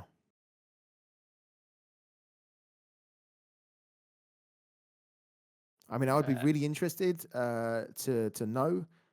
Maybe production can help us with this one. Whether Tony is running hold the line, because we haven't seen it. He hasn't revealed it. So it makes me think that he doesn't run it, because otherwise he probably would have banked one, and then when he was revealing cards, he would have revealed at least one of those, right? So maybe he's yeah, not running them, but great yeah. The thing decision is, from Denbut to run them. yeah, the thing is that I mean, if Tony would have had a shielded cachet Yeah. to his Jonah, To, for example, yeah. Mm-hmm. or and then get the energy cachet to play the Terramech, we would have been in a different we would have been in Different a story. different spot. So yeah, we get Denbut the victorious Earthen player Denbart, here. congratulations. Yeah, congratulations to Denbart, who advances to the final four. And he started off with going down 1-0. I mean, wow, what a great series of games there. And we did just get confirmation as well that there is no hold the line in Tony's deck. So there you go. Hold the line, showing that it's a card worth having in an Earthen deck for sure. Definitely. Yeah, Oh definitely, man. man. That I was mean, it was amazing, fun guys. in the end. It was fun in the end because we got to see like maybe a Hail Mary from Tony there if he managed to play that Terra mech into Defender, for example. But it didn't happen. It didn't happen. It was close. Mhm. Dude, like I was at the edge of my seat with 3 health for Tony, and I gotta say, I'm a better predictor than you guys because I was the only one who predicted that Denbut is gonna win. You both voted for Did you? Tony. Okay. Yeah. Yeah. Anyway, but it was a good prediction also from Kinto. He predicted that the Termech glider was gonna bring out the Termech Yeah. Titan, and then it's like, what? Another one? But yeah, it was kind of nerve wracking to find, or rather to see that Denbut was like waiting for a perfect chance to just make those big or Terramech Titans hit face. Man. Guys, props to you. First round, and you also have a 5-5. You guys are on fire. Round Yeah. 5 matches for each set of casters for the day, and it's amazing because this is like the Parallel League Major 3, the last major for this season, and we're on all cylinders, man. Like Yeah. yeah, yeah. How about you, man? Like, what do you think? What was the edge that Denbut had over his decks, over Tony's decks here in this matchup? Let's go with Free Tip Scout. What was the edge that Denbart had to kind of get Yeah, through? I think certainly in the last game, Denbart with the hold the lines definitely helped. I do think that the decision from Tony to kind of give the kickback was a bit of a wild one. I don't think he needed to do that. I think he could have just taken whatever unit he took and then just it was the Slayer, wasn't it? It took the Slayer. He could have just waited and played it on the next turn rather than giving Denbut all the energy that he needed to then go and play the Terror. So that was a bit of a crazy one, but I think in the end, it probably just came down to the smallest of margins, and I don't think anyone I do. We sort of said earlier that Tony's deck was probably overall the better built one, but if Denbart could play his deck to the strengths that he knows, then he would probably be able to get through, and that's exactly what he done. So, yeah, props to both of them. They were both really great, and as Quinto said, if in the last game, if he gets the one energy sooner, and if he gets some yeah, sort of a cash for shield, it could have been slightly different. But yeah, congratulations to Denbut for getting through. yeah. Congratulations, Dan. But definitely, it's like it all comes down as to how you navigate your own deck, right? It's like Yeah, Yeah, we saw it like Tony had his advantages, but Denbut was able to play to his own deck, and of course, Yeah, hold the line. Also, possible MVP of this match. But yeah. Free Tip Scout, thank you for those insights. Kinto, I have a question for you, man. Like, I'm not gonna ask Free Tip because he's a bit biased about New Dawn. What do you think about New Dawn right now in tournaments, considering how Denbut played it? I mean, if I think it was kind of a lucky factor there for Nudon, Denbut's Nudon in this case. Tony like didn't manage to get an early game. He didn't get the hacker early on. We saw that Denbut managed to get that paid off to steal the Mhm. Ingrid initially. Uh, Yeah. Essentially, everything played out difficult for Tony in that matchup. Um, but but yeah, I think it was the perfect win, the most easiest win for Dan Woods Newton. I don't know if he's gonna have the same luck against the rest of the contenders with that Newton, especially. Mm, Yeah. So yeah, Okay. yeah. that's my Yeah. thoughts Are you Yeah. overall. are So you that's sad? amazing. Yeah. Are you But sad, Excelsior, that New Dawn didn't quite have its moments as you were expecting? Or I mean, he had to win with it in the end, but yeah, yeah. I don't think it's super strong compared to the other decks we're seeing here at the tournament. No. Yeah, I think like it had its moments, like the perfect matchup. So it was actually a good to see it win during that matchup. But man, you know what was good to see? You guys casting with the 5-5, and Yeah. it was amazing too. Like and but with that, guys, we're gonna be having like these guys take a short break. And thank you again, Freedom Scout and Kinto. And with that, we're gonna be looking at the bracket shit again for a run it back on what happened during the previous matches. Again, Pandapple versus Very Fat Cat. Very Fat Cat won with a 3-2 and will be moving forward in the next bracket over at the match between Tony and Denbut. Denbut was able to move with a 3-2 yet again, uh, getting those Titans out and also like moving forward in this match or in this parallel league major three bracket going on to the next round. But of course, I would like to say thank you to the sponsors or even the supporters for these tournaments for making this possible. We are, of course, going to have to thank our sponsor. Gaming is at the start of the next big technology shift, enabling the move to player owned economies. The next iconic gaming studios and titles are being built on chain. Parallel and its players and streamers are at the forefront of this revolution. And at Portal, our sponsor, they are proud to support with simplified blockchain tech, spotlighting the best games and maximizing player rewards. Special thanks to Portal for supporting this weekend's events. And of course, thank you to Portal yet again for making this happen and supporting the Parallel League. And with that, let's welcome back our casters for the next match. It's going to be Ali and Muka. Welcome back, guys. Dude, Happy to be back. I think your luck has rubbed off on our previous casters, you know. Yeah, that's good. Yeah, it's kind of a, it's kind of a thing, You have to have like that those long matches and like that casting like a play by play on what was possible going to happen and even having like a kind of sort of prediction like it gives a kind of high for casters, right? Ali. Yeah, So, look, yeah. that last one was long. Muka and I have shared many earthen mirrors, and Scout and Quinto did an amazing job with that one. Yeah, and with this next matchup, guys, we're gonna be having a kind of a big play between these two players.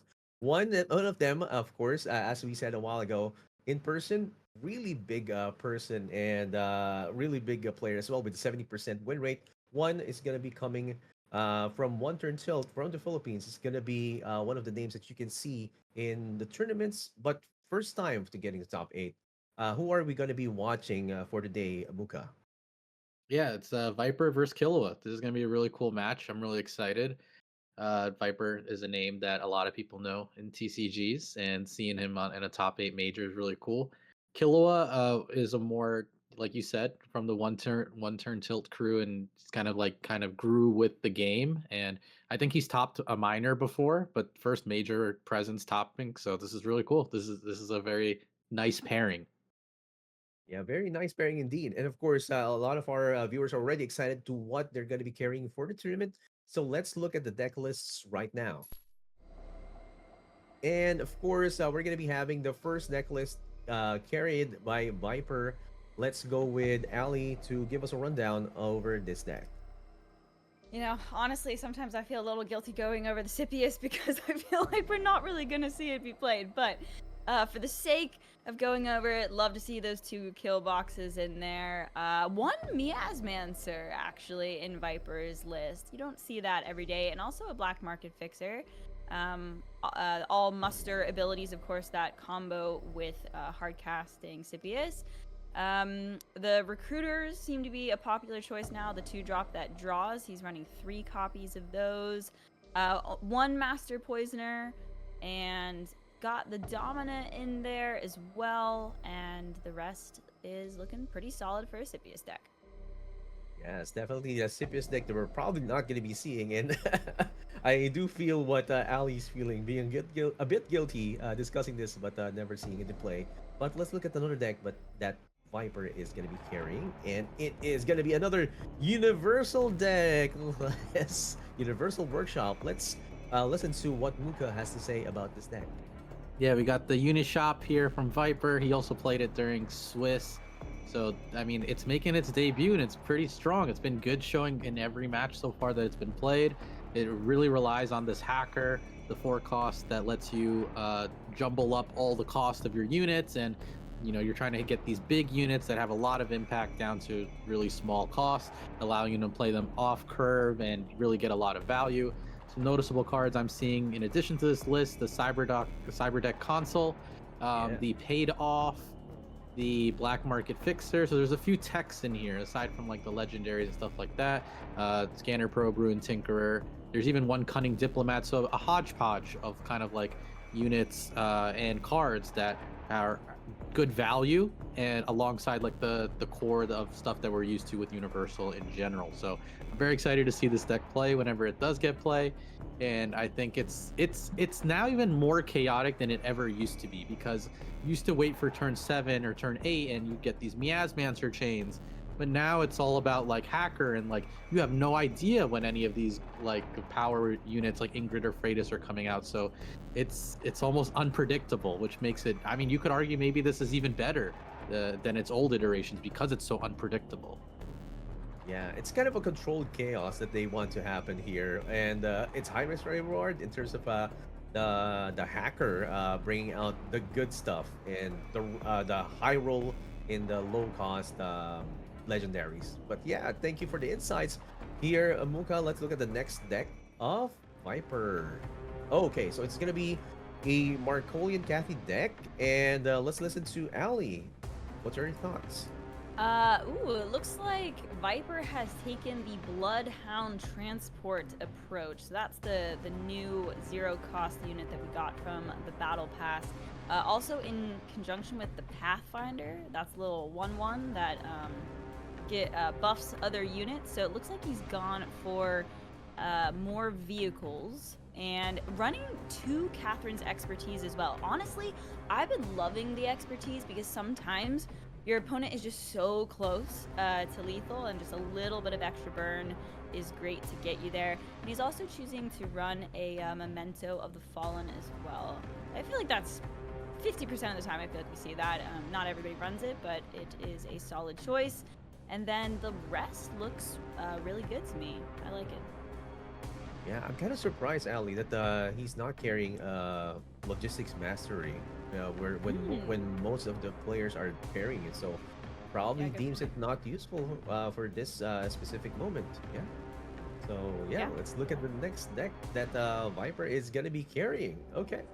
Oh, okay. Another new dawn, dude. I think Muka will definitely have fun with this one because it's like how do you say this? It's not as much use except for denbut. Of course, it's usually Neve. But what can you say about this? Yeah, this looks really interesting to see Viper bring a new Dawn to this tournament. Some interesting choices is that like his ratio of cards, he's bundled so many different types of cards into this one deck. Udon has always kind of been this control, not stall deck, but like you would control it out until your opponent had no more resources, and then you just kind of consistently do stuff, do stuff, do stuff until you just out pressure them and win. But some things to see here, like his early card ratio: 2 Embedded Agent, 2 New Dawn's Venerated Raider, 2 Singularity Steward, 2 Void Trapper. So he's like definitely opted for more optionality or variance in his list to fit in more cards. He even has like the Take It or Leave It, 2 Treacherous Scheming. There's a Paid Off in here. I'm very, very intrigued by this list. I like it. I think this will, maybe this does well into the universal list. We saw denbut win with his New Dawn. So Viper is probably the best New Dawn player that I've seen. So I'm very, very excited. If he's willing to bring it today, he must really believe in it. But he's one of the best New Dawn players, but he's also the harshest critique of it usually. So to see him bring it is really cool. I like the Cyberdeck console and the Dark Repose also. So there's just a lot of things going on with this. It's not like a Kathy deck with all 3 ofs, right? It's like all 2 ofs, 1 ofs. It's very hard to dissect. Has a lot of optionality to deal with a lot of different threats that could come your way. Yeah, definitely liking this new Dawn salad that Viper is bringing to the table. And of course, his opponent is going to be bringing a lot more different decks. And let's see if Killua will be... Oh, wait. Wow. Okay, workshop. This is a Juggernaut workshop that is not a universal deck. Let's listen to what Ali has to say about Killua's deck. Yeah, love it. I'm quite excited to see this be played here. Only 1 upcycled technology. I'm honestly a little surprised at that though, because typically with these Core type of lists, when you're playing Sestmir and Tetsu and that type of stuff, you want to try and cheat them out with the upcycled, and it looks like there's just 1, so that's interesting. But what else do we have going on here? He's got 2 anti-organic pulses, always great to see that. Paid Off is just such a popular choice now. I mean, we've seen the power level of it, so he's included that as well. That is also a commandeered warship there, folks. I don't know if I've ever seen someone hard run that in a tournament before. That's the 8 cost that shoots stuff at the start of the turn, right? Yeah, that's haven't seen that in a minute. But yeah, I will admit, I think this is a pretty interesting list. I am excited to see it at play. It also has a couple of hackers in there as well, but is definitely going to be, going with the game plan of getting the Juggernauts going, having them, resolve faster with the assembly mechanic, that type of stuff. So a little bit of familiar stuff of what we've seen in the past, but some definitely spicy choices in there for sure. Yeah, definitely bring the spice here with this Core workshop non-universal deck. And, with just 1 point defense turret, I'm usually seeing multiple of them just to get some removals. But yeah, Killua has something here, and he's definitely confident to bring this to the tournament. Let's see what he has in store for his next deck.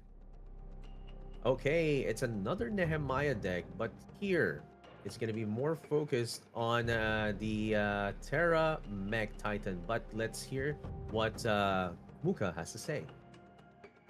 Yeah, looking at this list, it is a bit more traditional than we saw from something like Pandapple.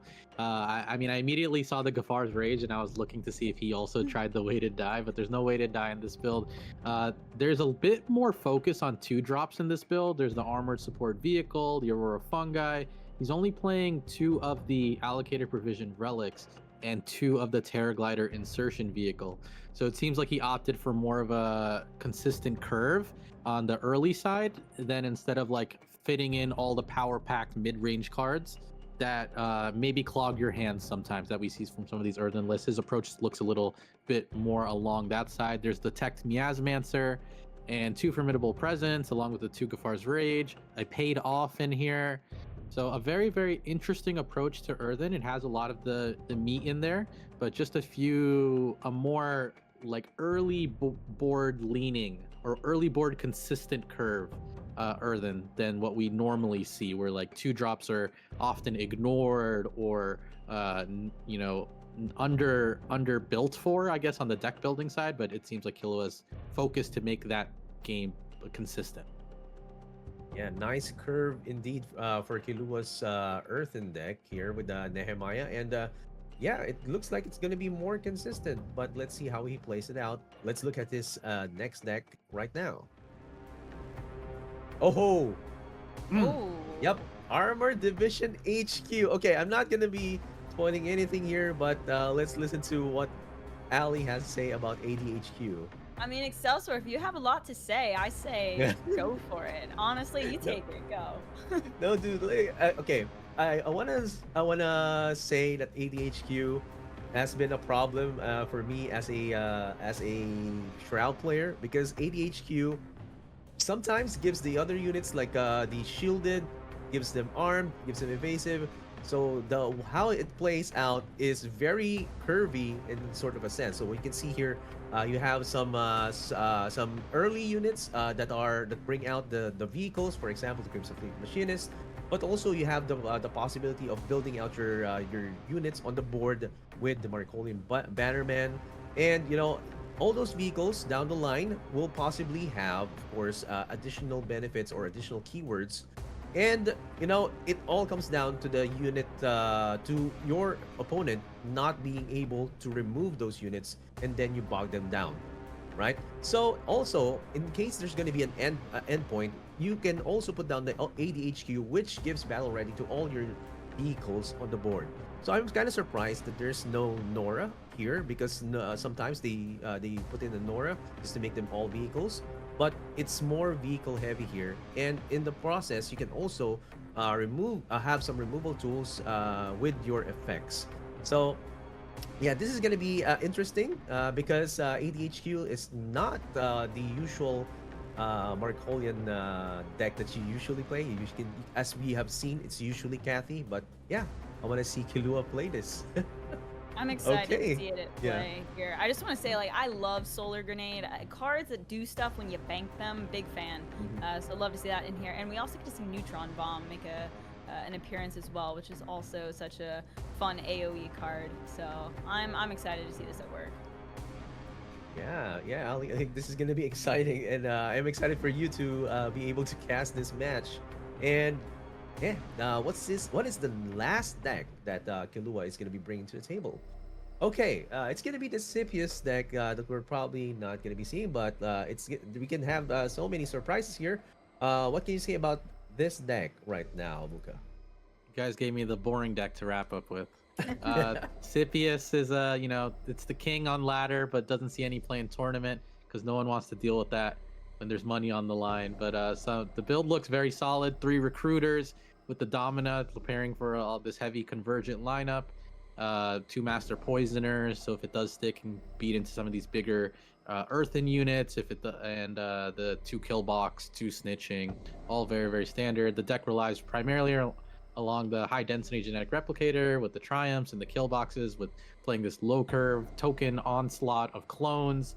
And you probably will not see it today, but just take our words for it. It does a lot of good, and a lot of these lists are very similar for the reason that the deck is just so powerful.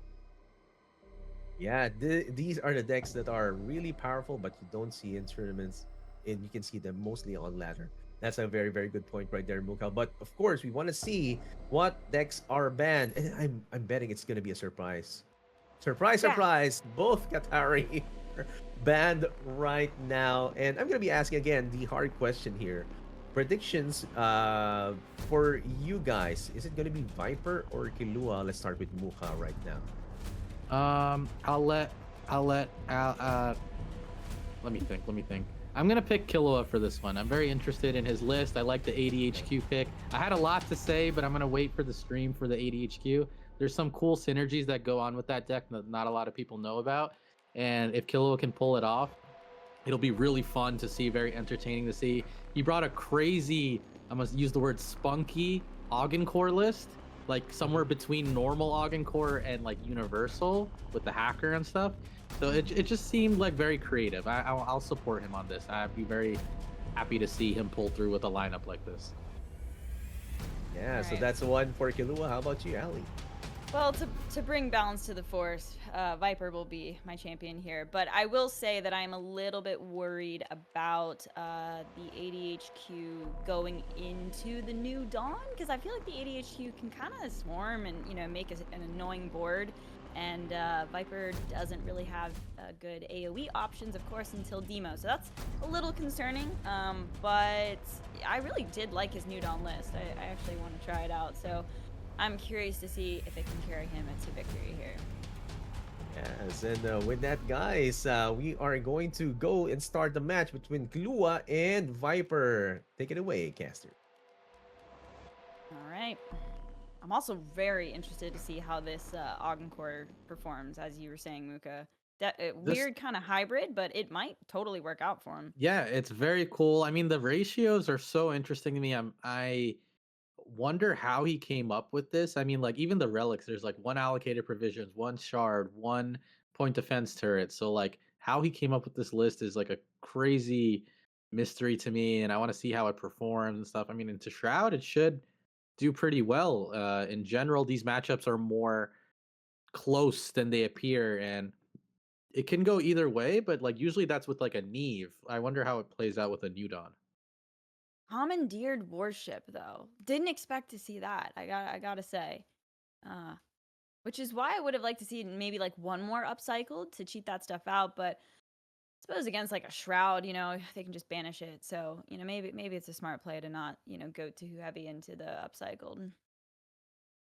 Yeah, I think the beginning of this game across both players is probably going to be really slow, and then we'll see it pick up in the mid to late game. So some of those cards, like the Commandeered Warship, might get to see some play because, like with Hacker and stuff like that, and the pace of the game might get played. I wonder, like, how much this will be a pain for Killua though, because if this game goes longer and you depend on some of these bigger units, if Viper's just banishing them and then using Nudon to cycle them back on his side, is that going to be an issue for Killua?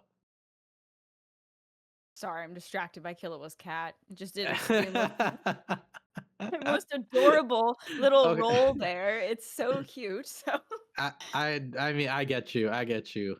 Like they both these guys got their cams going on for them. Killua's got the cat cam. Viper's got the wall behind him, the anime waifu wall. These guys are yeah, decked out in their setups right now. it's cute because Killua always kind of reminded me of a cat in Hunter x Hunter. He's got the Yep, that yep, yep. vibe. But back to the game here. Yes, I think you're right. The first few turns are going to be a little slow. I love that Viper put the Cyberdeck console. Like I was thinking about it when you're going for New Dawn, like the paid off, the Cyberdeck console, all of that, disruption stuff makes a ton of sense in Yeah. a New Dawn list. So, I'm excited to see if it can like actually counter something really significant. I like the card too because it draws when your opponent reveals cards. Mm-hmm. So it's like another draw engine card, which it pairs pretty well. It's like something that you don't think about when you're playing against it, and then suddenly your opponent is just drawing cards, and you're like, oh, what the heck? Yeah. That's a nice pickup for Killua if he wants to take it a little slow, just get the shard developed. I mean, he could cheat out the researcher, which never feels bad. Depends if he wants to save that, take it or leave it for, a little bit more of a power turn, perhaps. But I don't know. I feel like whenever I get the shard developed and I'm not under a ton of pressure, I'm usually pretty happy about it. It just Yeah. makes the rest of your game like much stronger. So I think that's, I don't know. He's gonna go for the armored support vehicle. I mean, I think this is also a good choice. I like the shard, but the armored support vehicle, if he can develop it, he can start giving shielded, and it is against a shroud, right? So that could be True. to his big benefit to do that. That's very true. I think with the caveat that it's against Shroud, that makes a lot of sense.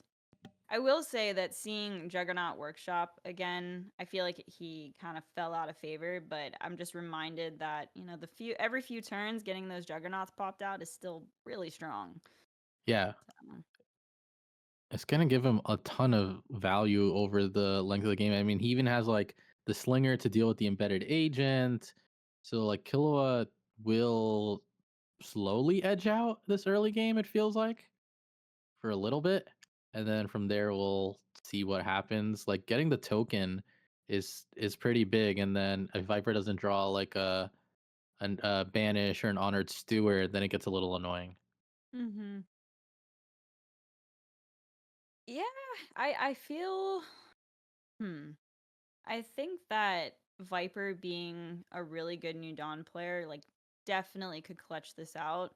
Demolecularize is a super powerful card, and I have faith in him to time those well. And with the researcher going, like, if he just keeps up the card draw, so if like an Ingrid came down and he didn't have to discard like some key cards, I feel like he should be able to get this, theoretically, but we'll see how this pans out. Yeah.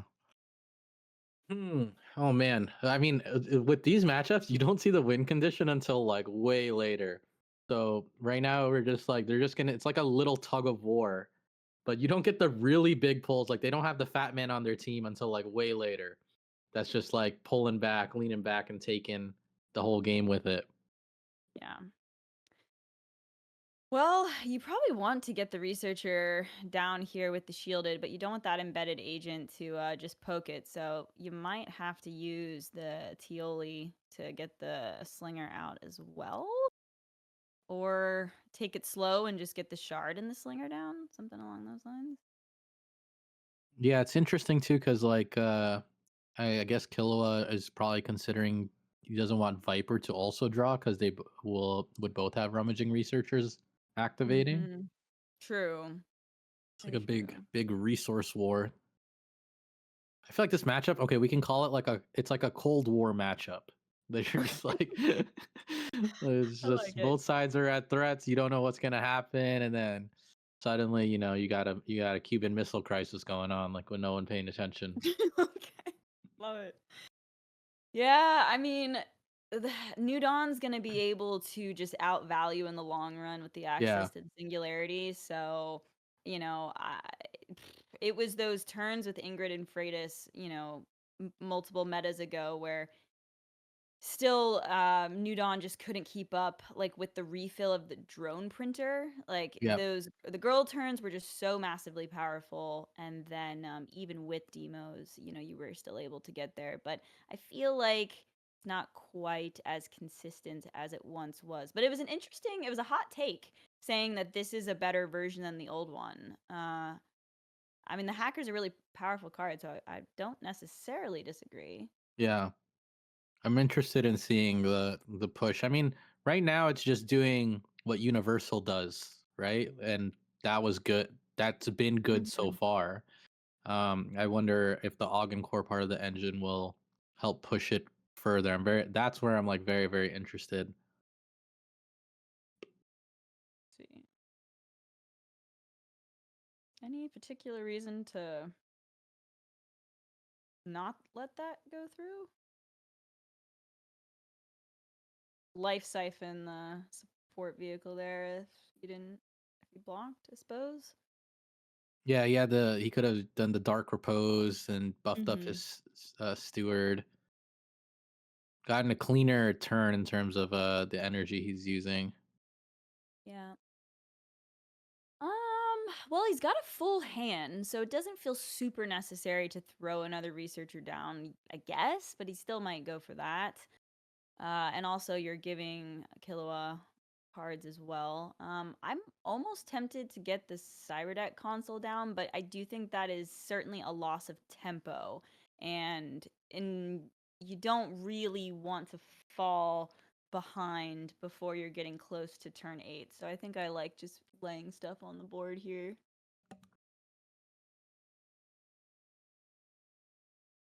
Did he? He didn't reveal to Oh draw. no. Wait, what just happened? He chose not to Oh, charge. oh, okay. Okay, there we go. Just I played didn't it know if he had for forgotten to bank stats. yet or something. Okay. Well, we've got a Juggernaut popping out at the end of Killua's turn here. The Alvaros could be pretty annoying for Viper, honestly. Get developed. Yeah, the target painter is going to get good value here to take out one of the rummaging researchers, and then he could just develop with another board. I mean, you don't have to worry about a Dominion board wipe. Even then, like double Alvaro is usually pretty good into Shroud. Mm-hmm. I'm antsy. I want to get this shard developed. I mean, at this point, it's probably not completely necessary, but I feel like, I don't know, you do wind up drawing a powerful card that's expensive. It would be nice to have it down.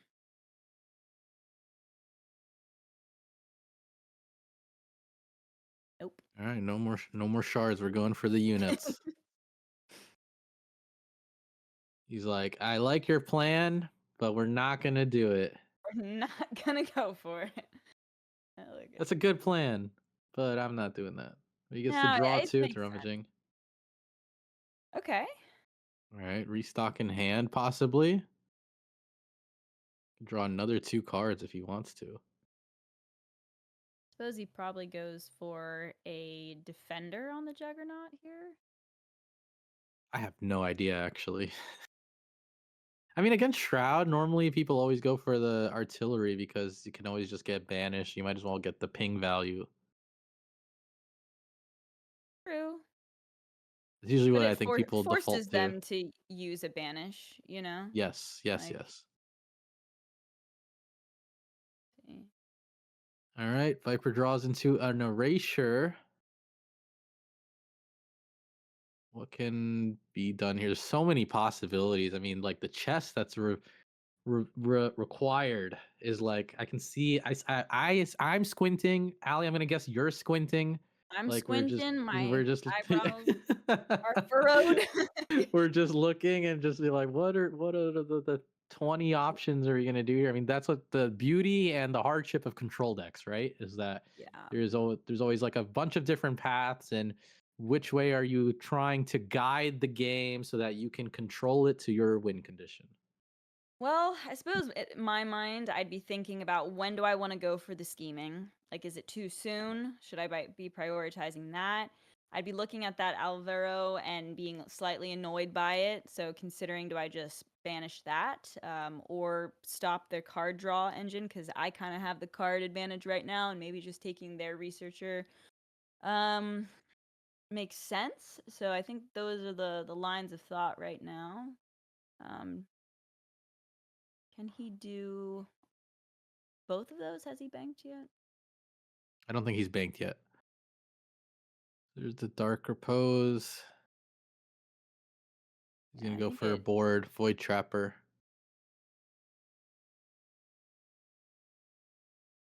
Interesting, opting to go for more units and a more of a wider board instead of buffing up the steward more.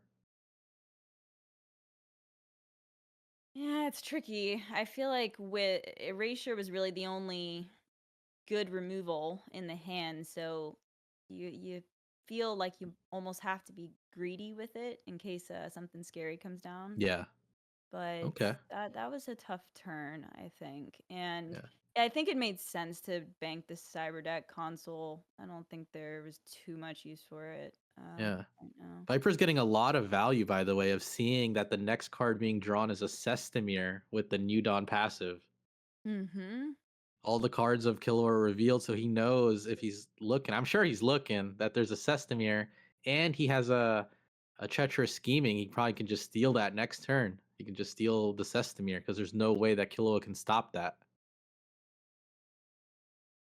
Yeah, I was able to take out that Void Trapper for no value on Viper's side because it was a token unit that took it down, meaning I won't get a copy of it. So that was nice for Killua. Yeah, that target painter putting in so much work. Paid off coming out from Killua here. I actually think that Paid Off is another contender for being sort of the star of this tournament because I think this is the most we've seen it. Like from the last major to this one, there's a lot of decks that are running Paid Off. Yeah, I think it's always been a good card. People have just struggled, myself included, when to put in your deck, like how are you playing it? Because like you play it on 4, you steal a power unit, and then but like you give up your turn 4. So you know what I mean? For like a Mm-hmm. search kind of. So it can be tough. Like it's not every game where it's super useful and like does that unit like save you, but it's really clutch that he played it here because Viper has a scheming and now he has to decide, does he get his Adira back or does he steal the Sestamir? That's tricky. I That's a mean, good pickup, Ruthless Juggernaut, but it goes straight to the bank. yeah. It's like if you pass on the scheming now, you allow Killua to bank the Sestmir. I mean, there's only the one copy of the upcycled, but somewhat relevant. I think prioritizing uh, the pressure though and the clear makes sense. Yeah, I like using the honored steward there. double demo, that's pretty good. I mean, he's getting to the point where he can use them, so he's probably just going to hold on to them at this Yep. point. Yeah, I think it was in the last series we saw a banked demo and against uni, and you just don't bank demo. Just don't do it.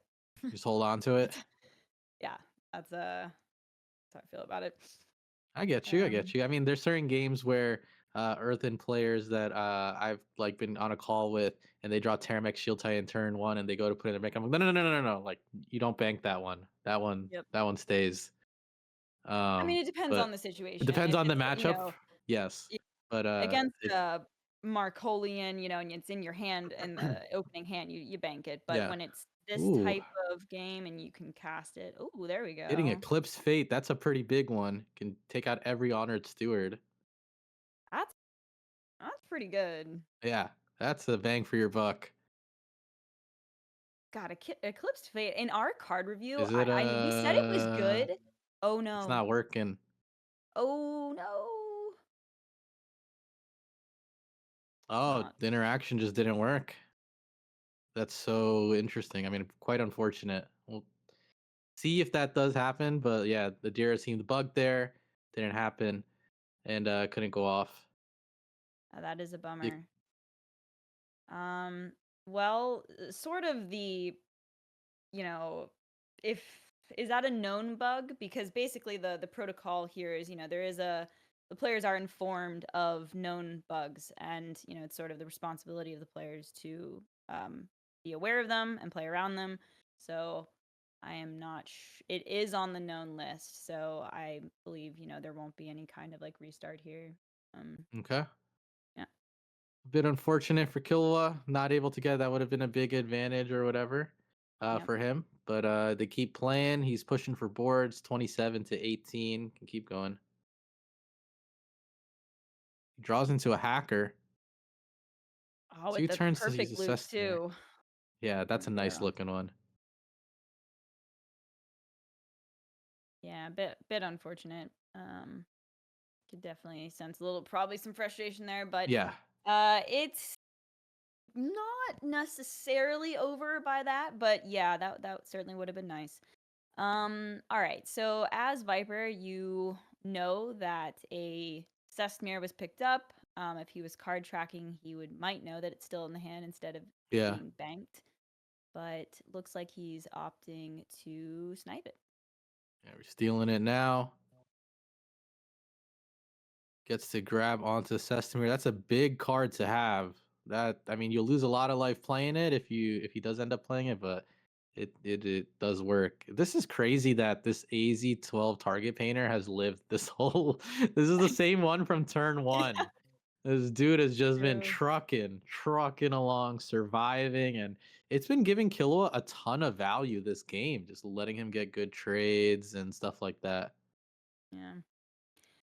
It's a tricky position to be in where you're playing off the top. In parallel, obviously you have to bank your cards to gain energy, and so when you're like, it kind of hurt there to bank the hacker, right? But you have to bank, and so it's not ideal. Still able to get the token out. He rolls for a personal SMR, which is a great hit.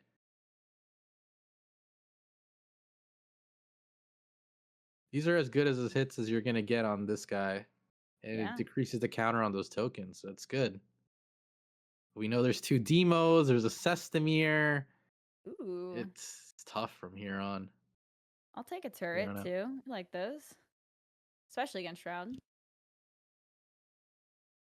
Let's see. Well, Viper's got some options. He is now in the range of casting Demo. Is this demoable board?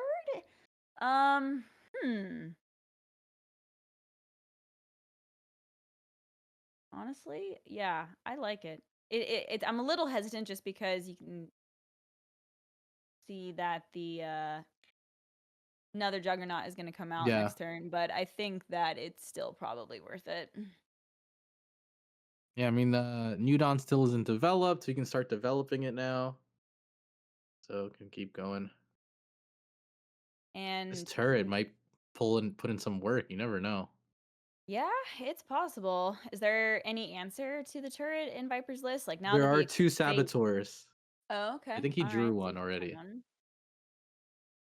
Fortunately for Viper, he can actually play Wong next turn and get New Dawn developed for 9. So Yep. that's kind of a nice play.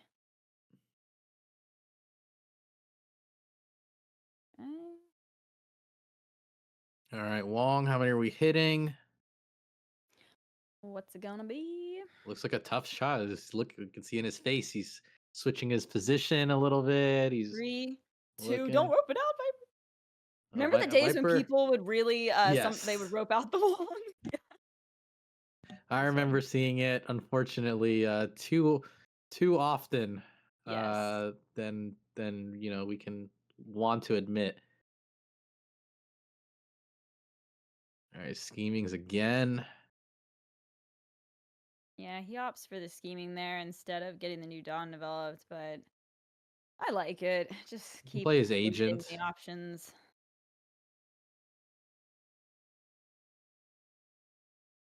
I like Gosh, this these because the decks. agent is developed now, so that's like, oh, do you waste a turret to kill the agent? Do you throw your Yep. token into the agent? Like, kind of a nuisance for sure for Killua to deal with. Oh, pain. Yep. The worst in card games when you're like turn 9, turn 10, and you top deck your 1-drop. That is Yeah. useless at this point in the Oh game. my.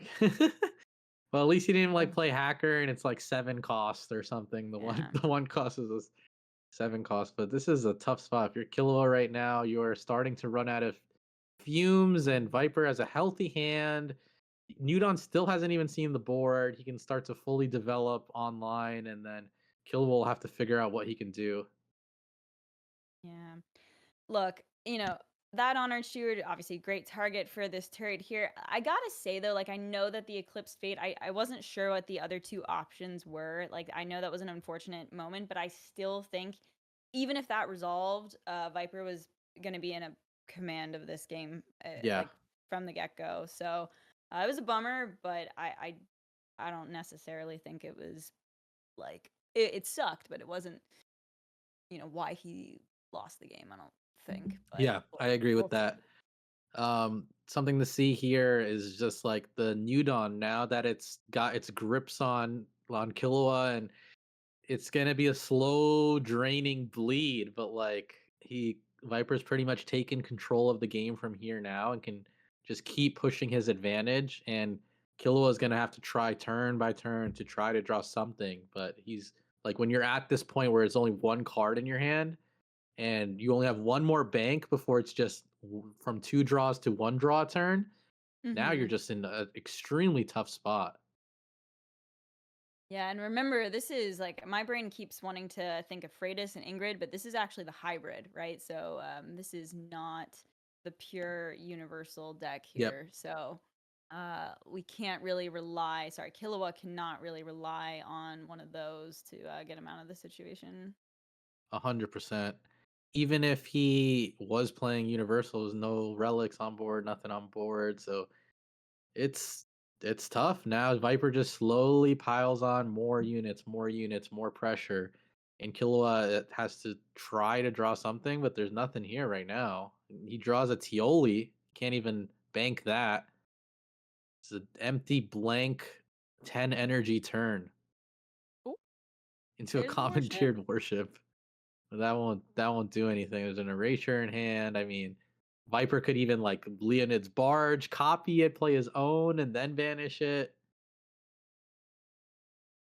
I gotta be honest. I think the decision to sort of hybridize, if that's even a word, the two lists is a little. I'm questioning it because I feel like, the universal package is strong, but then why not just go for the payoff of the girls, right, or the uni only stuff, Yeah. and then the Ogden Core list with the Sestmere and the Upcycled, like streamlining that game plan, also probably stronger than mixing them together. So I think I'm questioning the decision a little bit, but obviously hindsight, we're only seeing one game with it. It might, you know the flexibility might be good in other areas and we're just not seeing it. So Yeah. um Maybe it's not as strong in this matchup. Well, I mean, we'll be able to see. I mean, he has more games, and if he opts to keep playing with this, which he needs to get a win with it, right? So we yeah. could see where it shines. Oh, that's not it. Yeah, that's gonna be game for Killua, or game for Viper here. Killua will be losing. Yeah. The strong Newton's performance, though, right? He's able to Yeah, do what I it look. does. I mean, I this deck was really also like. kind of slow. Yeah, I really like this list, but I think this was the perfect matchup for it, honestly. So Yeah. I'm worried about the ADHQ, but Yep. it's getting its win. So, Viper Yeah, it's might pushing actually along. be. He'll be able to banish past this defender. I mean, he's even going for the Sestimir. Sestimir ping, a little flash there, and just Yep. swing with his last units and end the game. Viper winning game 1 of his first of the best of 5 set with Newton. Yeah. Newton is the first picked. He honestly, like, that lined up really well for him. That was a great matchup for it, and secured the win with Nudon. So now he can, move on to the next, and he's just got his Union Marco list to face down. What do you Yeah. think of the more vehicle-heavy Marco list, like with the new zero-cost Bloodhound, right? Viper's list felt very. It felt like a Kathy, like even more front loaded. If Kathy's good at front loaded damage, then just do more of that. And Mm-hmm. that's the kind of vibe I was getting with the Bloodhounds and the Pathfinder. Like I don't think he's playing any gunslingers, so he just opted for all this like early board, like threat damage, and not relying on like the logistics mastery or any of that in the end. The Catherine's expertise could be like the finish off burn in the end, but like everything else, like unit wise and the rest of the deck, feels very front heavy, which I think is not a bad approach considering that Kathy always is front loaded, right? So why not like optimize more towards that, I guess, in a sense. Right. We'll have to see how the Bloodhounds play. Like when they're drawn turn 1, man, are they a force to be reckoned with. But later on they do get a little, they become lackluster to draw. It feels like drawing a Tioli, which is why I think Viper was only playing one Tioli in his list. It's kind of like this balancing act of like how many zero costs do you want to be playing and drawing into. Yeah, Tioli seems like it's. I mean, obviously it's an incredible card, but in Marcolian in particular, it feels a little iffy on running like 3 copies of it, just for the lack of being able to bank it and keep up the pressure. So, shall see. I could see that for sure. I personally nowadays I think I've like ran 2. I still like the card a lot. It's really good. I don't like drawing too many multiples, so that's why I cut down from 3 to 2. But the card, it's the spikiness, right? That spikiness does give you a lot of advantage still. It backfires. It can backfire, but like I think more often than not, it's a card that you want to keep in a deck like that. But I understand Viper cutting down on it for the Bloodhounds, because just like drawing Tiolis in the mid game sucks, drawing a Bloodhound in the mid game is absolutely terrible. Yeah, for sure. I've seen a few other Marco lists that with the Bloodhound, they also play like the Red Sand Scout, you know, that just keep Mm-hmm. having other ways to sort of buff it up. Yeah. So, yeah, I kind of like it, but It's an interesting card. I think we'll see. I don't think it's like a card that's like going to be splashed always, but I think it's always going to be like a hot debate of like to play it or not play it amongst like good players. mm-hmm. All right, let's get to it. Well, Killua having a AOP is pretty nice if you can live to see the day against the Marcolian here. Yeah, I mean Viper and his opening mulligan seeing 3-1 drops is definitely a good thing that he wants to see. Killua with the double mulligan. He has the target painter and stuff though, right? So Yeah, he can sort of sustain with this as long as the painter doesn't hit like a no snitching or something. It could be good. yeah, that's a pretty decent hand from Killua there to try to handle the Marcos. Ooh, yeah, that's solid. I mean, 2 defenders early with the Tioli going second, like getting some stuff out there. That's pretty nice. But, you know, on the play with the machinist, like we'll see. All right, here we go. Viper throws out the Crimson Fleet Machinist, draws into the Bloodhound Transport. Boom, boom. That is the combo that you want to see with that card. Just immediately, it doesn't seem like much, but the 1 damage ping, you immediately can get rid of the shielded. You can start pushing for other cards. If they're being hidden by defenders, like that extra damage gets really impactful when it starts at the beginning of the game. Hang on. He's still running the Vindicators, right? Like Yeah. yeah, of course. He just, that's the high roll is getting it Hmm. getting the Bloodhound. Yep.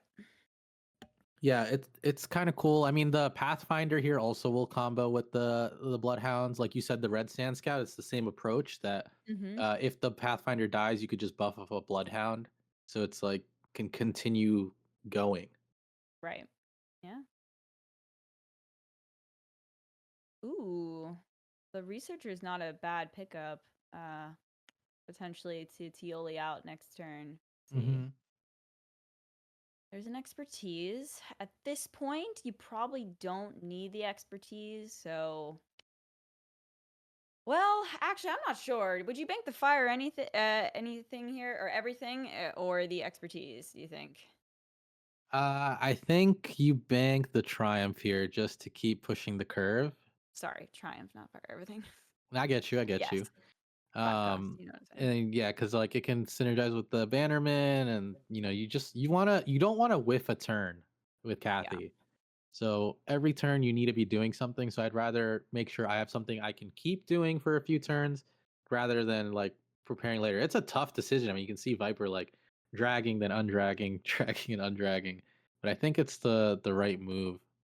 Yeah, I think you're right. Like being on the play, you want that refill, but it's probably worse to whiff a turn, right? Hmm. So, having the option to guaranteed have something makes a ton of sense. He opts to buff the Pathfinder here too, which is pretty interesting instead of the Yeah. Bannerman. Oh, that's no snitching. He wanted that last turn. That's still good. All right. See what he targets here. I Man, the think Killo's gonna hold on Pathfinder. to this Tioli for the mechanic, by the way. It's a really strong turn if you can get it out early.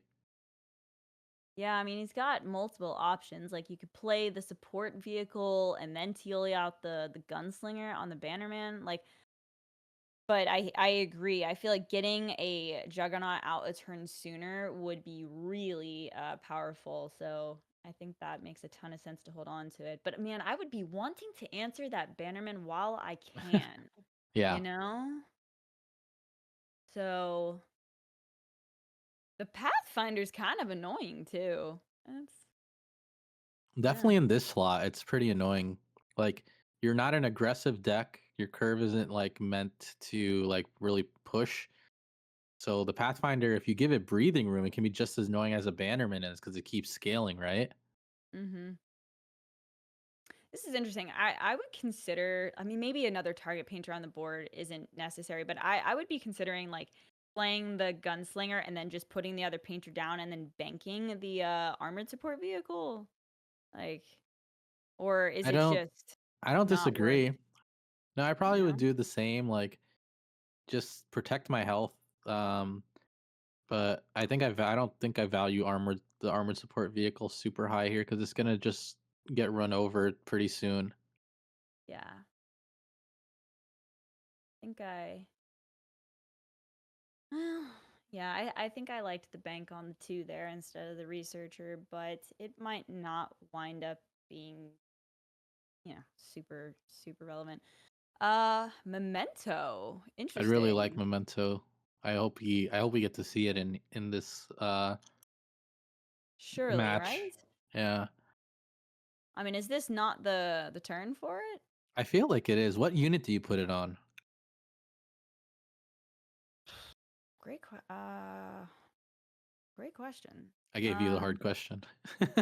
I mean, wouldn't it just be the Pathfinder? Or you don't want Pathfinder to be the last one standing with no unit to pass off the ability to, right? So maybe you Yes. distribute it to something like the machinist, like he's doing here. Yeah, I think that makes more sense.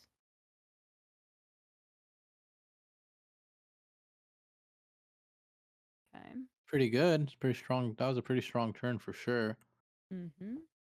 Killa also has a next strong set of turns. Like, well, he has the mechanic here that'll give him a token. Then he has to figure out what to do turn 4, and then he has Wong. If he had double mechanic, this would be great because you could get 2 tokens out. Because you decrease it by 1, and then 1 turn passes, you get a token tick. Then no, you don't get 2 tokens back to back, but you cut it really, really short. I think you put like a 1 turn gap between 2 tokens. Yeah, honestly, I think this has been a tricky game so far. I think for Killua's decisions here, there's been a lot of different lines, and uh, this is tricky. I mean, part of me is also like, man, if I wait one more turn, I could Theoly out Wong, but maybe that's just too slow against Markolian. So getting the mechanic out makes sense. Let's see. What'd he get? What'd he get?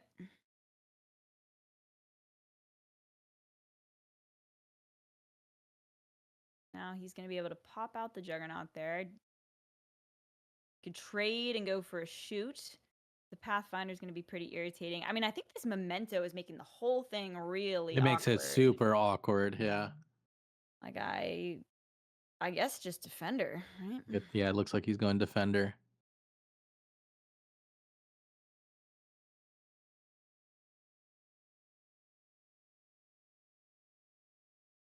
Yeah. The All buff is right. nice. I mean, we like to see that. 5-6 damage or power on the board. But I mean that Pathfinder is going to be able to pass off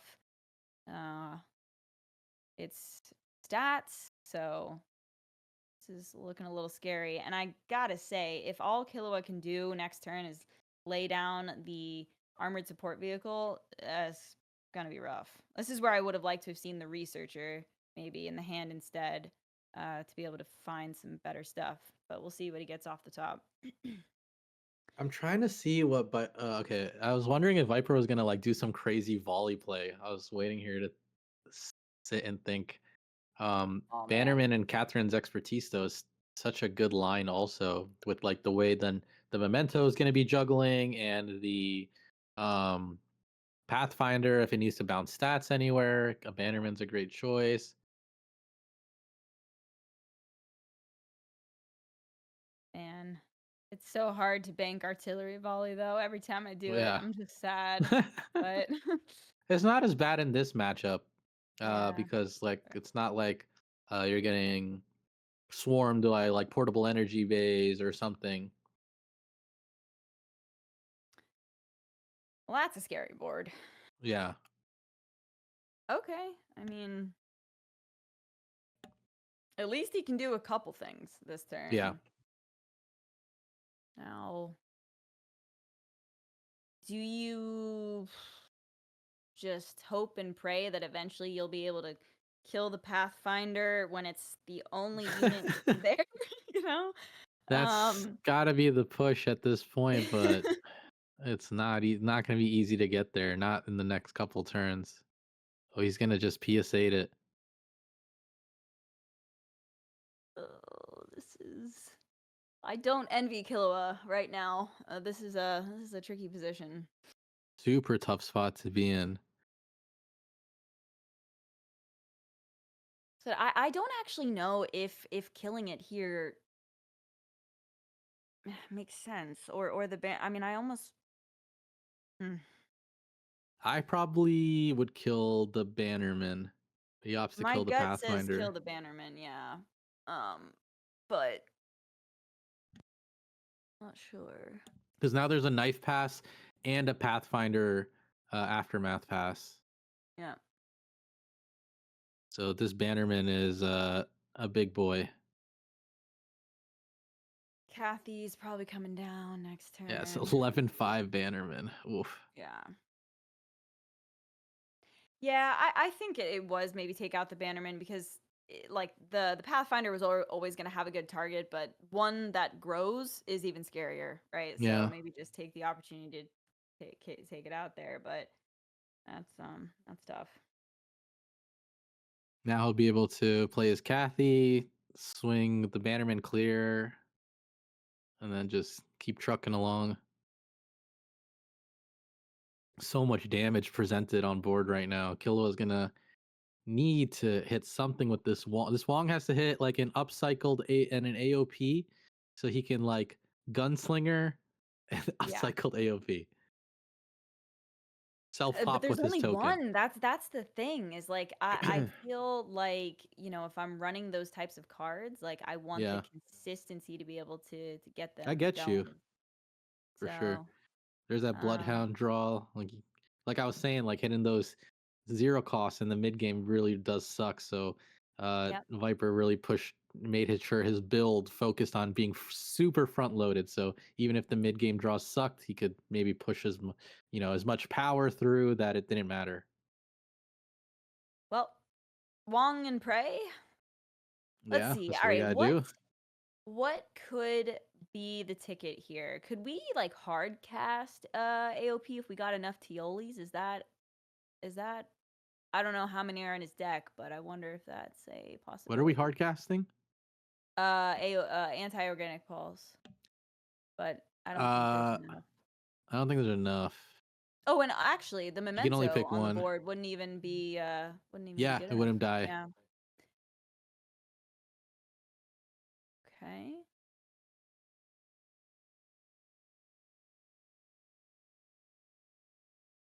So Okay, just no you- snitching the Bannerman. Stop it from growing. Yep. All right. Well, a Juggernaut coming out next turn. 24. Health for Killua here. I mean, do you just trade in the Wong, pass off the memento? I don't think you trade into the. Oh, we're talking for Killua. If like, what can Killua do here?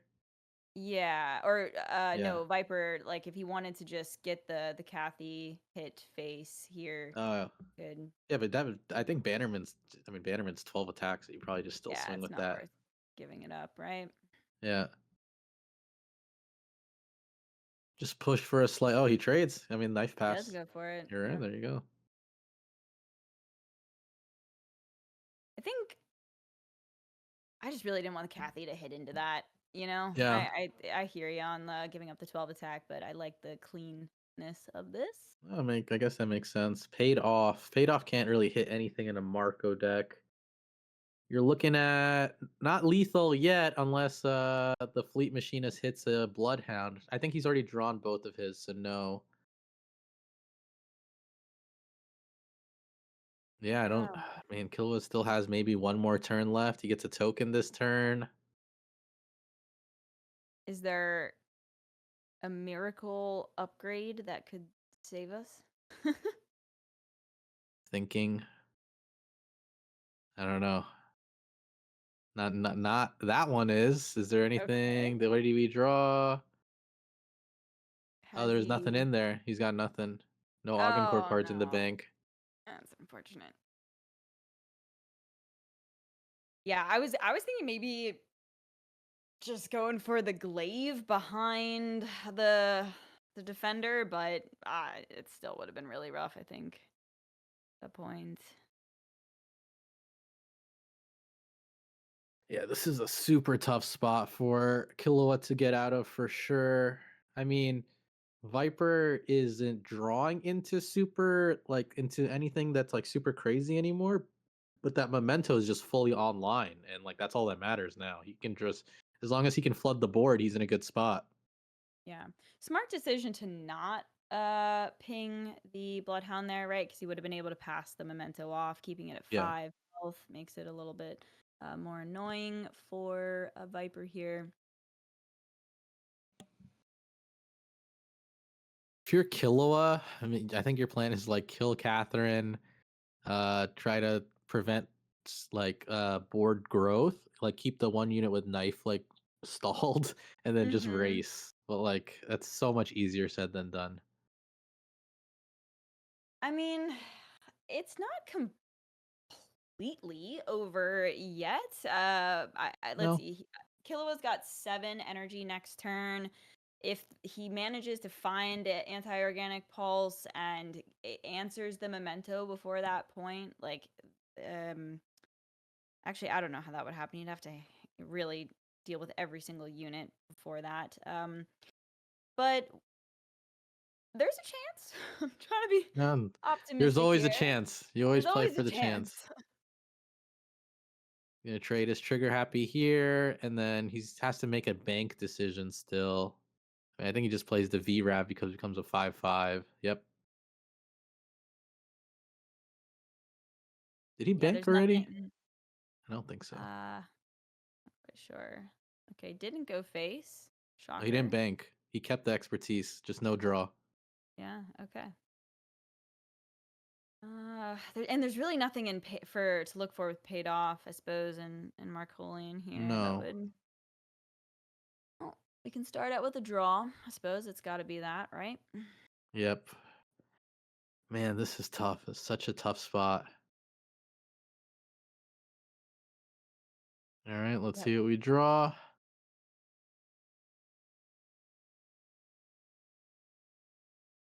Uh, I don't think it's gonna. I think he might have missed on the. Oh, I'm sorry. I thought we were casting Wong for a second there. Oh no. Yeah. It's been a doozy, Allie. We've been through it. See. Uh, But when you he see the draws a card second selection Alvaro. screen, Yeah, you're yeah. you feel me. I feel you. Yeah. I mean, Here we go. is there a world where we just paid off and pay the kickback, deal like a Wong or something, and just keep going? I think that Like, what Killua else has can Killua to. do here? That seems Yeah. like the only option. There's Wong. Okay. Yeah. You called it. I think we need to go for I the mean, Overlord what is a Marco going to do with all the energy in the world? there. Oh gosh. Okay, Okay, there's the Wong. there's stuff happening for him now. Okay. Maybe if it gets the buff there, Okay, that's something. Can Killua's making things out of nothing. Can he do it? He killed a Kathy probably. Yeah, I think so, right?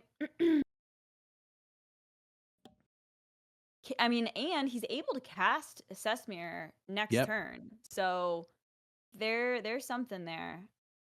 Okay, he's Ooh, gonna let the interesting. Kathy be up to the gods in terms of its Well, fate. I guess I kind of like it because if he passes off the memento onto the Kathy, there's less flexibility there. It's still like the random hit, right? So, oh, excuse me. Never mind. Just disregard me. But It's a 10-10 VRAV. that's a 10-10. Yeah, I mean, this is just a That's push a for lethal. Oh, GG. actually, yeah, that's just lethal right there with the expertise. Well, good Viper on Viper pushing for it not. through. And he gets Uh, his second win. yeah. Now, holding on to the expertise, he got the Sandrion anyway, so it would have worked out. But yeah, that was rough for Killua there. It almost looked promising with the Yeah, it kickback almost on looked the promising. long. Yep. There was some hope there, but Viper just has to win now with this Universal Shop, which has been doing really good in the tournament so far.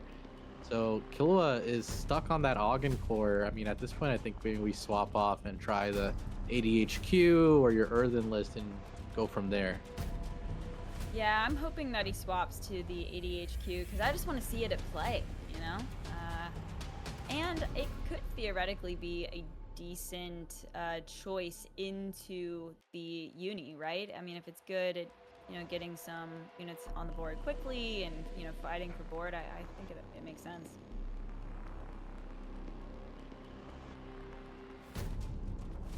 Oh man, so if we are Killua here, it's so stressful. Like I don't know what he can do to get past this. Viper is probably sitting cozy. I just go back to the last few games that we see with Universal Workshop, and it's always been like hacker into like top deck some crazy lady, and the crazy lady comes swinging and wins the rest of the game. The crazy lady comes swinging. Okay. Yeah, I mean, look, yeah, I think the beauty of the deck is that the shell of Universal still is consistent even without those crazy high rolls, and then it just gives that as a potential win condition. So I think that Viper's in a pretty good spot here. But okay, Killua decides to swap off the deck and go with the Earthen. I think that's a good idea. It's like the deck betrayed you twice in a row. I think you just need to just shake it up, see if you can get a win. And he's looking pretty good, starting out with the Steward of the Garden. All right. I want to say all these Earthen players, whatever you did today to get the luck of drawing Steward of the Garden in your opening hand every game, just like if you're a viewer, you're probably in awe just from like these mulligans, just hitting Steward of the Garden every time. They're just good Earthen players, clearly. That's a tricky mull there. I really like having a defender to keep, get the Nehemiah chain going. But yeah, I think that's pretty good. Got the Titan in the hand. That's really good. Oh, Viper's early hand. Actually, it's not too bad, right? I mean, Stabilized Shard can combo off later. The Memento's not that crazy in this matchup necessarily. You don't like super rely on it. I actually love this hand. I think the best things that you can have in the opening is just some ramp and card draw, right? When Yeah. you're playing this type of deck. So I think Yeah. Viper's looking pretty good. I'm a fan of it, but Killua will be able to present a lot of threats in the beginning of the game, if that's the right word. Right, Steward of the Garden into the Provoke Caretaker can keep pushing. There's also like the Aurora Fungi and the maybe you go Nehemiah, but there's just a lot of damage it looks like in this hand. You could even ramp up to a fast Terramic Shield Titan. Ooh. He goes for the bank here. Very interesting. I guess I would have banked one of the two costs, I would assume, right? Because if you get hit by a no snitching, then it's fine. Like you have a 2 cost to play, but otherwise you just be a little more greedy. Yeah, I think I would have liked to have seen that Caretaker stay in the hand just because a 6/6 is a lot of pressure, I mean, you probably needed the allocated provisions, to keep making use of it after you charge, but still, I think I would have liked to have the flexibility and just banked the fungi or something. Let's see. Yeah, Viper draws into the Scanner Probe, which is normally a pretty cool card if you can like lock down the board because you can control the draw. I don't think it's like super great right now to facilitate the rest of the game plan. He opts to bank the Drone Printer instead, and will hold on to the Scanner Probe and just start to ramp up with the Stabilized Shard. Draws another one. There you Yeah. go. The sign of a good bank is you draw the card you banked. absolutely. That's how my brain works. I'm like, Yeah, was this decision correct? If I get rewarded, if the universe gives me the the same card. replacement. Yeah, Okay, like a little so treat. the steward did not get snitching, so he's got access to 3 energy, potentially 4 if he wants to use that Tioli, but doesn't seem like there's super great use for it at this turn. So, I mean, I guess the logic is, do you want to get a defender down, or do you want to draw some cards? And I think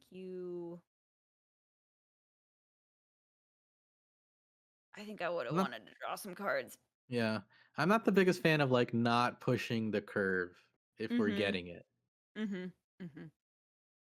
Yep. Feels like Same. Killua is like maybe in his own head a little bit, and not playing to the full aggressiveness that he could be. But maybe there's something there we don't see.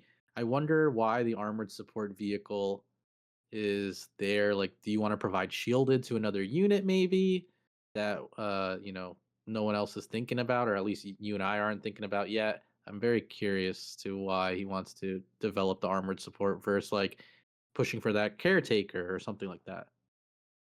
Honestly, I mean, I don't think it's correct, but maybe his mind is tunnel visioned on like having multiple defenders going so that he can ramp into the Titan. And if he can just like land that Got defender you. Titan, Yeah. maybe Yeah, that's yeah. his logic. And so with each turn that he doesn't develop a defender, he's like losing out on multiple That makes targets, sense. right? That would be my guess. But I still think prioritizing the curve is probably better the majority of the time. But we shall see. Yeah, The it's an uphill battle for Killua now. I mean, not in this match per se, but this match is a lot. Viper walks away into the top 4 if Killua cannot like close the gap here. So I'm sure there's Mhm. a ton of pressure on this match as a whole. Well, there's a second Tioli, so he can technically get it down next turn if he wants to. Give me the Um, Terramech Shield Titan. The faster it is, the better. so because of that, do you just want to like throw a 3/3 conduit down, or I mean, if you've committed maybe to this idea, or I suppose there's also just putting Nehemiah down this turn, which is interesting. I don't know if I'd put Nehemiah down against Universal, but I like the idea of putting a Primea Conduit down because that's Yeah. shielded. Oh wait, well you can develop shielded on Nehemiah also, right? With the armored support vehicle. Yes, you can. Hmm. So there's something there that Killua can do. Hmm. That would provide a lot of pressure. Oh, he's gonna start using these now. Yep, he's gonna go for the Nehemiah. Okay. Yeah, a lot of different lines, right? Like Yep, I'm not sure which one was the best there. Part of me just wants to get the Titan out on turn 4, but I think this good. looks pretty good Yeah. as Oh, we well. missed the snitching on the Steward of the Garden, so he wouldn't have been able to ramp it out the next turn anyways. Oh, yeah, okay. Our bad. In Sapcasters. 2 turns can ramp it out. Yeah. Well, there's the hacker. We see the Freitas be picked up here. No really great answer to the Nehemiah on the board, but there is a Juggernaut getting popped out next turn.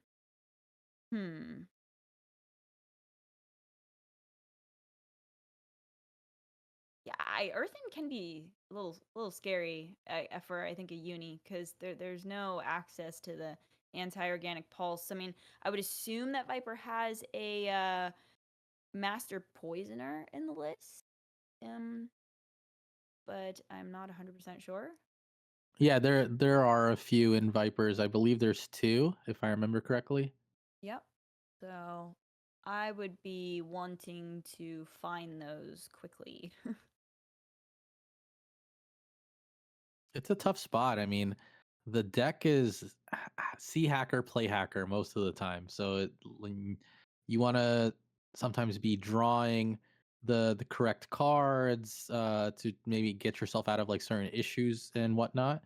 Mm-hmm. But then you go away from the ethos, which is like see hacker, play hacker. And sometimes that just wins you the game too, because this could be a bad spot, but as soon as we see like an early or a cheap Ingrid, we'd be saying like, oh my God, like game over. Not game over, Right. but you know what I mean. Yeah. No, it's an investment into the future, and Earthing can get very scary very fast. And Mm-hmm. yeah, I mean, honestly, without those poisoners, like how do they really answer an Earthen board? As a uni. Yeah, 100%. I mean, Viper will be able to develop the rest of drawing and board as long as he hits a master poisoner with the drone printers. Mm-hmm. So that is an option in the back pocket. Killua needs to just put on that pressure and start, start the race. Okay. It's like he's getting the allocated provisions developed here, shuffling in a cache, as Quinto said. And I suppose is gonna get the moonlit down after making an attack, buffing the Nehemiah back up. That's one of the most satisfying things. Just like getting to heal back up your units a little bit after getting a value trade feels good, man. Yep. Viper does get to draw here too, so I mean that could be just as scary, like just giving the draws away. Mm-hmm. Doesn't hit though, it hits another hacker. This is a solid board though if you're Killua. This is where you can get a lot of damage in, and then the Terramech Shield Titan can come out. Yeah. I haven't played this matchup in a while, but I would think that it's pretty tough for the uni, because like with Ingrid, I feel like a lot of the time like there's some scary defendered units, like you can't steal the Titan or the Nehemiah or anything like that. So I think this would be tricky. Uh, Nothing insane right now.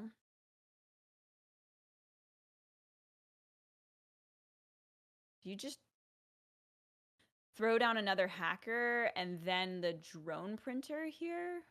Well, I guess you want to spend the energy to get the token as Yeah. well. I Like think developing it doesn't feel that bad though. Like no. for next turn maybe. 3, he has access to 6 energy, 7 if he's his Tioli. I think it might be wise to use this turn to try to lower Killua's board a little bit. So I like the BMF and stuff, while maybe like keeping up a few things of your own, so that you can push for the Ingrid next turn. He had 6 energy, access to 6 energy this turn. No, he had access to 7 energy this turn. So next turn he has access to 8 energy with Shard and Tioli. Yeah. So there's a chance. There is a chance where he can get the Freitas off, right? This is Freitas. Yeah, the Freitas, and keep pushing from there. Yeah, and laying down some universal cards. Hopefully they survive so you can get more ticks off of Yeah. the Freitas as well. All right, hacker. I don't know if Viper needs that many copies of you. The hacker's Little trolling. unnecessary. Trolling a little bit. This is a scary board. We could certainly see the Titan come down. I don't see why we wouldn't, unless he's anticipating like throwing the Asmancer down, or to stop. But that's such a tricky situation to be in, because like when do you play around it, right? Like technically you don't know if a Tioli's in the hand or one Yep. of the girls, so it's like going for the block now doesn't make sense. I think you just throw down the Titan. The problem with Viper playing Freitas though is there's no way for him to like draw more. His hand's like so chunked up, Mm-hmm. like to draw into like a poisoner or something. I don't know. Sometimes you just gotta accept that you're burning some cards. Yeah, I think I can agree. I mean, how many can he draw? He's at 6 cards in hand. You have 7 cards in hand when you start the turn. You bank one, you have 6. Tioli, you have 5. Then you play Freitas, you have 4. Oh, that's not that bad. Yeah, it's fine. Yeah. I All think right, we'll bring in the see a churn. New churn. new Fresh churn. meat. Are we gonna see a bank of that 8 cause Miasmance or a Hacker Man? We're playing that 8 cost Miasmancer. uh, Viper. I think Viper's main shot right now is definitely that Freitas. The Freitas has to draw. What second effect would you pick, Ali? I guess is my question for you from uh, Freitas. gosh, so you can deal 4 damage to something. I mean, that feels hardly relevant. I guess you could kill the Moonlit. I wonder. I suppose you could buff your unit, but that feels terrible for the Titan just taking it down. Honestly, Muka, I don't know if it matters. I think that he's just kind of it's and also what can you even draw into to fight this? Poisoner. No, the poisoner. So, Poisoner. um yeah. I think it's poisoner or bust here. Viper has to draw Poisoner, and then the drone printer and the Poisoner will help slowly. Yeah, I gotta say though, I think that by the time the drone printer gets developed and those 1/1s can attack, I You think might be that he right. might just be dead and It is gone by lethal that right point. now. 16, 17. I mean, like 2-turn lethal. Yeah. Yeah, you might just be right. He picked 2 unit to play a unit from his waist. Okay. Honestly, that's probably the But most useful other hit there. Gives you, I no guess you could draw go for though. like a little bit of health gain, but that seems irrelevant. Yeah, I'm actually a little surprised to see that he didn't go for the draw. Is there lethal with paid off if he pays the kickback here for Killua? He's 3 damage short, right? What can he get with paid off that gives 3 damage? I don't think there's anything. Um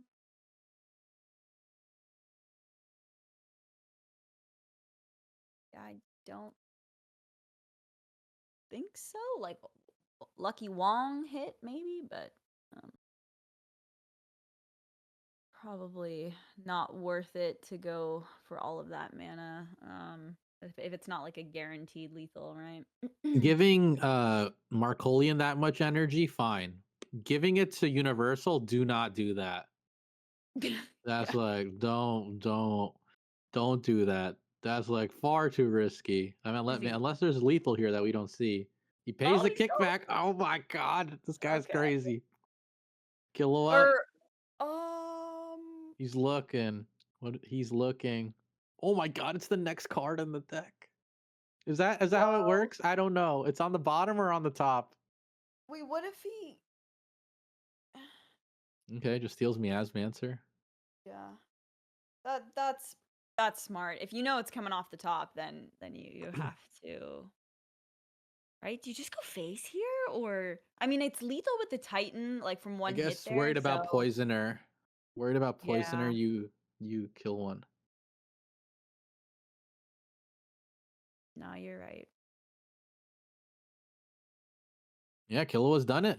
He'll be able to win, take a game off of Viper, and all he has left is his Ogden Core and his ADHQ. The Ogden Core is the only list that it seems like there might be some trouble on, but I liked the Earthen was Earthen, right? So I liked it, and I'm very interested to see ADHQ. I'm sure you are too, right? So it'd be cool if Killua brought it out as the next deck. I hope so. And I also think it probably is just a better deck into the uni as well. Like Yeah. rather than the hybrid list. I'm not 100%, but I think I would like to maybe just try and pressure them out. Uh yeah, look, I agree with you. The Encore might be struggling, but I also think that this just seems like a tough matchup. Earthen just is really consistent now with their draw and having huge threats, and the Uni just doesn't have a great way to answer it unless they find that poisoner, and it's just taken too long. And you also need a board, so Yeah. I think it's just a bit tricky. I mean, he has Defender token, so. Oh, but there's a Miasmancer. Killua has a Miasmancer, so it's fine.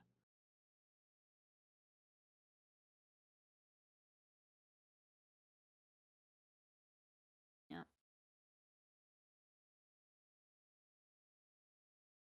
There we go. Miasmancer shutting off all keywords.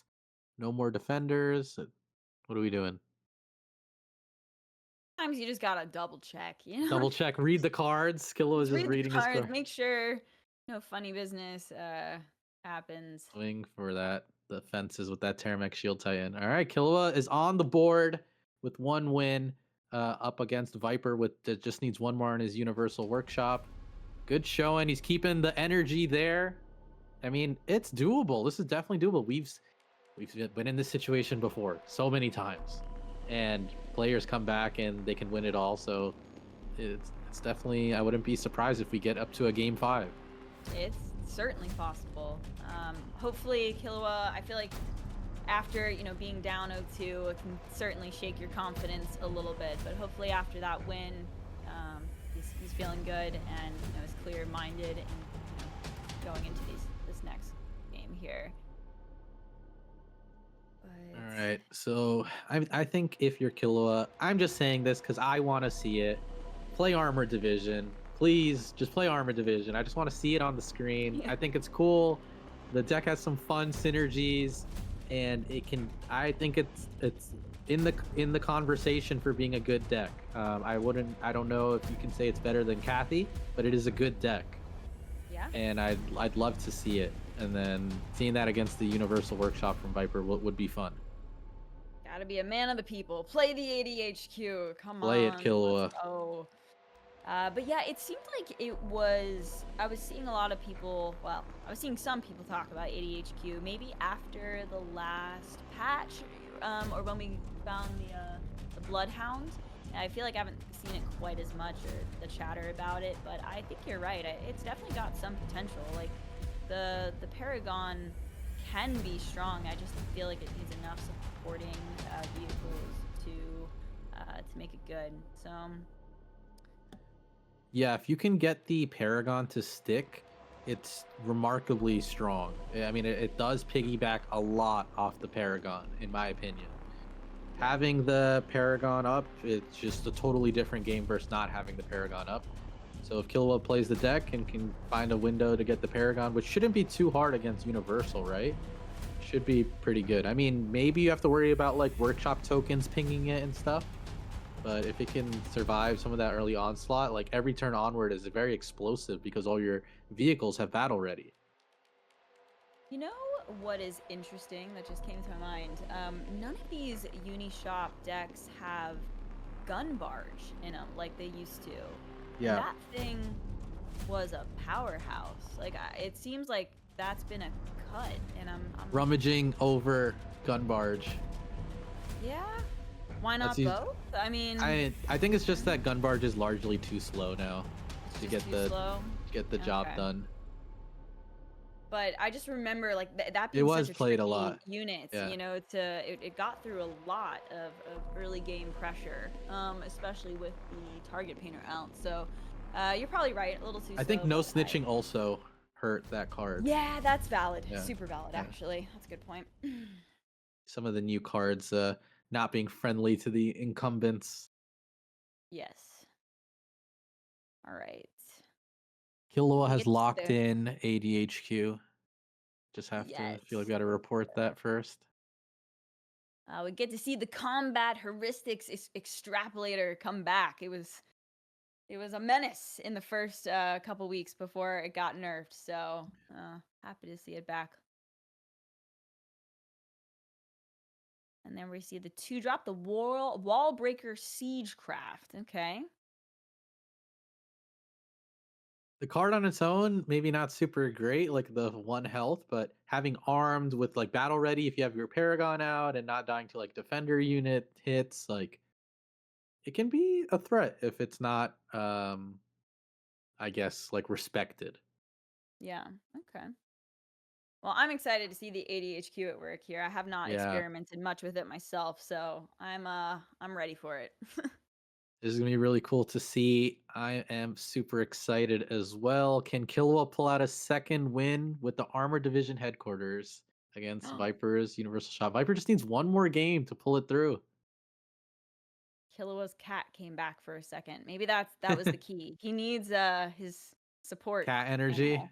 Yeah, cat. his support animal. Yes. Hey, I've had Willow on my lap casting some tournaments before. It's fun. All right. Let's see. Well, this is looking like a pretty decent curve for Killua here. Yeah, pretty solid start overall. Just has to decide how he wants to play it out. Which 2 drop does he want to keep, essentially, and then go from there. You are definitely anticipating PS8s in a universal deck. So, the argument is always like I could just hold on to it, try to combo it with an effect like my own PS8 here in the Killua's hand. But at the same time, it forces your opponent to use the removal on it, right? So, Yeah. I um, mean, on top of hard. that, like because you are playing ADHQ, you're not as dependent on the Bannerman compared to like other Mm-hmm. Markolian builds, so you're okay to lose it. And you're also against Universal, so it's like how often are they playing a unit? Not super often. So I think Yep. all those things kind of put together. Saw the Freitas get banked there, so a little bit of a bummer, but uh, too expensive for Viper to keep in the hand right now, and the other cards are gonna help him fight this early game, so it makes sense. Yeah, Killua looking at double solar grenade, easy banks for the next few turns. Yep. And then he, with no threats from Viper, or at least no super threats yet, he could set up his Paragon and just start going to town like the CHE or the Combat Heuristics Extrapolator will have battle ready, can start doing shenanigans there, draws into Logistics Mastery. So those can be whammies together. Mm-hmm. See, Viper could start laying down some tokens, but it'd be nice to get the drone printer down before the tokens come down, but is that too slow potentially? Um, I Nah, guess I like. not. He's Yeah, locking in the drone printer now, and then next turn can go for a Ruined Tinkerer, Gunslinger, and rummaging here, and the token, the workshop token. that's perfect. Yeah, you go rummaging and then you get the other draw from the token. Love it. This is a Okay. big turn for Killua. You can choose to go Paragon here, start setting that up, or can set up Logistics Mastery, or can set up Combat Heuristics Extrapolator. You This is a know, big turn. that's tricky because you see that Viper has the Juggernaut popping out next turn. So, you're saying that the ADHQ living is really important. So, Yeah, potentially throwing it into like a PS8 shoot doesn't feel great, right? it has Um, shielded, so there's oh, one thing going for that's it. true. That's true. But still, it Yeah, does. it would take at least a 2 damage ping, which isn't the best. I can Yeah. see that. But it might be worth the risk, right? So less mana, less options to deal with it, Yeah, right? So I'm curious to see if he goes for it. gonna go for the CHE. Okay. Give it shielded, and then both these vehicles get a buff. One attack to the CHE. I don't know what the armored support vehicle got. Maybe evasion. I gotta be honest, I'm scared as Viper. right now. For sure. I think this is not a good spot to be in. And Okay. it's probably pretty annoying that you have to like kind of go through this onslaught now. There's a CHE that's set up. He's got a defender. If you're Viper, like this is where it gets really rough. This was definitely the pick to run into the uni for sure. Like rather than running back the other Augencore list, like this makes Yes. sense. I definitely like using the Tioli here to invest in a coin every turn for the future. The shard. Okay. It's gonna go for the defender, get the draw. Oh, Okay. just drawing the ladies like before hitting a hacker is so annoying. That's got to be frustrating. He already had a bank of Freitas and draws the Ingrid. Yeah, but at least he's got him in the hand. Like, I mean, he's got the shard Yeah. developed now. Like, it's not that far off. And then there's two universal cards, like guaranteed on the board, with the two relics, right? So, it's annoying, but it's hopefully he still gets to just cast her.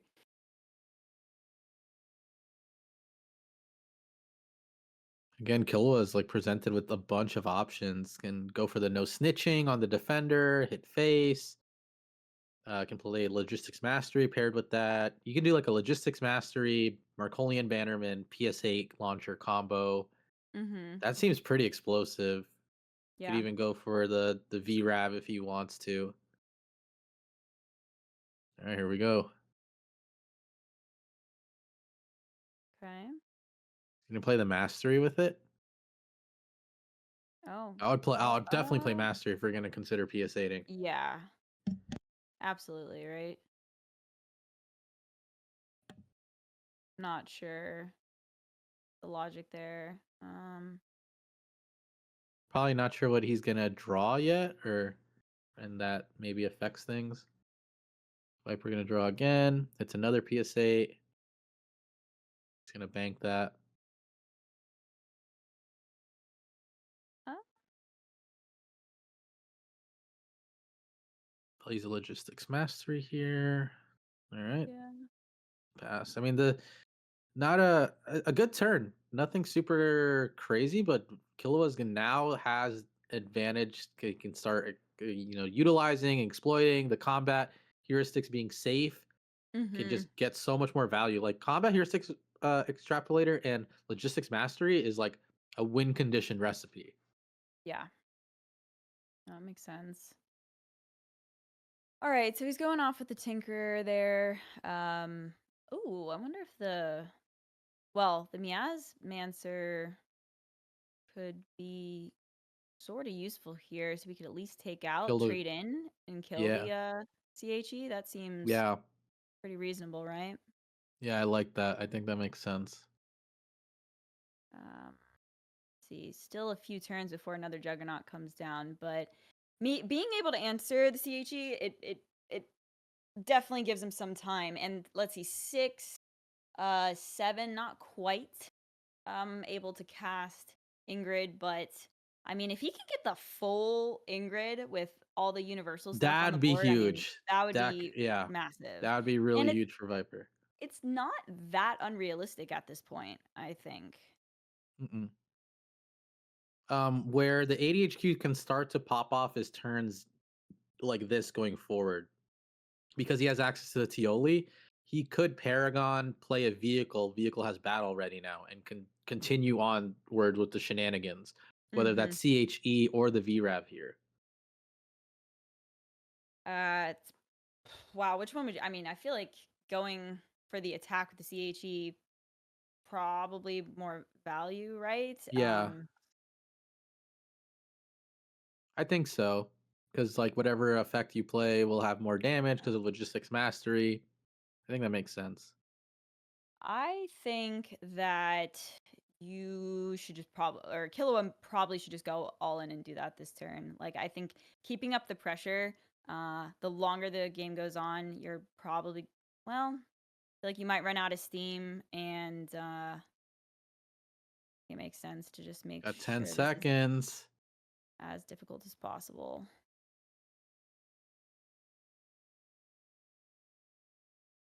I know. When the rope comes out. Oh gosh. 9 seconds to make this Okay. play. Make a decision. Okay. He's doing it. I'm stressed, Muka. When the rope I comes mean, out. it's Oh 2 my god! seconds. Did he get it? Did he get it? He got it, but like he Okay. didn't attack with Bannerman yet. He didn't use the other effect yet. He has Oh to my use no god. snitching right now and swing with Bannerman. He wasn't able to do it. He lost the no snitching, and Bannerman did not get a chance to buff. Oh man. It's tough. It's a That lot of was interactions to queue up at the end. yeah. Look, I've been there, Killua. I've been there. I understand.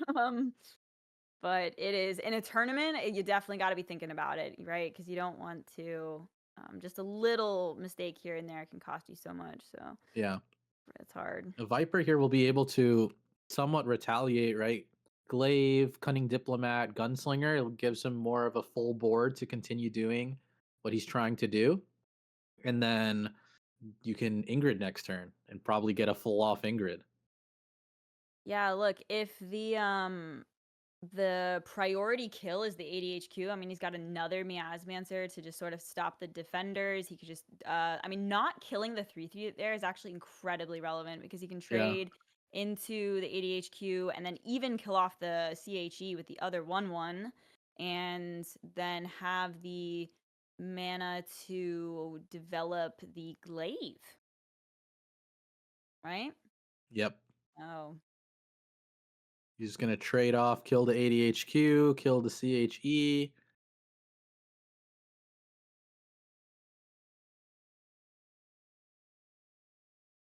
Playing the glaive too is good, and then can no snitching the Bannerman. This is a strong turn. yeah. No, I'm feeling for Killer a little bit there. That's a little tough. Ooh, That's if Killua interesting. wants, he can steal the lady away. That he can. It's still he's still in a pretty good position even without the Ingrid. I mean, he's got the Juggernaut coming down next Yeah. turn. He's got access to the glaive cleave. Yeah. I think either way, the tides have turned in Viper's favor here.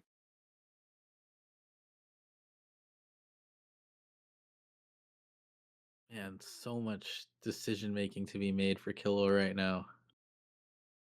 I think that yeah, these have been some tough turns Yeah. for Killua. Like a lot of different lines and I think this has been easy.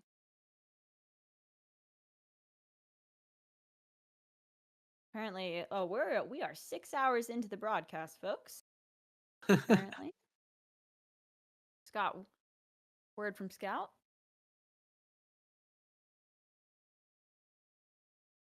Killua gets I his mean, own glaive, so that's not too bad. yeah, sure, certainly.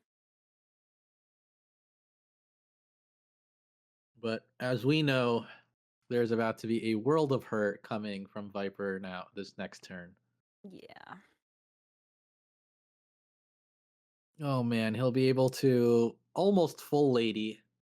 Yeah. That's Just that's rough. So, refresher, enemy discards 2 cards. You get to steal a card, create and play a copy of the last card as well, the last unit, or you can get 2 random universal units to the hand. So, as you said, it's almost a full Ingrid, but not quite. Oh, double yeah. glaive. Oh man, against a Marco is so strong. And a third Oh, glaive my God. because the last Have you unit you ever played. seen that? I Clip don't think this. I've ever seen a lineup of 3 Astil's glaives like that. Never. I've never That's seen triple glaive. I mean, this no matter how Killua juggles this is a like it's not a full board up. Actually, the Bannerman still lives because the last glaive can't attack. But no, it is a full board because you get a token. Yeah, Yep. this is wild. What a board swing! And I've said it before. I'll say it again. The girls just want to have fun, and they do when they come out because this is a wild board. I cannot believe this. Oh, wow. Mm, What do you don't even know. do if you're Killua here? How can you? I- You need like a spotter with like a buffed up VRAV? Not spotter. no. What am I saying? A volley. That. Maybe? Oh, Triumph. That's what he could use. Oh, a knife.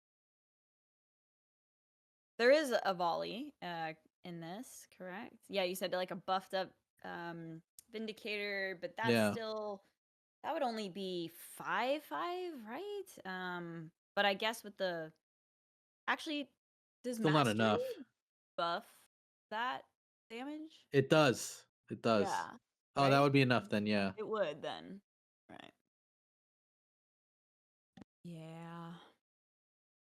Miracles happen once in a while. Oh man, Viper putting on a masterclass with the Universal Workshop. What looked like a really tough situation has spiraled into like, I mean, 3 Astal's glaives should say it all. Yeah. I think that the timer miss on the 3-3 to Yep, be able to kill the ADHQ was really that was a big really one. tough. And I can't really remember the hand exactly at that point, but I think if that had survived, it would have given Killua a lot more options. I don't know how many further vehicles were drawn, but still, I think it would have put him into I a agree much with you. It was better definitely position. a very impactful turn, and if Killa was able to get the full chain off, I think would have done a lot for him. Yeah, it's rough. Oh, I can't even do all of that together. Here we go. But honestly, though, like the turns have been tricky, right? You're like Yeah. you're trying to maximize things. Okay, Volley and neutron okay. bomb? Wait, does he have enough to play Vindicator? Yeah, If he he plays hits that. another Oh Vindicator. my god. If he hits Okay, that's not oh it. That's not it. I don't know if there was another one in there, Neutron but bomb's not gonna be enough because they're all shielded. no, but if he had gotten the Vindicator, it would have been not a 5-5, right? It just would have It been would have been 7 damage board wipe with yeah. ping. Definitely would have been enough. You see him looking at it. He's just look. Oh man, he's staring at that. Jover. It's Jover. It's a 3 damage. Just so close. That was very close to try to swing it back. Yeah. Gosh. Ooh, logistics mastery with neutron bomb is fun though. I like that. Yeah. Cool. Well, let's see. Is it 10? Technically still alive. Do we see some crazy munition pings right now or something? So you're telling me there's a chance? I don't think so at this point. This No. seems. I mean, as Viper, he can swing for 10 damage and then just play the Alvaro, call it a day. Yeah. I think whatever Viper does at this point is he's got this secured. That would mean that he will be going on to top 4, which is very exciting. But we Yeah. will wait to call it just in case there is something left. I mean, there's 15 cards left. There, maybe there's something, but we need a second artillery volley like that. We need a second one. Just draw a second one real quick. I don't think Actually, there's with anything left in Killua's deck to save him from this. with the interrogator on the board, any effect Yep. is gonna. Oh, that just kills him. The Brutal. ping from the munition supply. Yeah. Yeah. All right. Well, GG's. Viper moves on to top 4. He is he did it with the universal shop. That was pretty cool. cheers. It's a fancy glass. He's got like a crystal glass there. Very nice. Yeah, he's cozy. He's cozy right now. Yeah. Dudes, amazing cast again from Ali and Muka. And that was a fairly quick one. Congratulations to you guys for for going through this. And I was amazed that ADHQ was played during this match, and we got our wishes come true, right? Yeah. And Yeah, we got to Killua see was it. actually able to pull it out, but it kind of underperformed. And I was watching Viper a while ago. He's like kind of really mad that Freitas wasn't in the picture, but some way he got three Astals on the board, and amazing. It just turned out to be possibly one of the best plays of this match. What do you think, guys? Is it possibly the play of the day, or like the best portion of this series? Oh man. Uh, what was the? I feel No, like the the last set enraged. we casted there was something. No, the enraged beast. That's got Yeah. to Oh, be Enraged Beast. the Yeah. Oh, play. yeah, for sure, for sure. I would say seeing the three glaives was really cool. A very nice Mhm. screenshot there, but I think that betrayal from the enraged beast against Pandapple was just criminal. So that has to be the play of the day. Well, it's not over yet though, folks. There could be Yeah. crazier things happening on the horizon. But yeah, I think Ali got this one from the prediction. So yeah, points go to Ali. I'm gonna give you a gambler's coin here. Let's Gambler's go. coin, you get this one here. Thank you. Oh, I Let's thought you go. actually had like like a coin that was like the gambler's coin. I'm like, that's so sick. I was about to be so upset. All right. Love it. Okay, so but yeah, man, congratulations to Viper for winning this match, and he's gonna be moving forward towards the next round. But let's give props to Kilua for his first appearance in the top eight match, and for performing and even getting one win on the board against Viper. Like ADHQ, like what do you think, Mukhad? Does it still have like a chance over at the next tournaments? Like, is it I think it was underpowered good or? today. Like what we saw, it was just an Mhm, unfortunate, like Killa wasn't able to cue the mhm, actions appropriately at the mhm. end of one of the really pivotal turns. Yeah, But like logistics mastery with the combat heuristic expert, I mean, you could have argued if the whole combo went off, like he probably could have still won the game. Like it was definitely a really strong play. He just wasn't able to get it off, and then Viper, really took that to his advantage. Yeah, I yeah. think for a It second was. Yeah. there, we were like we were talking about being stressed as Viper. Like that opening Mhm, board looked a yeah. little scary. So I wouldn't. If any of you were inspired to play some ADHQ, I wouldn't give up on it just yet. It still, I think, has some potential there. Yeah, definitely has the potential, considering that there's a lot of units on the board, and that big neutron bomb with logistics mastery definitely has some potential. But again, okay, we're gonna pin that deck for now. Let it cook a bit, and maybe in the future we'll see it in future tournaments, maybe in the knockout stages, right? So again, let's say goodbye to Ali and Muka for now, and we're gonna be looking at the brackets yet again to see the update as to what happened for the tournament. Okay, guys. We've had a lot of matches over the day. Three total matches with Pandapple, with Very Fat Cat moving forward, and Denbut moving forward as well. And now in the previous match, we've had Viper go in with a 3-1 against Kilua. And Kilua was actually able to win one match. And of course, the last match was ADHQ. And it was exciting as well because we saw the power of Universal to come back and get that win. So, with that, of course, we would not be having this tournament without the support of our sponsors. Community Gaming. Of course, Community Gaming is the most advanced competitive gaming platform, powering over 300 tournaments per month for the top Web 2 and Web 3 games. CG has facilitated 50 plus parallel tournaments and is committed to support the growth of parallels esports scene. Head over to the website communitygaming.io and check out their free to enter tournaments. And now, special thanks to Community Gaming for supporting this weekend's event. And with that, we are going to welcome our new set of casters, Freedom Scout and Kinto. Hey guys, welcome back.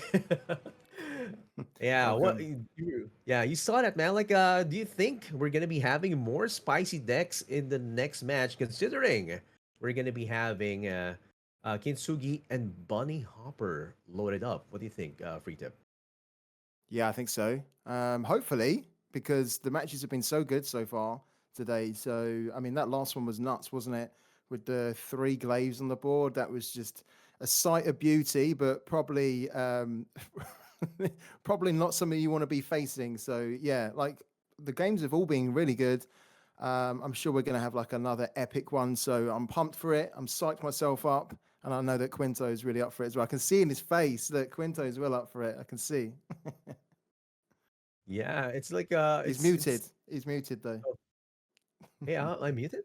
What? Yeah, No, yeah, it's Quinto yeah. is. Go Kinto, go. What do you think? Do you want to see some more spicy decks for this next matchup? yeah, for sure. I mean, I'm super excited to catch to cast a match of Bunny Hopper, an absolute legend in the TCG scene. Mm-hmm. And yeah, definitely also huge shout out to Kinsugi, who has been an absolute OG since the beginning. He was playing with me since the alpha testing. Mm-hmm. So excited to see someone who was this early going against in a major Mm-hmm. against a legend in the TCG space. So this match is gonna be absolutely mind blowing. Yeah, Yep. definitely gonna be mind blowing. But of course, let's not blow. Rather, let's blow each other's minds because we're gonna be seeing the decks that are they're gonna be bringing to the table. Let's look at the first deck of our players from Kintsugi. We have the Markolian Catherine deck. So no ADHD, guys. Kind of a bummer there, but of course, let's look. Oh, let's listen to to Free Tip Scout to as to what he is going to be saying about this deck. Yeah, cool. So yeah, no ADHQ anymore, but this is a nice aggressive deck. You can already see right off the bat that we have the three new units of the Bloodhound Transport, the new Battle Pass card for this month. Incredible card, pairs up really nicely with some of the other smaller units too. I like in this deck that he has the Miriel, the Ghost of Mars. That is a card which we don't see very often. Mhm. And he's got this in here. Now, I'm having a little think. I guess he's thinking, well, if he brings that on, and let's say, for example, he kills, I'm sure whether you would want to really do it, but whether he kills like a Vindicator, he could maybe push for like the extra damage over the line, potentially. Really interesting to see that in there because he doesn't really have any kind of like 4-cost units. He does have the Memento, of course, and then 2 Catherine's Expertise as well. We saw in one of the games earlier that I think it was actually Viper's game that the Catherine's Expertise came in and really helped get over the line for the win. So this is a good deck. Yeah, this is aggressive. Yeah, it's got a nice mix of effects and units there. I like it a lot. It's good. Yeah, definitely gonna be interesting with Muriel making a comeback of sorts for this match. But yeah, let's look at the next deck of Kintsugi. As we are waiting for the next deck, of course, what do you think? It's going to be Universal Workshop. Okay, so can you tell us anything about this deck that you find interesting, Kinto? Yeah, pretty standard Unishop deck with a Sanctuary, Stabilized Shard, the 2 drone printers, do not go heavy on it. The Take It or Leave It to get that early ramp into something like the Hacker. The 2 Master Poisoners really counters the Earth and really complete deck. The Paid Off also, really nice card to steal key cards even if they encounter a mirror, for example. You gotta think that these 2 guys are from the same bond, so they probably run in similar lists and know what each other is gonna run already. And also going with the Maya Mancer, which has been a card that we have seen a lot in these rounds, instead of the high-end help, which is usually run on ladder. I guess because everyone's planning to just ban CP. Yeah, this is gonna be something that we're gonna be looking forward to again in terms of the high rolls and the amazing plays of the Universal Workshop. So that's Kinsugi's Universal Workshop. But what is he gonna be bringing for the next deck? Let's see. Here we go. Oh, Sippy. Okay, so Sippy again, a very big target for banning. But can you tell us anything about this deck? Free tip. Yeah, so we'll spend just a little bit of time talking about it. We see the really powerful relics of the high density replicators, 3 of those. It's almost the core of the deck now. So you want to try and get those down nice and early, and then just start to buff your little low cost, low damage units. He's got one black market fixer in here, which you don't really tend to see as much anymore in kind of Sippy. That's interesting, and I also think that having 2 kill boxes is the right balance there. It's pretty much what you'd expect from the Sippy deck, and I think anyone that's played Sippy on the ladder is probably looking at this and thinking, yeah, this is I know this deck like the back of your hand. So we won't probably see it. If we do, it'll be interesting. But yeah, I think we're probably not going to see it. Yeah, probably not going to be seeing this, but of course, at least we know how it's going to be played. But let's look at the next deck of Kinsugi. Okay, we have another Nehemiah with the absence of the possible flourish Terra Verdant Mentor. But what else can you tell us about this deck, Kinto? Yeah, Nehemiah going with the 3 no snitchings, the 2 take it or leave it, not just relying on the Steward of the Garden for it. Get the Cleanse the Earth, a really interesting card that we see it very few little times being used. The paid off once again, really good in the mirror if the opponent has the Terra mech as we saw before. If it doesn't, well, you know what happens. But either way, very good against Unishop. The paid off, really good card, solid card. Goes with 1 slinger just for manners here in case needed. And aside from that, pretty standard with the 3 provoked caretakers, the 3 Terra gliders, the Solea, which is key sometimes, and the 3 allocated provisions, which sometimes seems a bit too much, but might be needed either way. Yeah. Yeah, nice rundown coming from Kinto for this Nehemiah deck, but that's the last deck for Kinsugi. Let's look at bunnyhoppor's first deck. Oh, New Dawn! It is yet again, and now, of course, it's gonna be looking like Free Tip is gonna be enjoying discussing this one. Yeah, I mean, of course, it's a Shroud, so this is my territory. It's quite nice, actually, to see, again, another New Dawn deck come to the tournament, and this is very similar to the New Dawn deck that we saw earlier. We see the Cyber Deck console in there as a way to just try and disrupt and nullify what your opponents are doing. If you can get that down and it's the right matchup for you to start nullifying effects, it can be really, really powerful.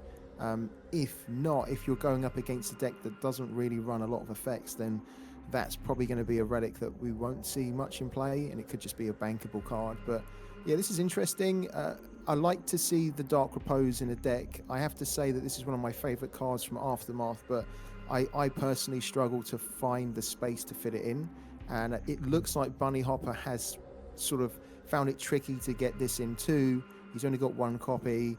It is a really powerful card. It can allow you to take out really big units if they have already some damage. So I think that's in there just, in case he runs out of some of the other ways of removal, he can always just ping something and then just get the Dark Repose off and get that thing off the board. So yeah, good. And it once again paid off. I feel like paid off is just is almost in every deck at the moment that we've seen. It's definitely a really popular card that competitors are bringing to these tournaments. They've obviously found that there's just situations where you need to go into your opponent's deck and just try and disrupt them that way. So yeah, really cool. I'm interested to see this. Again, I'm worried about this deck if it goes up against an aggro deck, because we know the outcome there. The aggro deck will most likely win.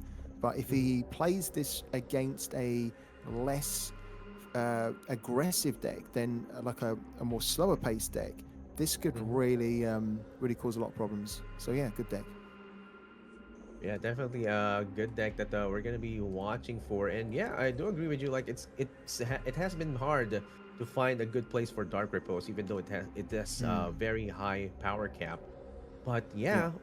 yeah, it's a good addition to this new Dawn deck. So let's see what bunnyhoppor is gonna be carrying for the next one. It's gonna be, oh, we might be expecting a possibility of a Universal Workshop mirror. What do you think about this box that bunnyhoppor is carrying right now, Kinto? Yeah, similar list. The no snitching, take it or leave it, paid off. Once again, we see the Alvaros, one Conin Diplomat, really interesting card that we haven't seen for a while. The Scanner Probe there to steal key cards possibly. Maya Mancer again. The Ruin Tinker is another card that's being used by Bonnie here. Just one copy, I guess, to just set up a board. The rest pretty standard, gets the Memento, and it seems that Bonnie likes a lot the Cyber Deck console. Has been included in it in both of the decks that we have seen, but the rest pretty standard. One black market fixer. It seems that the guys at Excel really like the black market fixer for some reason. But yeah, pretty standard and very good. Yeah, very, very good deck. And of course, I want to see this in a type of mirror matchup to see which one will be winning. But of course, bunnyhoppor still has two more decks. Let's see the next one. Okay, going back to another Siphius deck rundown from Free Tip Scout. Let's go. Yeah, I feel like I'm always getting lumped with the Sippy decks here at the moment, which we're probably not going to see. But this deck is very different from the looks of it, as in it's a lot smaller in terms of the units. There's only 28 units here, so he's kind of, rather than going for a lot of variety, he's just fixated on a core and then just loaded up on a lot of the copies. So you can see here that most of the units are 3 copies of, aside from the Magna, of course, which is a legendary, and then 2 Master Poisoners and a Praetor. Praetor is a really cool card. Often we only see 1 copy in a deck, and it's one of the few it's actually one of 2 defenders that Sippy and actually Cathari in general have in the faction, and it can be quite good. But again, we're probably not going to see this. It'll be interesting if we do, but yeah, I doubt we will. There's something here though. Yeah, no, I thought there'd be something else different there that we're missing, but no, I think it's fine. Yeah. So yeah, Sippy, will we see this? Probably not, but if we do, I like the consistency to this deck, where because of the number of copies he's got of each card, he should be able to draw what he needs to. But yeah, we probably won't see it. Yeah. Okay. So yeah, I like that there are some text still with these decks, but of course, since it's a high cap again, very, very difficult to face. It's most probably going to be the ban, but bunnyhoppor still has one more deck to bring. Let's see the last one, and it's going to be the Markolian Cathy deck. What can you say about this deck right now, Kinto? Yeah, as we can see here, the 2 Bloodhound transports for early game aggressiveness, 1 Slinger, 1 Pathfinder are cards that are usually seen in this deck, especially the Slinger. The Pathfinder has been found a new home also in this deck. The rest pretty standard with the Vindicators, the no snitchings, Bonnie going with less take it or leave it, which is something I've been commenting around, that the take it or leave it in this deck, that it's actually pretty cheap deck. You would use this take it or leave it for cheesy plays, but in the end they can become a brick sometimes since you play too many cards at the same time. And we also see here the Catherine's expertise, 2 of them for dealing that reach damage for lethal, and the rest pretty standard. Yeah, very nice deck from Bonnie. Really like it. All right. And with that, of course, guys, we're going to be having our bans. Let's see the bans right now between bunnyhoppor and Kyinsugy. Oh, yes. Oh, surprise, man. It's amazing. 4 out of 4. We have Poor Sipius Sippy. already banned. Yeah, everyone's just picking on Sippy, aren't they? You can't catch a Yeah. break. Yeah. Yeah, definitely can catch a break. And even though they're like everywhere, swarms and swarms everywhere, they're nowhere to be found in tournaments being played because they're always being banned. That's how good City is. But of Yeah. course, with that, we're gonna be passing the match between bunnyhoppor and Kyinsugy to you casters. Take it away. Thank you.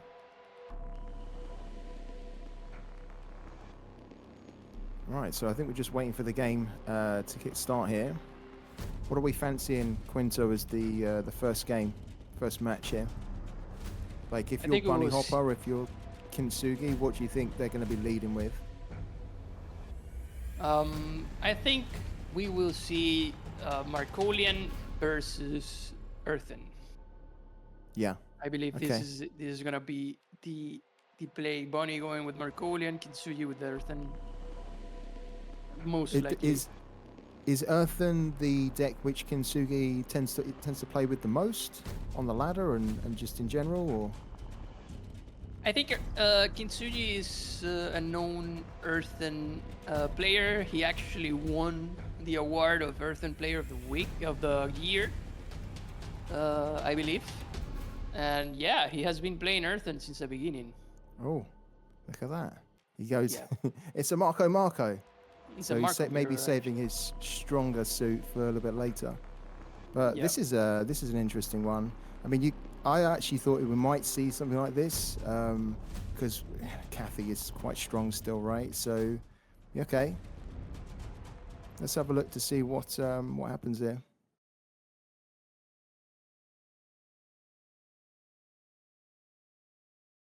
So we've got bunnyhoppor going first, and we've got Kyinsugy going second. Nice little cards there for bunnyhoppor with the Bloodhound Transport and the Bannerman. Hopefully he gets a couple more 1-cost or 2-cost cards so he can really start nice and strong. Kyinsugy has a take it or leave it, which is usually quite good to hold in your hand if you're going second, because you will be able to play it on your second go. And the Rally Cry is not too bad either, because he could, on his second go, he could potentially take it or leave it into Rally Cry, which would be quite interesting. So I like the mulligans there from both. And look at the cameras as well. I thought bunnyhoppor there was sleeping for a second there. I think he was just ready to get going. All right, here we go. Yep. Banking the Estelles right away. Bonnie. Big move. Yeah. Bold move. Bold move. He's going bunkers here. Going first with a Bloodhound. Why not buff Okay. it? Yeah. Could have at least got some stats on it, couldn't he, if he played it second, but decides to get the stats on the Bannerman instead. Yeah. Bannerman with the stats on it though is a bit of a pain, right? Because at least the Bannerman can't be PSA'd now. So probably a good call. You'd probably want the Bannerman to survive more than the Bloodhound. Yeah, So I true. get it. True. Using the Bloodhound just to get a big Bannerman and get the ball rolling on that Bannerman. I Yep. mean, if those Bannermen survive for a while, they definitely become a real menace. Mm. We see that Kintsugi has the no snitching though. Will he use it against the Bannerman? Gets the Bloodhound for a nice little Yep. buff here. And we wonder. The thing is that Kintsugi has the edge there with the take it or leave it into the Kathy's Rallying Cry next turn. Oh, he does. Yeah, big time. That's such a nice card to kind of swing into with the take it or leave it, isn't it? Especially if you're going second, because like a lot of other decks, they don't necessarily have a card that you can play on 3 that will then just populate the board and help you go wider. And of course, Marco do. So if you go second and your opponent is already flooding the board, you don't have to panic if you're Marco, because you can just take it or leave it into Rally Cry and Bob's your uncle. You've then got a board pretty much the same as them. Yeah. This is a dead turn for Bonnie. Yeah. No snitching. Not a good turn won't at do all. anything. Bannerman is already silenced. uh, banks the memento, and that's it. Goes Yeah. with a shield pot. Ah, that's not what you want, Nothing is really it? for When you've bunny. gone Yeah, first. No, yeah. Usually when you're especially going first, against you wanna. Marco. Yeah. So what we're You thinking here then, is it that easy where you go straight into take it or leave it into Rally Cry here? Or do you think about getting a Bannerman going, but then you kind of leave some mana behind? I think it's got to be Rally Cry, isn't it? Surely. I would say so. Um, there's nothing that clean in Kintsugi's hand right now Mm, where he can do anything else. To be honest. no. I think, especially because your opponent almost missed a turn, this is a great opportunity to capitalize on Yeah. that by now kind of spreading the board wide. Because you'd Yeah. almost expect your opponent on the second turn to make their board wider as a Marco deck, but he missed the chance because his hand was a bit bricked. But this is decent because play the Crimson Fleet, potentially get what, another Bloodhound? Oh, he gets a Vindicator. That's Yeah. Perfect for great. him. Perfect Yeah, for that gives him a Kintsugi. nice move for the next turn. Perfect situation for him. That Bannerman is dead. Bonnie's gonna receive some damage if he wants to play the Cathy's Rallying Cry, for example. Yep. Yep, the Alvaro is a nice little counter there. It's kind of a weird inclusion, isn't it, the Alvaro? Because these decks they do run effects, and so you've got to kind of navigate when you play it. You know, do you play your effects around it? Do you just bank them? Do you play an effect even if you've got an Alvaro on? Sometimes you do. You can see here that he has to do it. He feels like he has to take the 3 damage and try and get more on the board as well. Yeah, this is not the Cathy's Rallying Cry you want to see here for Bonnie. He is thinking about dealing with the machinist Yeah, since he knows a big vehicle might come next. yeah. Yeah, if you leave those machinists on the board in numbers, it can be a pain, can't it, to try and remove like a a 4-5 or 4-6 vindicator, something just really horrible. Even a glaive, even if they're left on and then eventually a glaive comes on, the glaive is then got like huge amounts of health, just so much more harder to kind of try and control the board. Yeah, I mean, I like how yeah, no, after you, Quinto, go on. this is a situation where it's like the only way to not float any energy is just playing the Vindicator. However, Yeah, you have that situation where it's okay. I have the machinist, I have the Bannerman in hand. Probably I would want to wait for a turn 4 to get that little combo on the Vindicator where it gets really powerful and gets you a nice board. hmm However, at this point, it's just like you just need to populate the board. You can't skip it. You can't skip a turn just to get a better unit. You need to get that tempo going. Yeah, you got to keep the pressure on, haven't you? Yeah, I know what you're saying. Like the next turn would have been great because then he could have played 2 in the same turn, and then one would have got that buff, and it just would have been a lot like more efficient in terms of getting bigger units on. But yeah, you're right. They've got to keep the pressure on.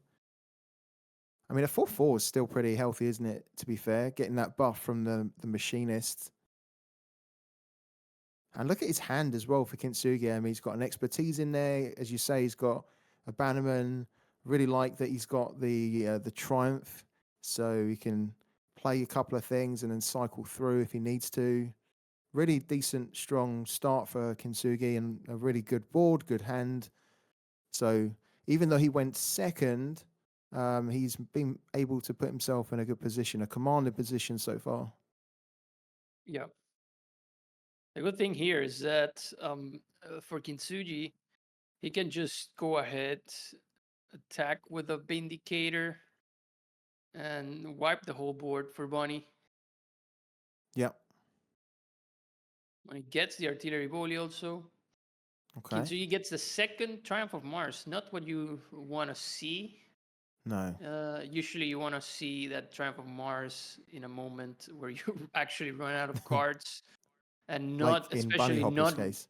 yeah, especially not with another Triumph of Mars in hand. Yeah. Bunny Hopper almost needs one of those triumphs. He should almost say, "Hey, you've got a second triumph. Give one to me. I need it right now. I'm completely out of cards here." Yeah. The artillery volley, though, for Kintsugi might not be the play, since he can actually deal with his board without too much trouble.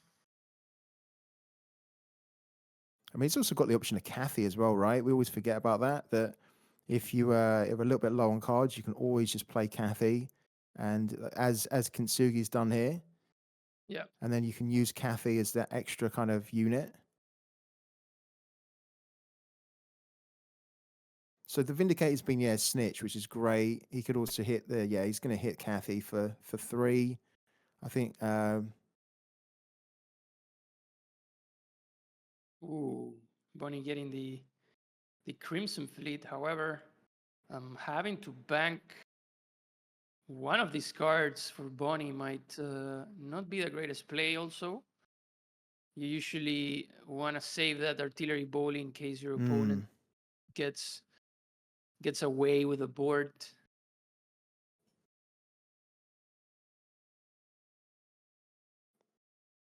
yeah, Bunny almost needs a way to try and get more cards in his hand, doesn't he? He needs a card which is going to cycle through his deck and refill his hand a little bit.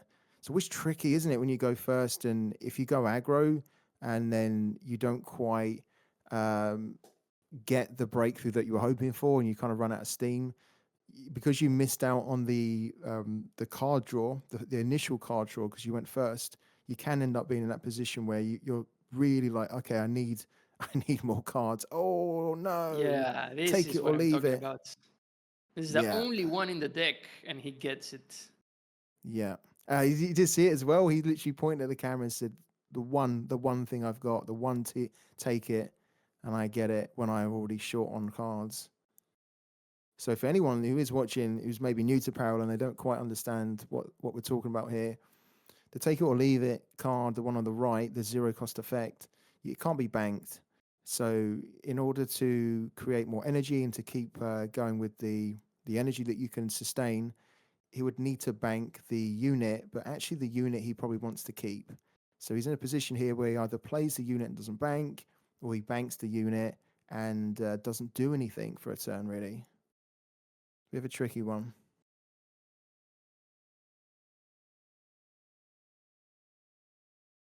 Yeah. Here probably just Kathy's expertise on Kathy. Yeah, that's really good. Uh, I like that. just dealing damage to the face, closing in on the lethal, on the reach for lethal here. Yeah. Definitely, this Wong is gonna be nice for Kintsugi. Oh, Pathfinder comes in. That is not really what you want either. Yeah, Oh, he's had some rough draws here, Bunny Hopper. Pathfinder, I love. It's a great card, but when you are already short on cards here and your opponent is breathing down your neck looking for that win, you need something a bit more substantial at this point. He decides he's going to bank the Pathfinder. That's decent. That's what he needs. He needs a Wong. So the Wong, if he plays it next turn, that could really turn things around. Gives him a chance to refill his hand, get better cards, better options. That is what he needed. Great Wong top deck versus that. Wong here. Yeah, yeah. It's gonna be a Wong Battle versus of the Wong. Wongs. Yeah. Yeah. Let's see. A Cindy here is also a nice one because it counts as another type of card. Yeah. However, he already got the memento, so it's gonna be effects units and probably a split card. No, it was only an effect. Take it or leave it, which he can use Oh, at this point and to look at just that. drop the Alvaro. Yeah. And I'm not Wong decided sure. to not be selfish. He actually decided to buff the slinger as well. Yeah.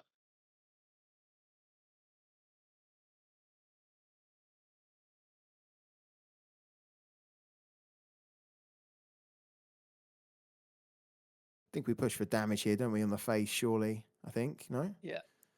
Kyinsugy is Just- going to bank the artillery volley.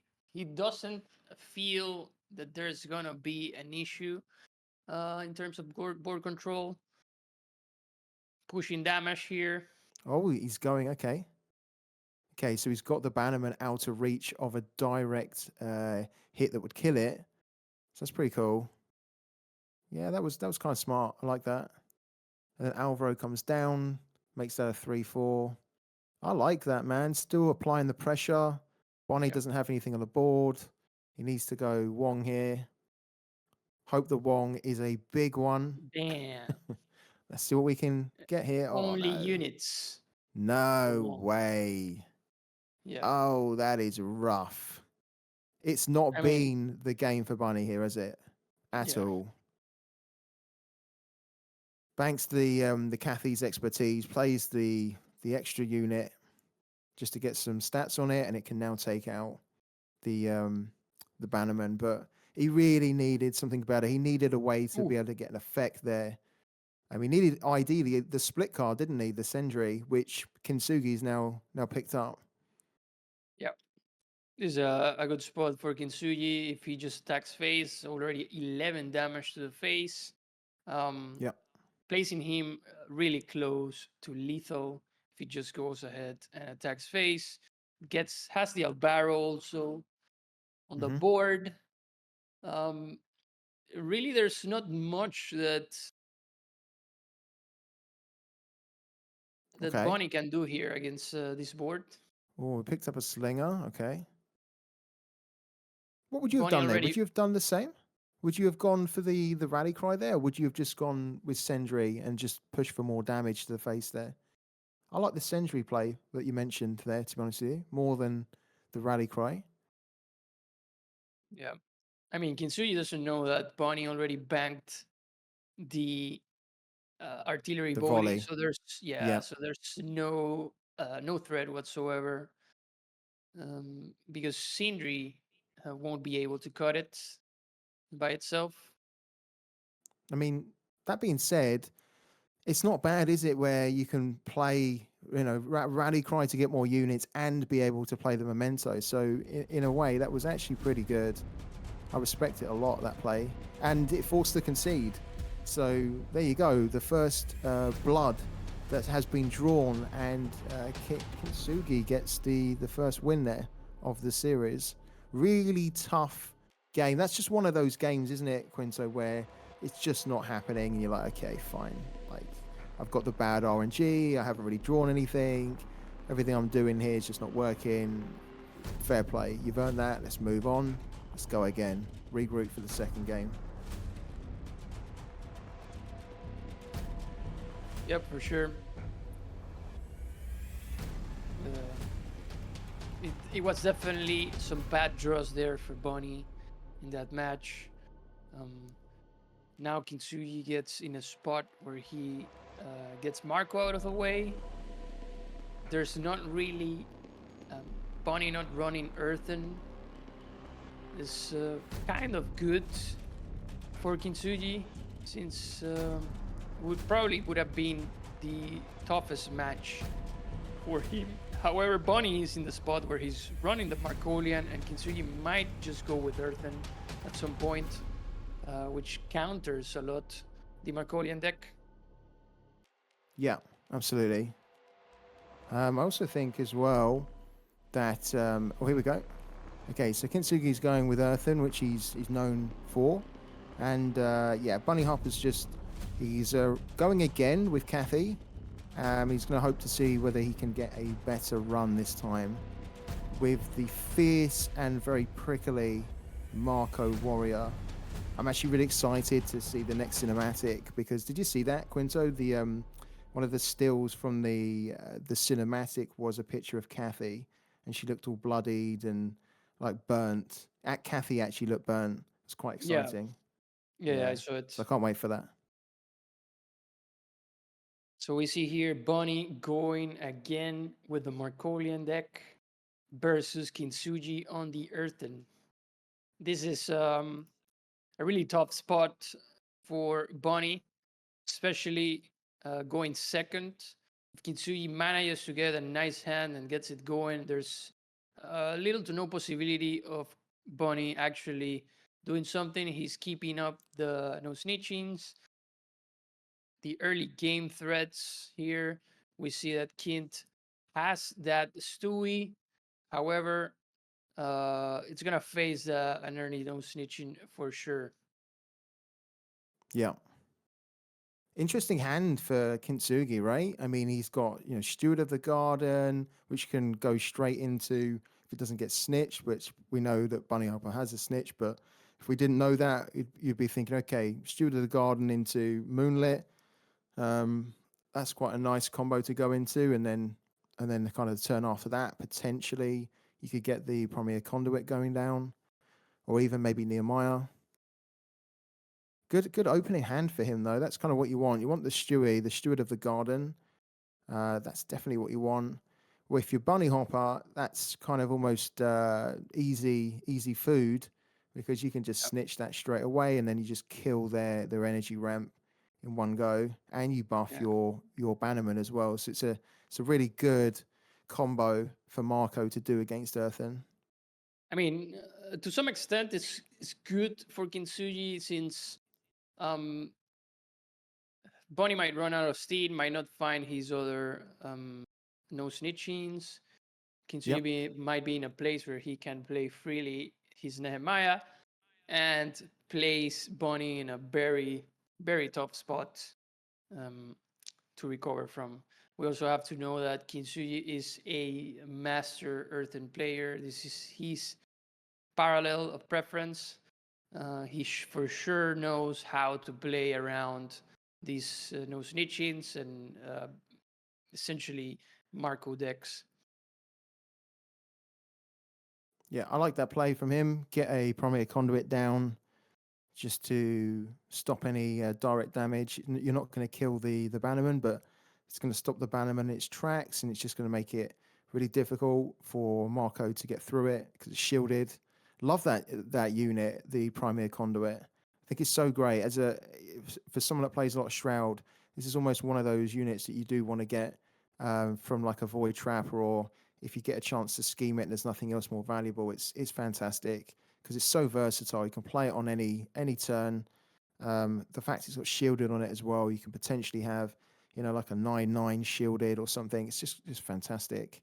And of course, if it's corrupted too, it's going to be one cost to you and your damage, and you can still heal with a stolen power.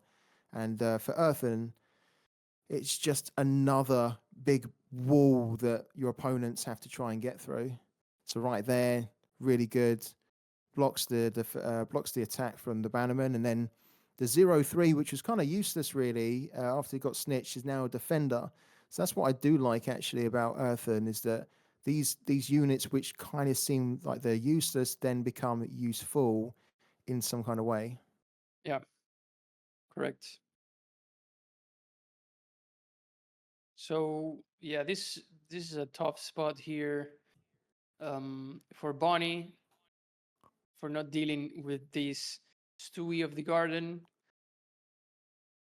Kintsugi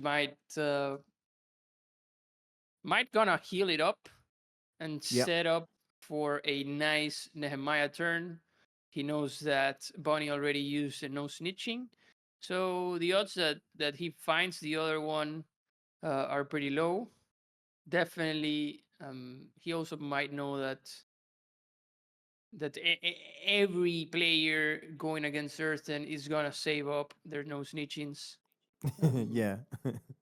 You So need yeah, it for Nehemiah so badly, don't you? If you don't run a lot and you use one early on a Stewie, you think, okay, I can't really afford to be too just no snitching like there's no tomorrow. I need to save one for Nehemiah. yeah. I mean, even like in this situation for Kintsugi, if he manages to just get his board as it is, Yep. and plays Nehemiah, he will find a lot of value out of it, just clearing up this board. Yeah, I think you're right. I think the Nehemiah play on the next turn could be massive, couldn't it? It could really be big because he could clear all these units, still have technically all of his units on the board if he make the right trades. And then what can bunnyhoppor do? You know, his hand is not super strong. That's one of the big downfalls with Marco is that if they can start really quick, right? But if they start running into these big units or defender units, it can be a real tricky one for them to try and get through. So we're going Kathy here to see if Kathy can maybe clear the moonlit. He's going to try. However, this is Okay, yeah. So gonna block there, and then Kathy goes face. ooh, this Okay. memento might be a problem for Kintsugi. It might be it might cause some trouble. Yep. Yeah, good. If this board remains and Kint doesn't manage to clear some of it, then it will become a real menace.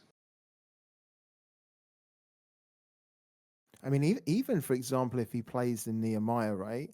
He plays the Nehemiah, and then you've got the Moonlit, which becomes a 6/6.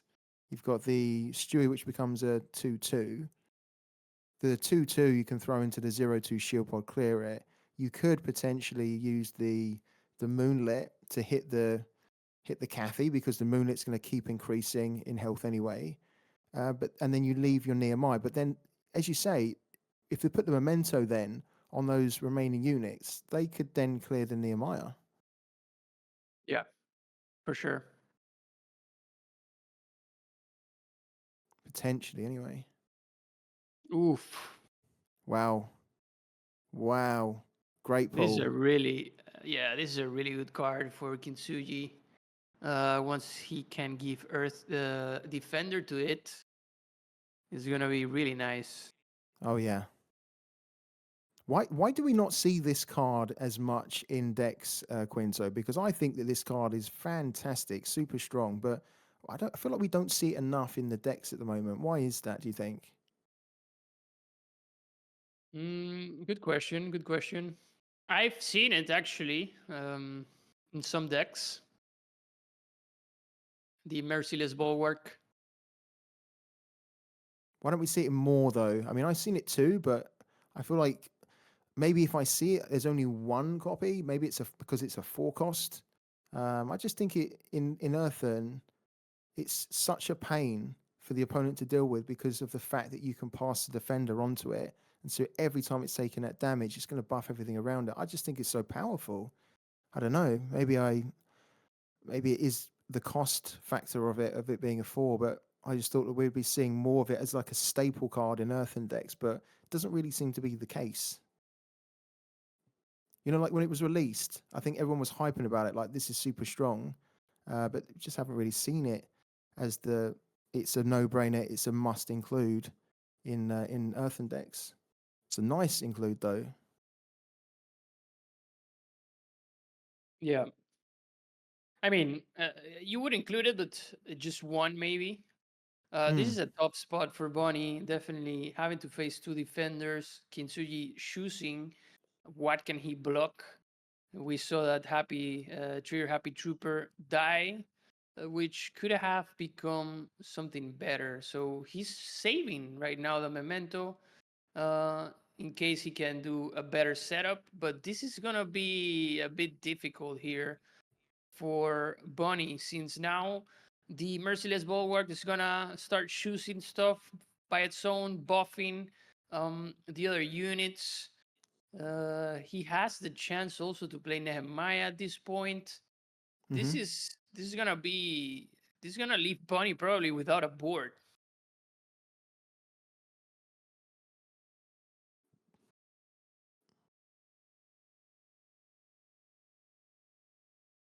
I mean, isn't that an absolute menace already, isn't it? The Merciless Bulwark that it comes in, it's already a 3/6. The stats on that are Yeah, already so good, you know? And it's very gonna nice get stats. bigger. Yeah. It's pretty scary. Yeah.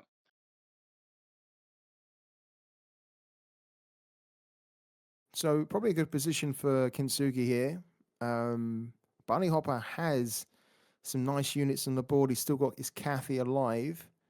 But you can see here, look, the Mercer's Bulwark slams in, takes some damage, and then buffs the units around him and itself. Very, very good. So it did take damage, but it was already a 4/6 before it attacked, and it's still a 4/6 despite taking 1 damage there. Really, really good. Oh, so Kathy's Yeah. gone. This is a This full is cleanup clear. mode. Yeah, this is clean. Oh, okay, we go face with Yeah. the moonlit though.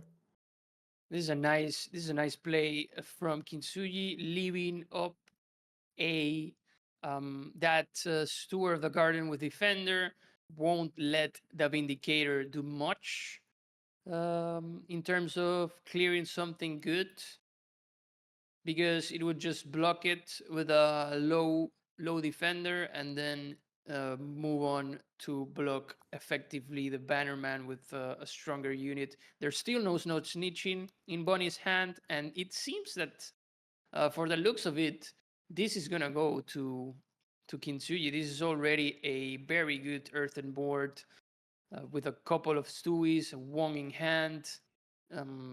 This is not the ideal play you want to see from Kathy's rallying cry. I'm not sure what he was getting at. So yeah, probably Kintsugi is just gonna block with one of his. Yep, neglecting the effect of Mm-hmm. the Vindicator Oh, and makes Bunny Bonnie Hopper's had continue. enough. Yeah, he's had enough. He's so frustrated right now. You can see in his in the camera, he's frustrated. He's not getting what he wants to get out of this Marco deck. And you know, when you look at the Marco deck that he's put together, he's very, very strong. But so far in the first game, he just couldn't get it going. He had went first, ran out of cards really quickly, then was kind of hoping to get a miracle really from the Wong. It didn't happen. The Wong was awful actually. He could only draw one card, and in this one, it was another tough one because basically Kintsugi was just able to, despite his steward getting snitched, he was just able to start buffing and getting his units ramped up, beefed up. And what's funny there is that the Stewie that initially got snitched ended up being quite useful because it blocked a lot of the attacks, and then it was able to keep the defender being passed on, so that as Kintsugi kept playing stuff, there was always a defender, there was always another unit to pass the defender on. And these units that Earthen play, I mean, they're chunky when they come on anyway, and for Marco to get through them, they really need to have kind of mementos happening to kind of beef everything up. It's just too difficult. The walls are too high for Marco to climb, aren't they? So very interesting. It's 2-0 to Kintsugi, and bunnyhoppor now is almost facing a bit of a sudden death situation here, where Yeah. he does need to win this game, otherwise he doesn't progress to the final four. Yeah. He is fallen on the trap of trying to win with only one Paragon, just to get it out of the way, and probably getting in to the point where it's like there's nothing to do. If Kintsugi manages to have an early game, Bunny is going first, so this is good for him. He just keeps the trigger Happy Trooper. But if Kintsugi manages to get a nice early game with this Unichop deck, we might see Bunny in a lot of trouble. Yeah. He's going second, gets the PSA launcher, gets the slinger, which are key cards for early game. Let's see what else does he get. Yeah, good decision to redraw, of course, the Ingrid. Never want to see that in your opening hand. Yeah, never. And now I've said it, he's probably going to get it, isn't he? But I hope he doesn't. Oof, gets a target painter. Oh, but he does get the Double hacker, and slinger that's and the exactly. hacker. Oh my god. Yeah. Wow. That's a nice setup going ahead. Will we see the first wipeouts in the Well, series? we might do, but that being said, I do quite like bunnyhoppor's opening hand because he's got the bloodhound which you can play alongside the bannerman, so the bannerman can get that buff. The same kind of trick he done the first game. He's then got the trigger happy. He's also got Catherine's rally cry. So if he can get this fast start, he might be able to blitz through before the hacker can really start to do the damage to bunnyhoppor by reducing or swapping the costs of everything, and then allowing the likes of Ingrid and Freydis to be played. So I think for Bunny, he just needs to really try and go for this here. Just race as quickly as you can, because it's a hacker deck, and so you have to assume that the hacker's going to come down on 4, and then after that, it could just be a nightmare if you don't get the game close to lethal, I think. Yeah, for sure. So goes ahead, plays an early 3 attack, 3 health. Trigger happy Trigger trooper. happy. Yep. Yeah. Kyinsugy forced to bank the paid off, which is a bit heavy. Mhm. And if this painter survives, it's gonna be very difficult for Bunny to recover from this. With those slingers and the PS8, they're gonna wreak havoc on Bunny's board. We see just an Ooh. Estelles here, so this painter is gonna survive. Yeah. Yeah, he almost needed a snitch there, didn't he? Just to take it out of the equation. I mean, either way, the most important unit here to deal with, and Bunny goes ahead and banks the Estelle once again. Has been forced he's to going bank the aggro. Estelles a lot of times. Yeah. I think I can tell from sort of just looking at the body language of Bunny, he knows what's at stake here. He's probably practiced and put tons of hours in prepping for this, and so far, the tournament's just been a little bit cruel to him in terms of the first 2 games. So he knows that he really needs this. He really wants it, and I think he's just trying to go for it as quickly as he can. He does get the Wong, but he's a little bit too far away from being able to use it still. So it'll be interesting to see the next card he draws, because maybe the next card he draws, he thinks, okay, I can't use that. Maybe I go with just a bannerman, or maybe the next card he gets is, for example, something like a rally cry. He could play the rally cry, bank the bannerman, and then he might be able to hold out to play the Wong still. So I think the next draw for Bunny is going to be crucial. Yeah, for sure. He's gonna have to deal with that painter, for sure. Yeah. So he goes ahead, kills the Trigger Happy Trooper with 1 PS8 really easily. Mm-hmm. And gonna drop a Slinger probably on the Alvaro. Oh dear. Which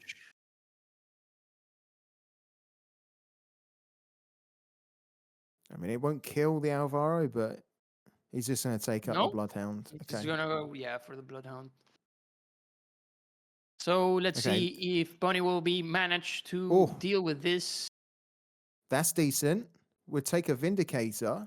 I'm saying we. I'm almost sounding like Mooka here. Yeah, the thing is that bunnyhoppor would take a Vindicator. Look at that no snitch in Keen's hand. It's gonna be. This is gonna cause a lot of trouble. Yeah. He's going to bank the Wong. Oh, I don't know about that. I don't know about that. I think I'd be I would almost not want to have the same situation that happened in the first game where you kind of ran out of cards. I'm wondering whether the first trip to Wong's shop in the first game has put him off. But I feel like the way the game's going, you are going to start to run out of cards very soon. Yeah, I think that's better. bank the Bannerman, play the Vindicator, and then you know that the next turn you might, be able to get something else to play. There we go. That could be used. It could be banked.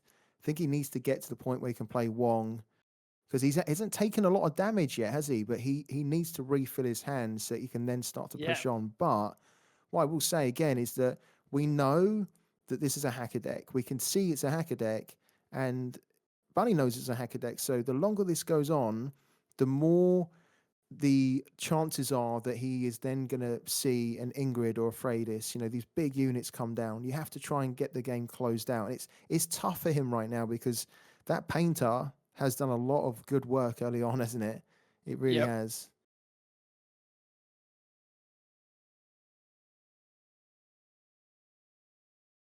So goes ahead and just gonna no snitch this Vindicator. And this is the part of the game where things get good for Unishop.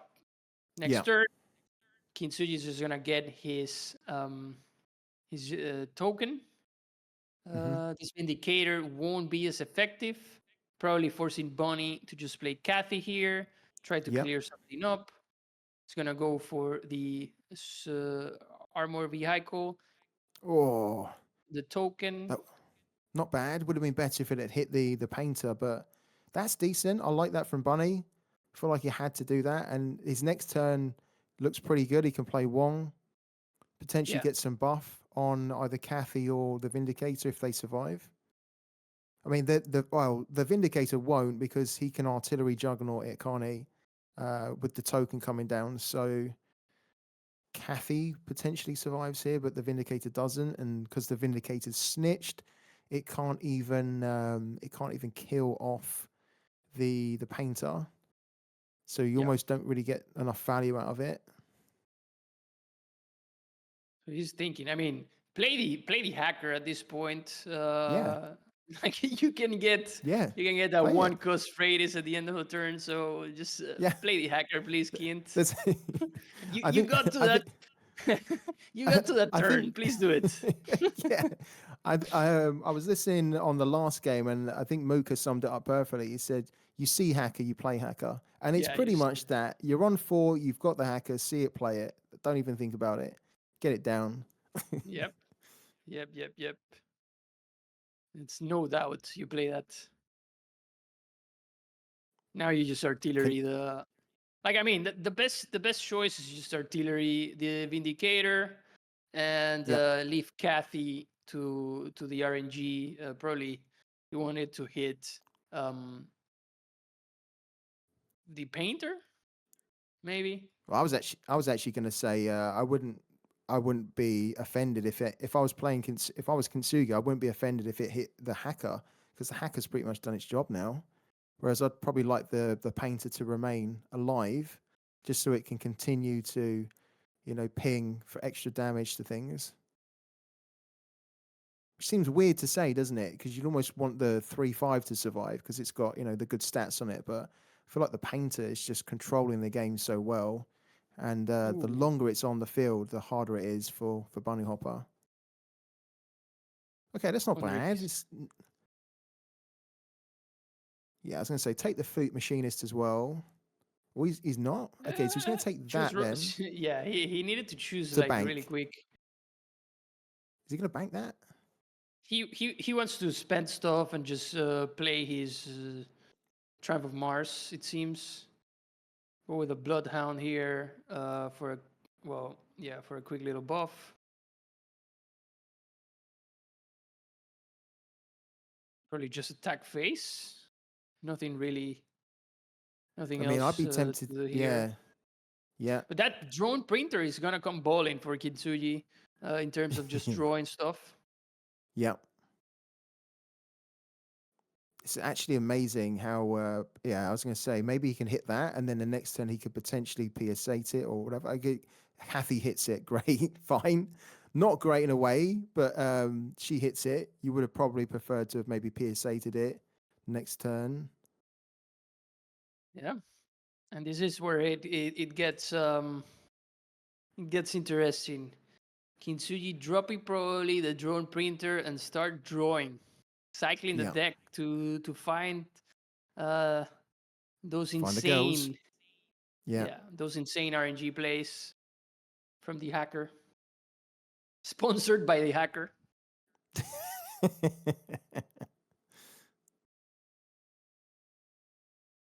Okay, here we go.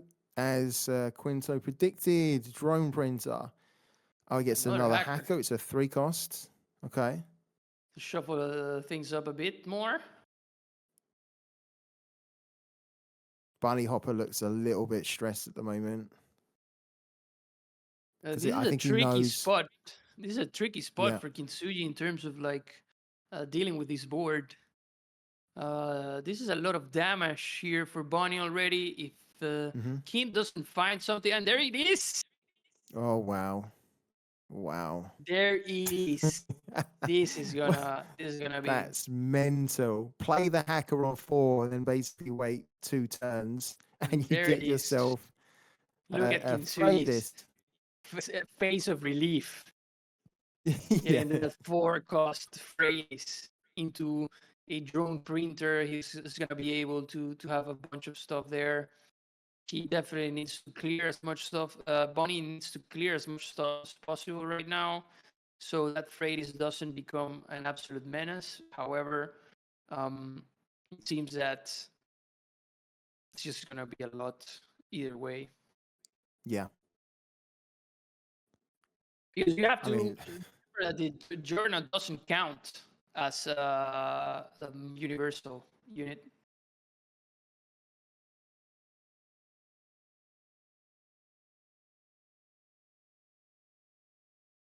Yeah. Just streaming down the oh, look, board. Kathy gets rid of it too. Yeah, cool. Nice. And then you get, say, Kathy's expertise. This is not a bad spot here for Bonnie. He has a really nice board, a lot of damage there. Probably just Kintsugi will only be able to play two effects from Freydis, probably the damage to something, and drawing, maybe. Yeah. Yeah, he could probably play like the PSA, say on Kathy, and then play Freydis and hit the Wong for 4. Decides to I don't cycle know. through. Why? I don't know. I mean, Yeah, because if you want to play Freydis, you need to play the drone printer. Drone, so you can get at least 2 effects from Freydis. And you wanna deal with a Wong. but what I was thinking here is that, okay, interesting. Well, I feel yeah, like he's going- the 5-2, you could have dealt with the 5-2 and because you could have played the PSA. Okay, so he is playing the PSA. Sure. Okay. Yeah, you need to deal with that. Good. but in my opinion, this is he's gonna take too much damage from Bonnie here. This is already 12 damage. But why would he not? Okay, so hold on a minute. So the drone print of Relic, that counts as a universal card, right? A universal that counts for the 1 effect, right? So he could have got 2 effects if he had played, say, the drone printer, which he'd done. But if he just wanted to play one thing, he could have played, say, Freydis, hit the Wong for 4, and then still had enough energy to play the PSA to clear the Kathy. And I think that would have been better because then you don't take all this damage. Okay, you're not able to play 2 effects from Freydis, but you're going to be about to die if you're not careful here, right? You can't. I can't believe the 6-3 was left on the board there. Yeah, too much damage, and now Bonnie just has it all. Damn, the Desmond is not bad here, so he can play a lot of stuff actually with a Desmond Walker. He can heal up with Freydis, probably get more stuff. This is a nice turn for Kintsugi. He might be able to do stuff. Is he banking the Desmond Walker? No, he's playing it. He's There we playing go. it, yeah. Playing it. So he might be able to bail himself out here because he's able to Probably play. playing Yeah, the he's able black to. market fixer here. Yeah, exactly. Black market fixer, and he can also play the Freydis, which he probably needs to do. And then that might bail him out.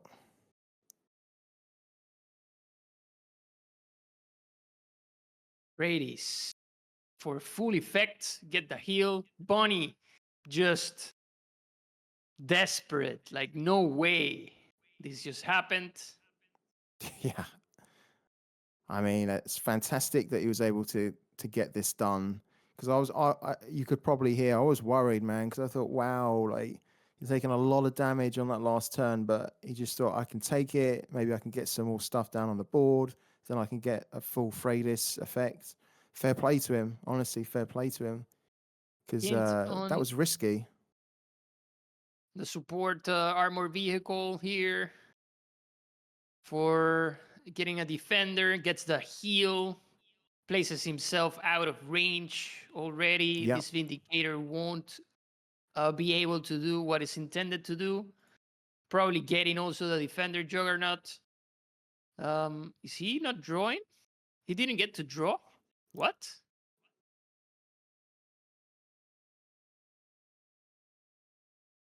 Yeah, he draws now. Yeah, he draws now. I mean, this is this is a great. nice That was a great turn. removal Yeah, with the Vindicator and Artillery Bowly, though. that was a really good turn, I got to say, from Kintsugi. Yeah. I was almost kind of questioning not playing the Freydis before, but wow, I have to say, I stand corrected. That was fantastic from him. Kept his cool, took a lot of damage, and thought, okay, I can. I mean, the Desmond was clutch, right? Getting the Desmond that allowed him to play, the black market fixer cheaper, and then still be able to play Freydis was great. But we see that bunnyhoppor is using the artillery volley, so this will be able to take a few things off the field. Yep. Pretty good. And he can use the slinger to clean up. And he can still potentially. Oh, what do you want to do here? I mean, yeah. He can attack phase with Maybe. Sindri Yeah. also, but won't be able to draw, though. So he needs to back the Slinger, sacrifice his own Hearth, Yeah, he needs to do that. and keep there you on go. hammering face with Cindy here. Probably gonna. Does he not take this out, though? Does he not take Desmond out? He just goes face. Okay. And then Yeah, he's just she's gonna going to hit go it face. anyway. Yeah. Yeah, cool. There we Nice. go. Already at 11. Kintsugi here needs to find something, and he gets it. Wow. The Ingrid. No way. Wow. I was just Damn. about to start talking about how incredible that turn was for bunnyhoppor, but we're not even going to get time to, because now we have to talk about the fact that the hacker delivered again. We've got a 5-cost Ingrid, which is incredible. Yeah. And a Master Poisoner. I mean, he's got a good hand here. Just gonna steal that Cindy. Gets 2. And Is it a Bonnie's about to concede? concede. And it's Oh, an wow. absolute wipeout Clean by sweep. Kintsugi. Clean sweep. Wow. Congrats to Kintsugi, and commiserations to bunnyhoppor, because that was a rough one for him, man, wasn't it? That was really tough. Yeah. But Some amazing. crazy bad draws, some Yeah. crazy good draws. But overall, going only with Margolian, not having a chance to play something else. It's Yeah. something to see, something Yeah. to think about. Yeah, what a crazy way to end the day, guys. Free to Scout and Kinto, like 3-0 coming in from Kintsugi. That shows Yeah. the power level, especially going against an experienced pro. And I was kind of concerned. Of course, there were it could have been game 4 there, but at some point it just came back because of the Freitas. Everything just came back, and Yeah. uh, I don't want it to sound like I've been using this time and time again. Believe in the heart of the cards, and Kintsugi just believed in the heart of the cards, and even to top it off, drew that Ingrid, and that was it. That was it for Bunny. It's like Bunny was put in a good fight and was kind of tilted in terms of the draws, right? Yeah. So yeah, Yeah. Yeah. what could have you have done in terms of the picks, the plays to have gotten 1 point or at least gotten into equal footing with Kintsugi in this match? Free tip.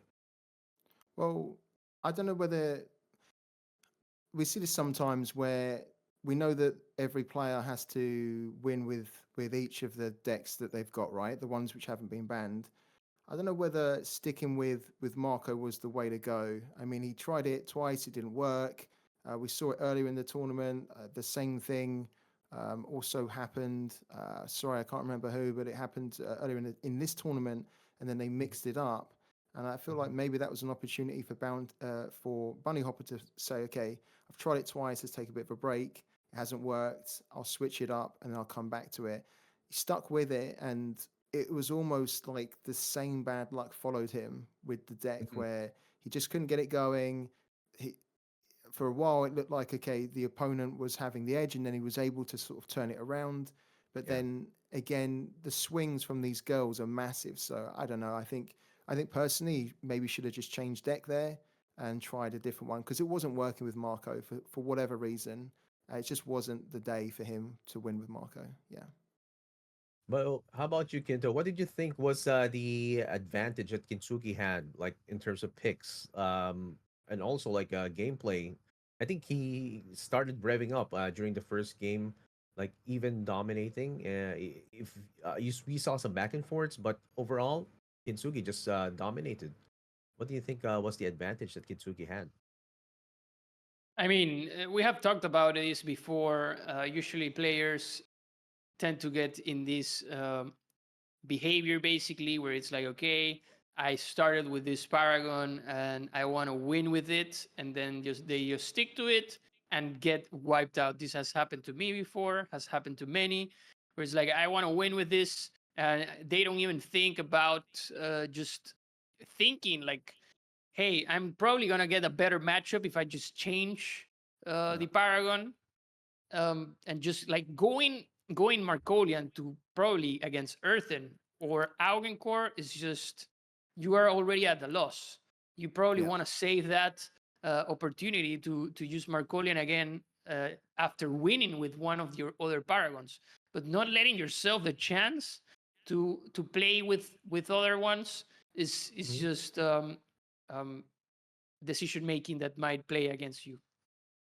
Yeah, it's kind of a learning moment as well. But yeah, these guys are pros, and of course they're gonna be coming back soon. Of course, tomorrow as well. We're gonna be having some top 4 players. But for those who are just watching, we're gonna be having a short recap of the plays or the matches that we've had today with this bracket.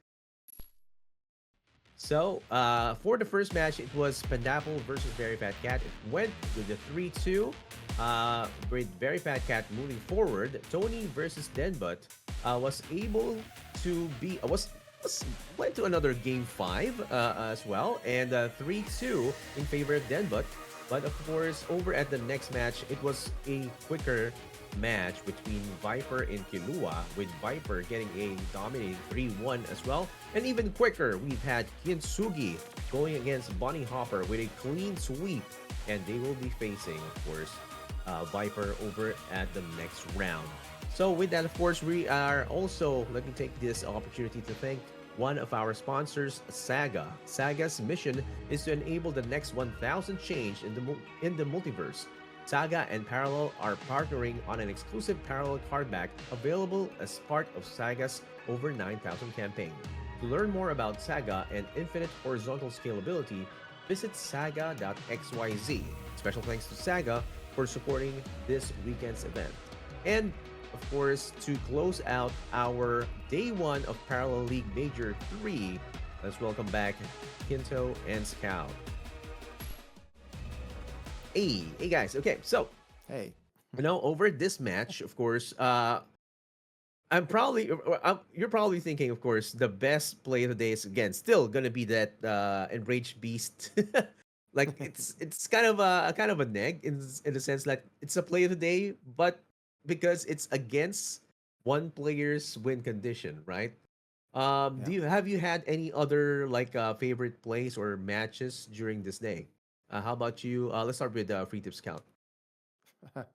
um, I don't know whether I'd say play of the day, but I felt that there was a bit of a twisted irony when in one of the games we were watching, the paid off was used, but the Yeah. Terramec was already in the hand, and it was the right call to do it. You know, it was the right moment, but it was just an absolute sickener because we could see that like he wasn't going to go and get what he wanted, and then then it was just watching the realization as he went in there that like, oh damn, it's not here, and so he's not banked to Terramec, so I've just wasted this almost.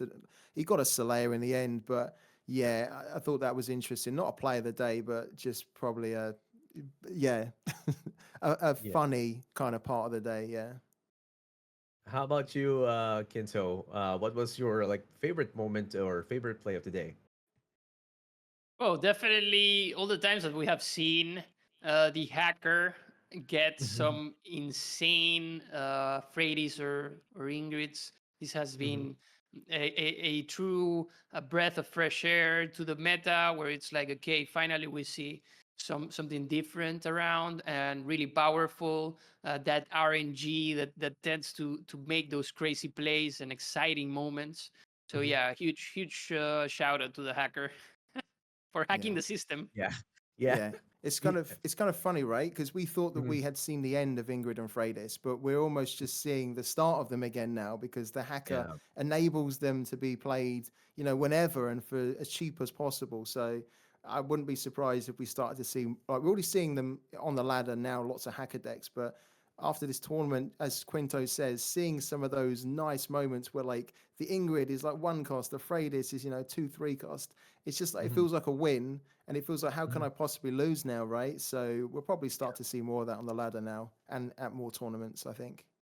Yeah, the hacker definitely hacked the system and hacked into our Yeah, hearts and he minds hacked the as meta. well. Yeah, Hack the meta, yeah, definitely. And looking at the top four right now, right? This is gonna be a difficult answer.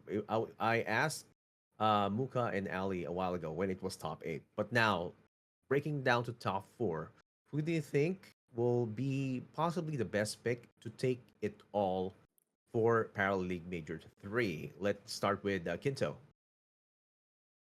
Well, definitely someone that has all the possibilities of winning this is Viper. He's a really strong player, has been close to the top five for a couple of seasons now. Um, I mean, I remember when he started playing, I was like, who's this guy trying like beating me sometimes and Mhm. just playing against him one after the other. And then I found out he was like a Hearthstone pro and all of that, a legend in the community. So yeah, Viper definitely, since he's been playing the meta, playing the ladder a lot, he has a good chance to win this. Yeah, so we got Viper for Kinto. How about you, Free Tip? yeah. I mean, I think Viper's a good shout there because he's got the experience, right? And so I think a lot of the time the experience can kind of get you through bad Mhm. moments. We saw actually Viper in one of his games. It was the game where he drew the Freydis and he had to kind of bank it early, and he was getting frustrated because then he drew the Ingrid and he was like, okay, this isn't what I wanted to happen here. But it's almost Mhm. like his experience got him through.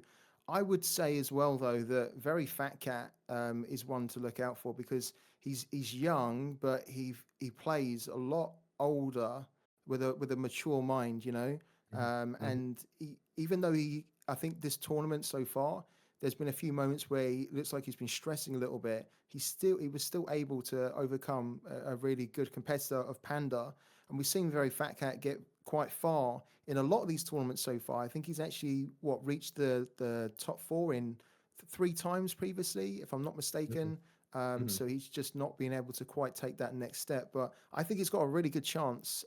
So I wouldn't be surprised if we saw him in the final as well. Yeah, so guys, the predictions are, of course, our own personal opinions, but we are gonna be making sure that this is gonna be an exciting day 2. That's gonna be tomorrow.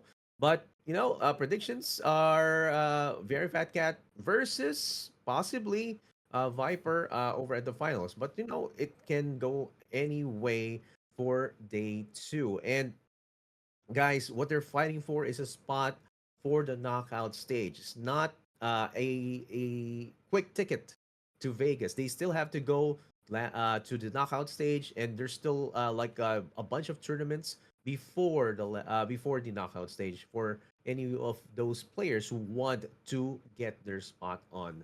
Like 32, and then top 16 is gonna be going to Vegas anyway. So with that, of course, we are going to be concluding day 1 of the Parallel League Major 3. And guys, tomorrow we're going to be having the top 4, and we're going to be crowning the player who will become champion for Parallel League Major 3. We have been your casters, Ali, Muka, Free Tip Scout, Kinto, and of course your host, Excelsior PH. See you tomorrow, and stay competitive. See you tomorrow, guys. Yeah. In this arena, legends are born, and history is written. This is where dreams take flight, where every drop of sweat, every ounce of effort, and every heartbeat is dedicated to one singular goal. Tales will be weaved. History will be written. Titans will rise and fall. Champions will be crowned, and legends will be made. This is the Parallel League.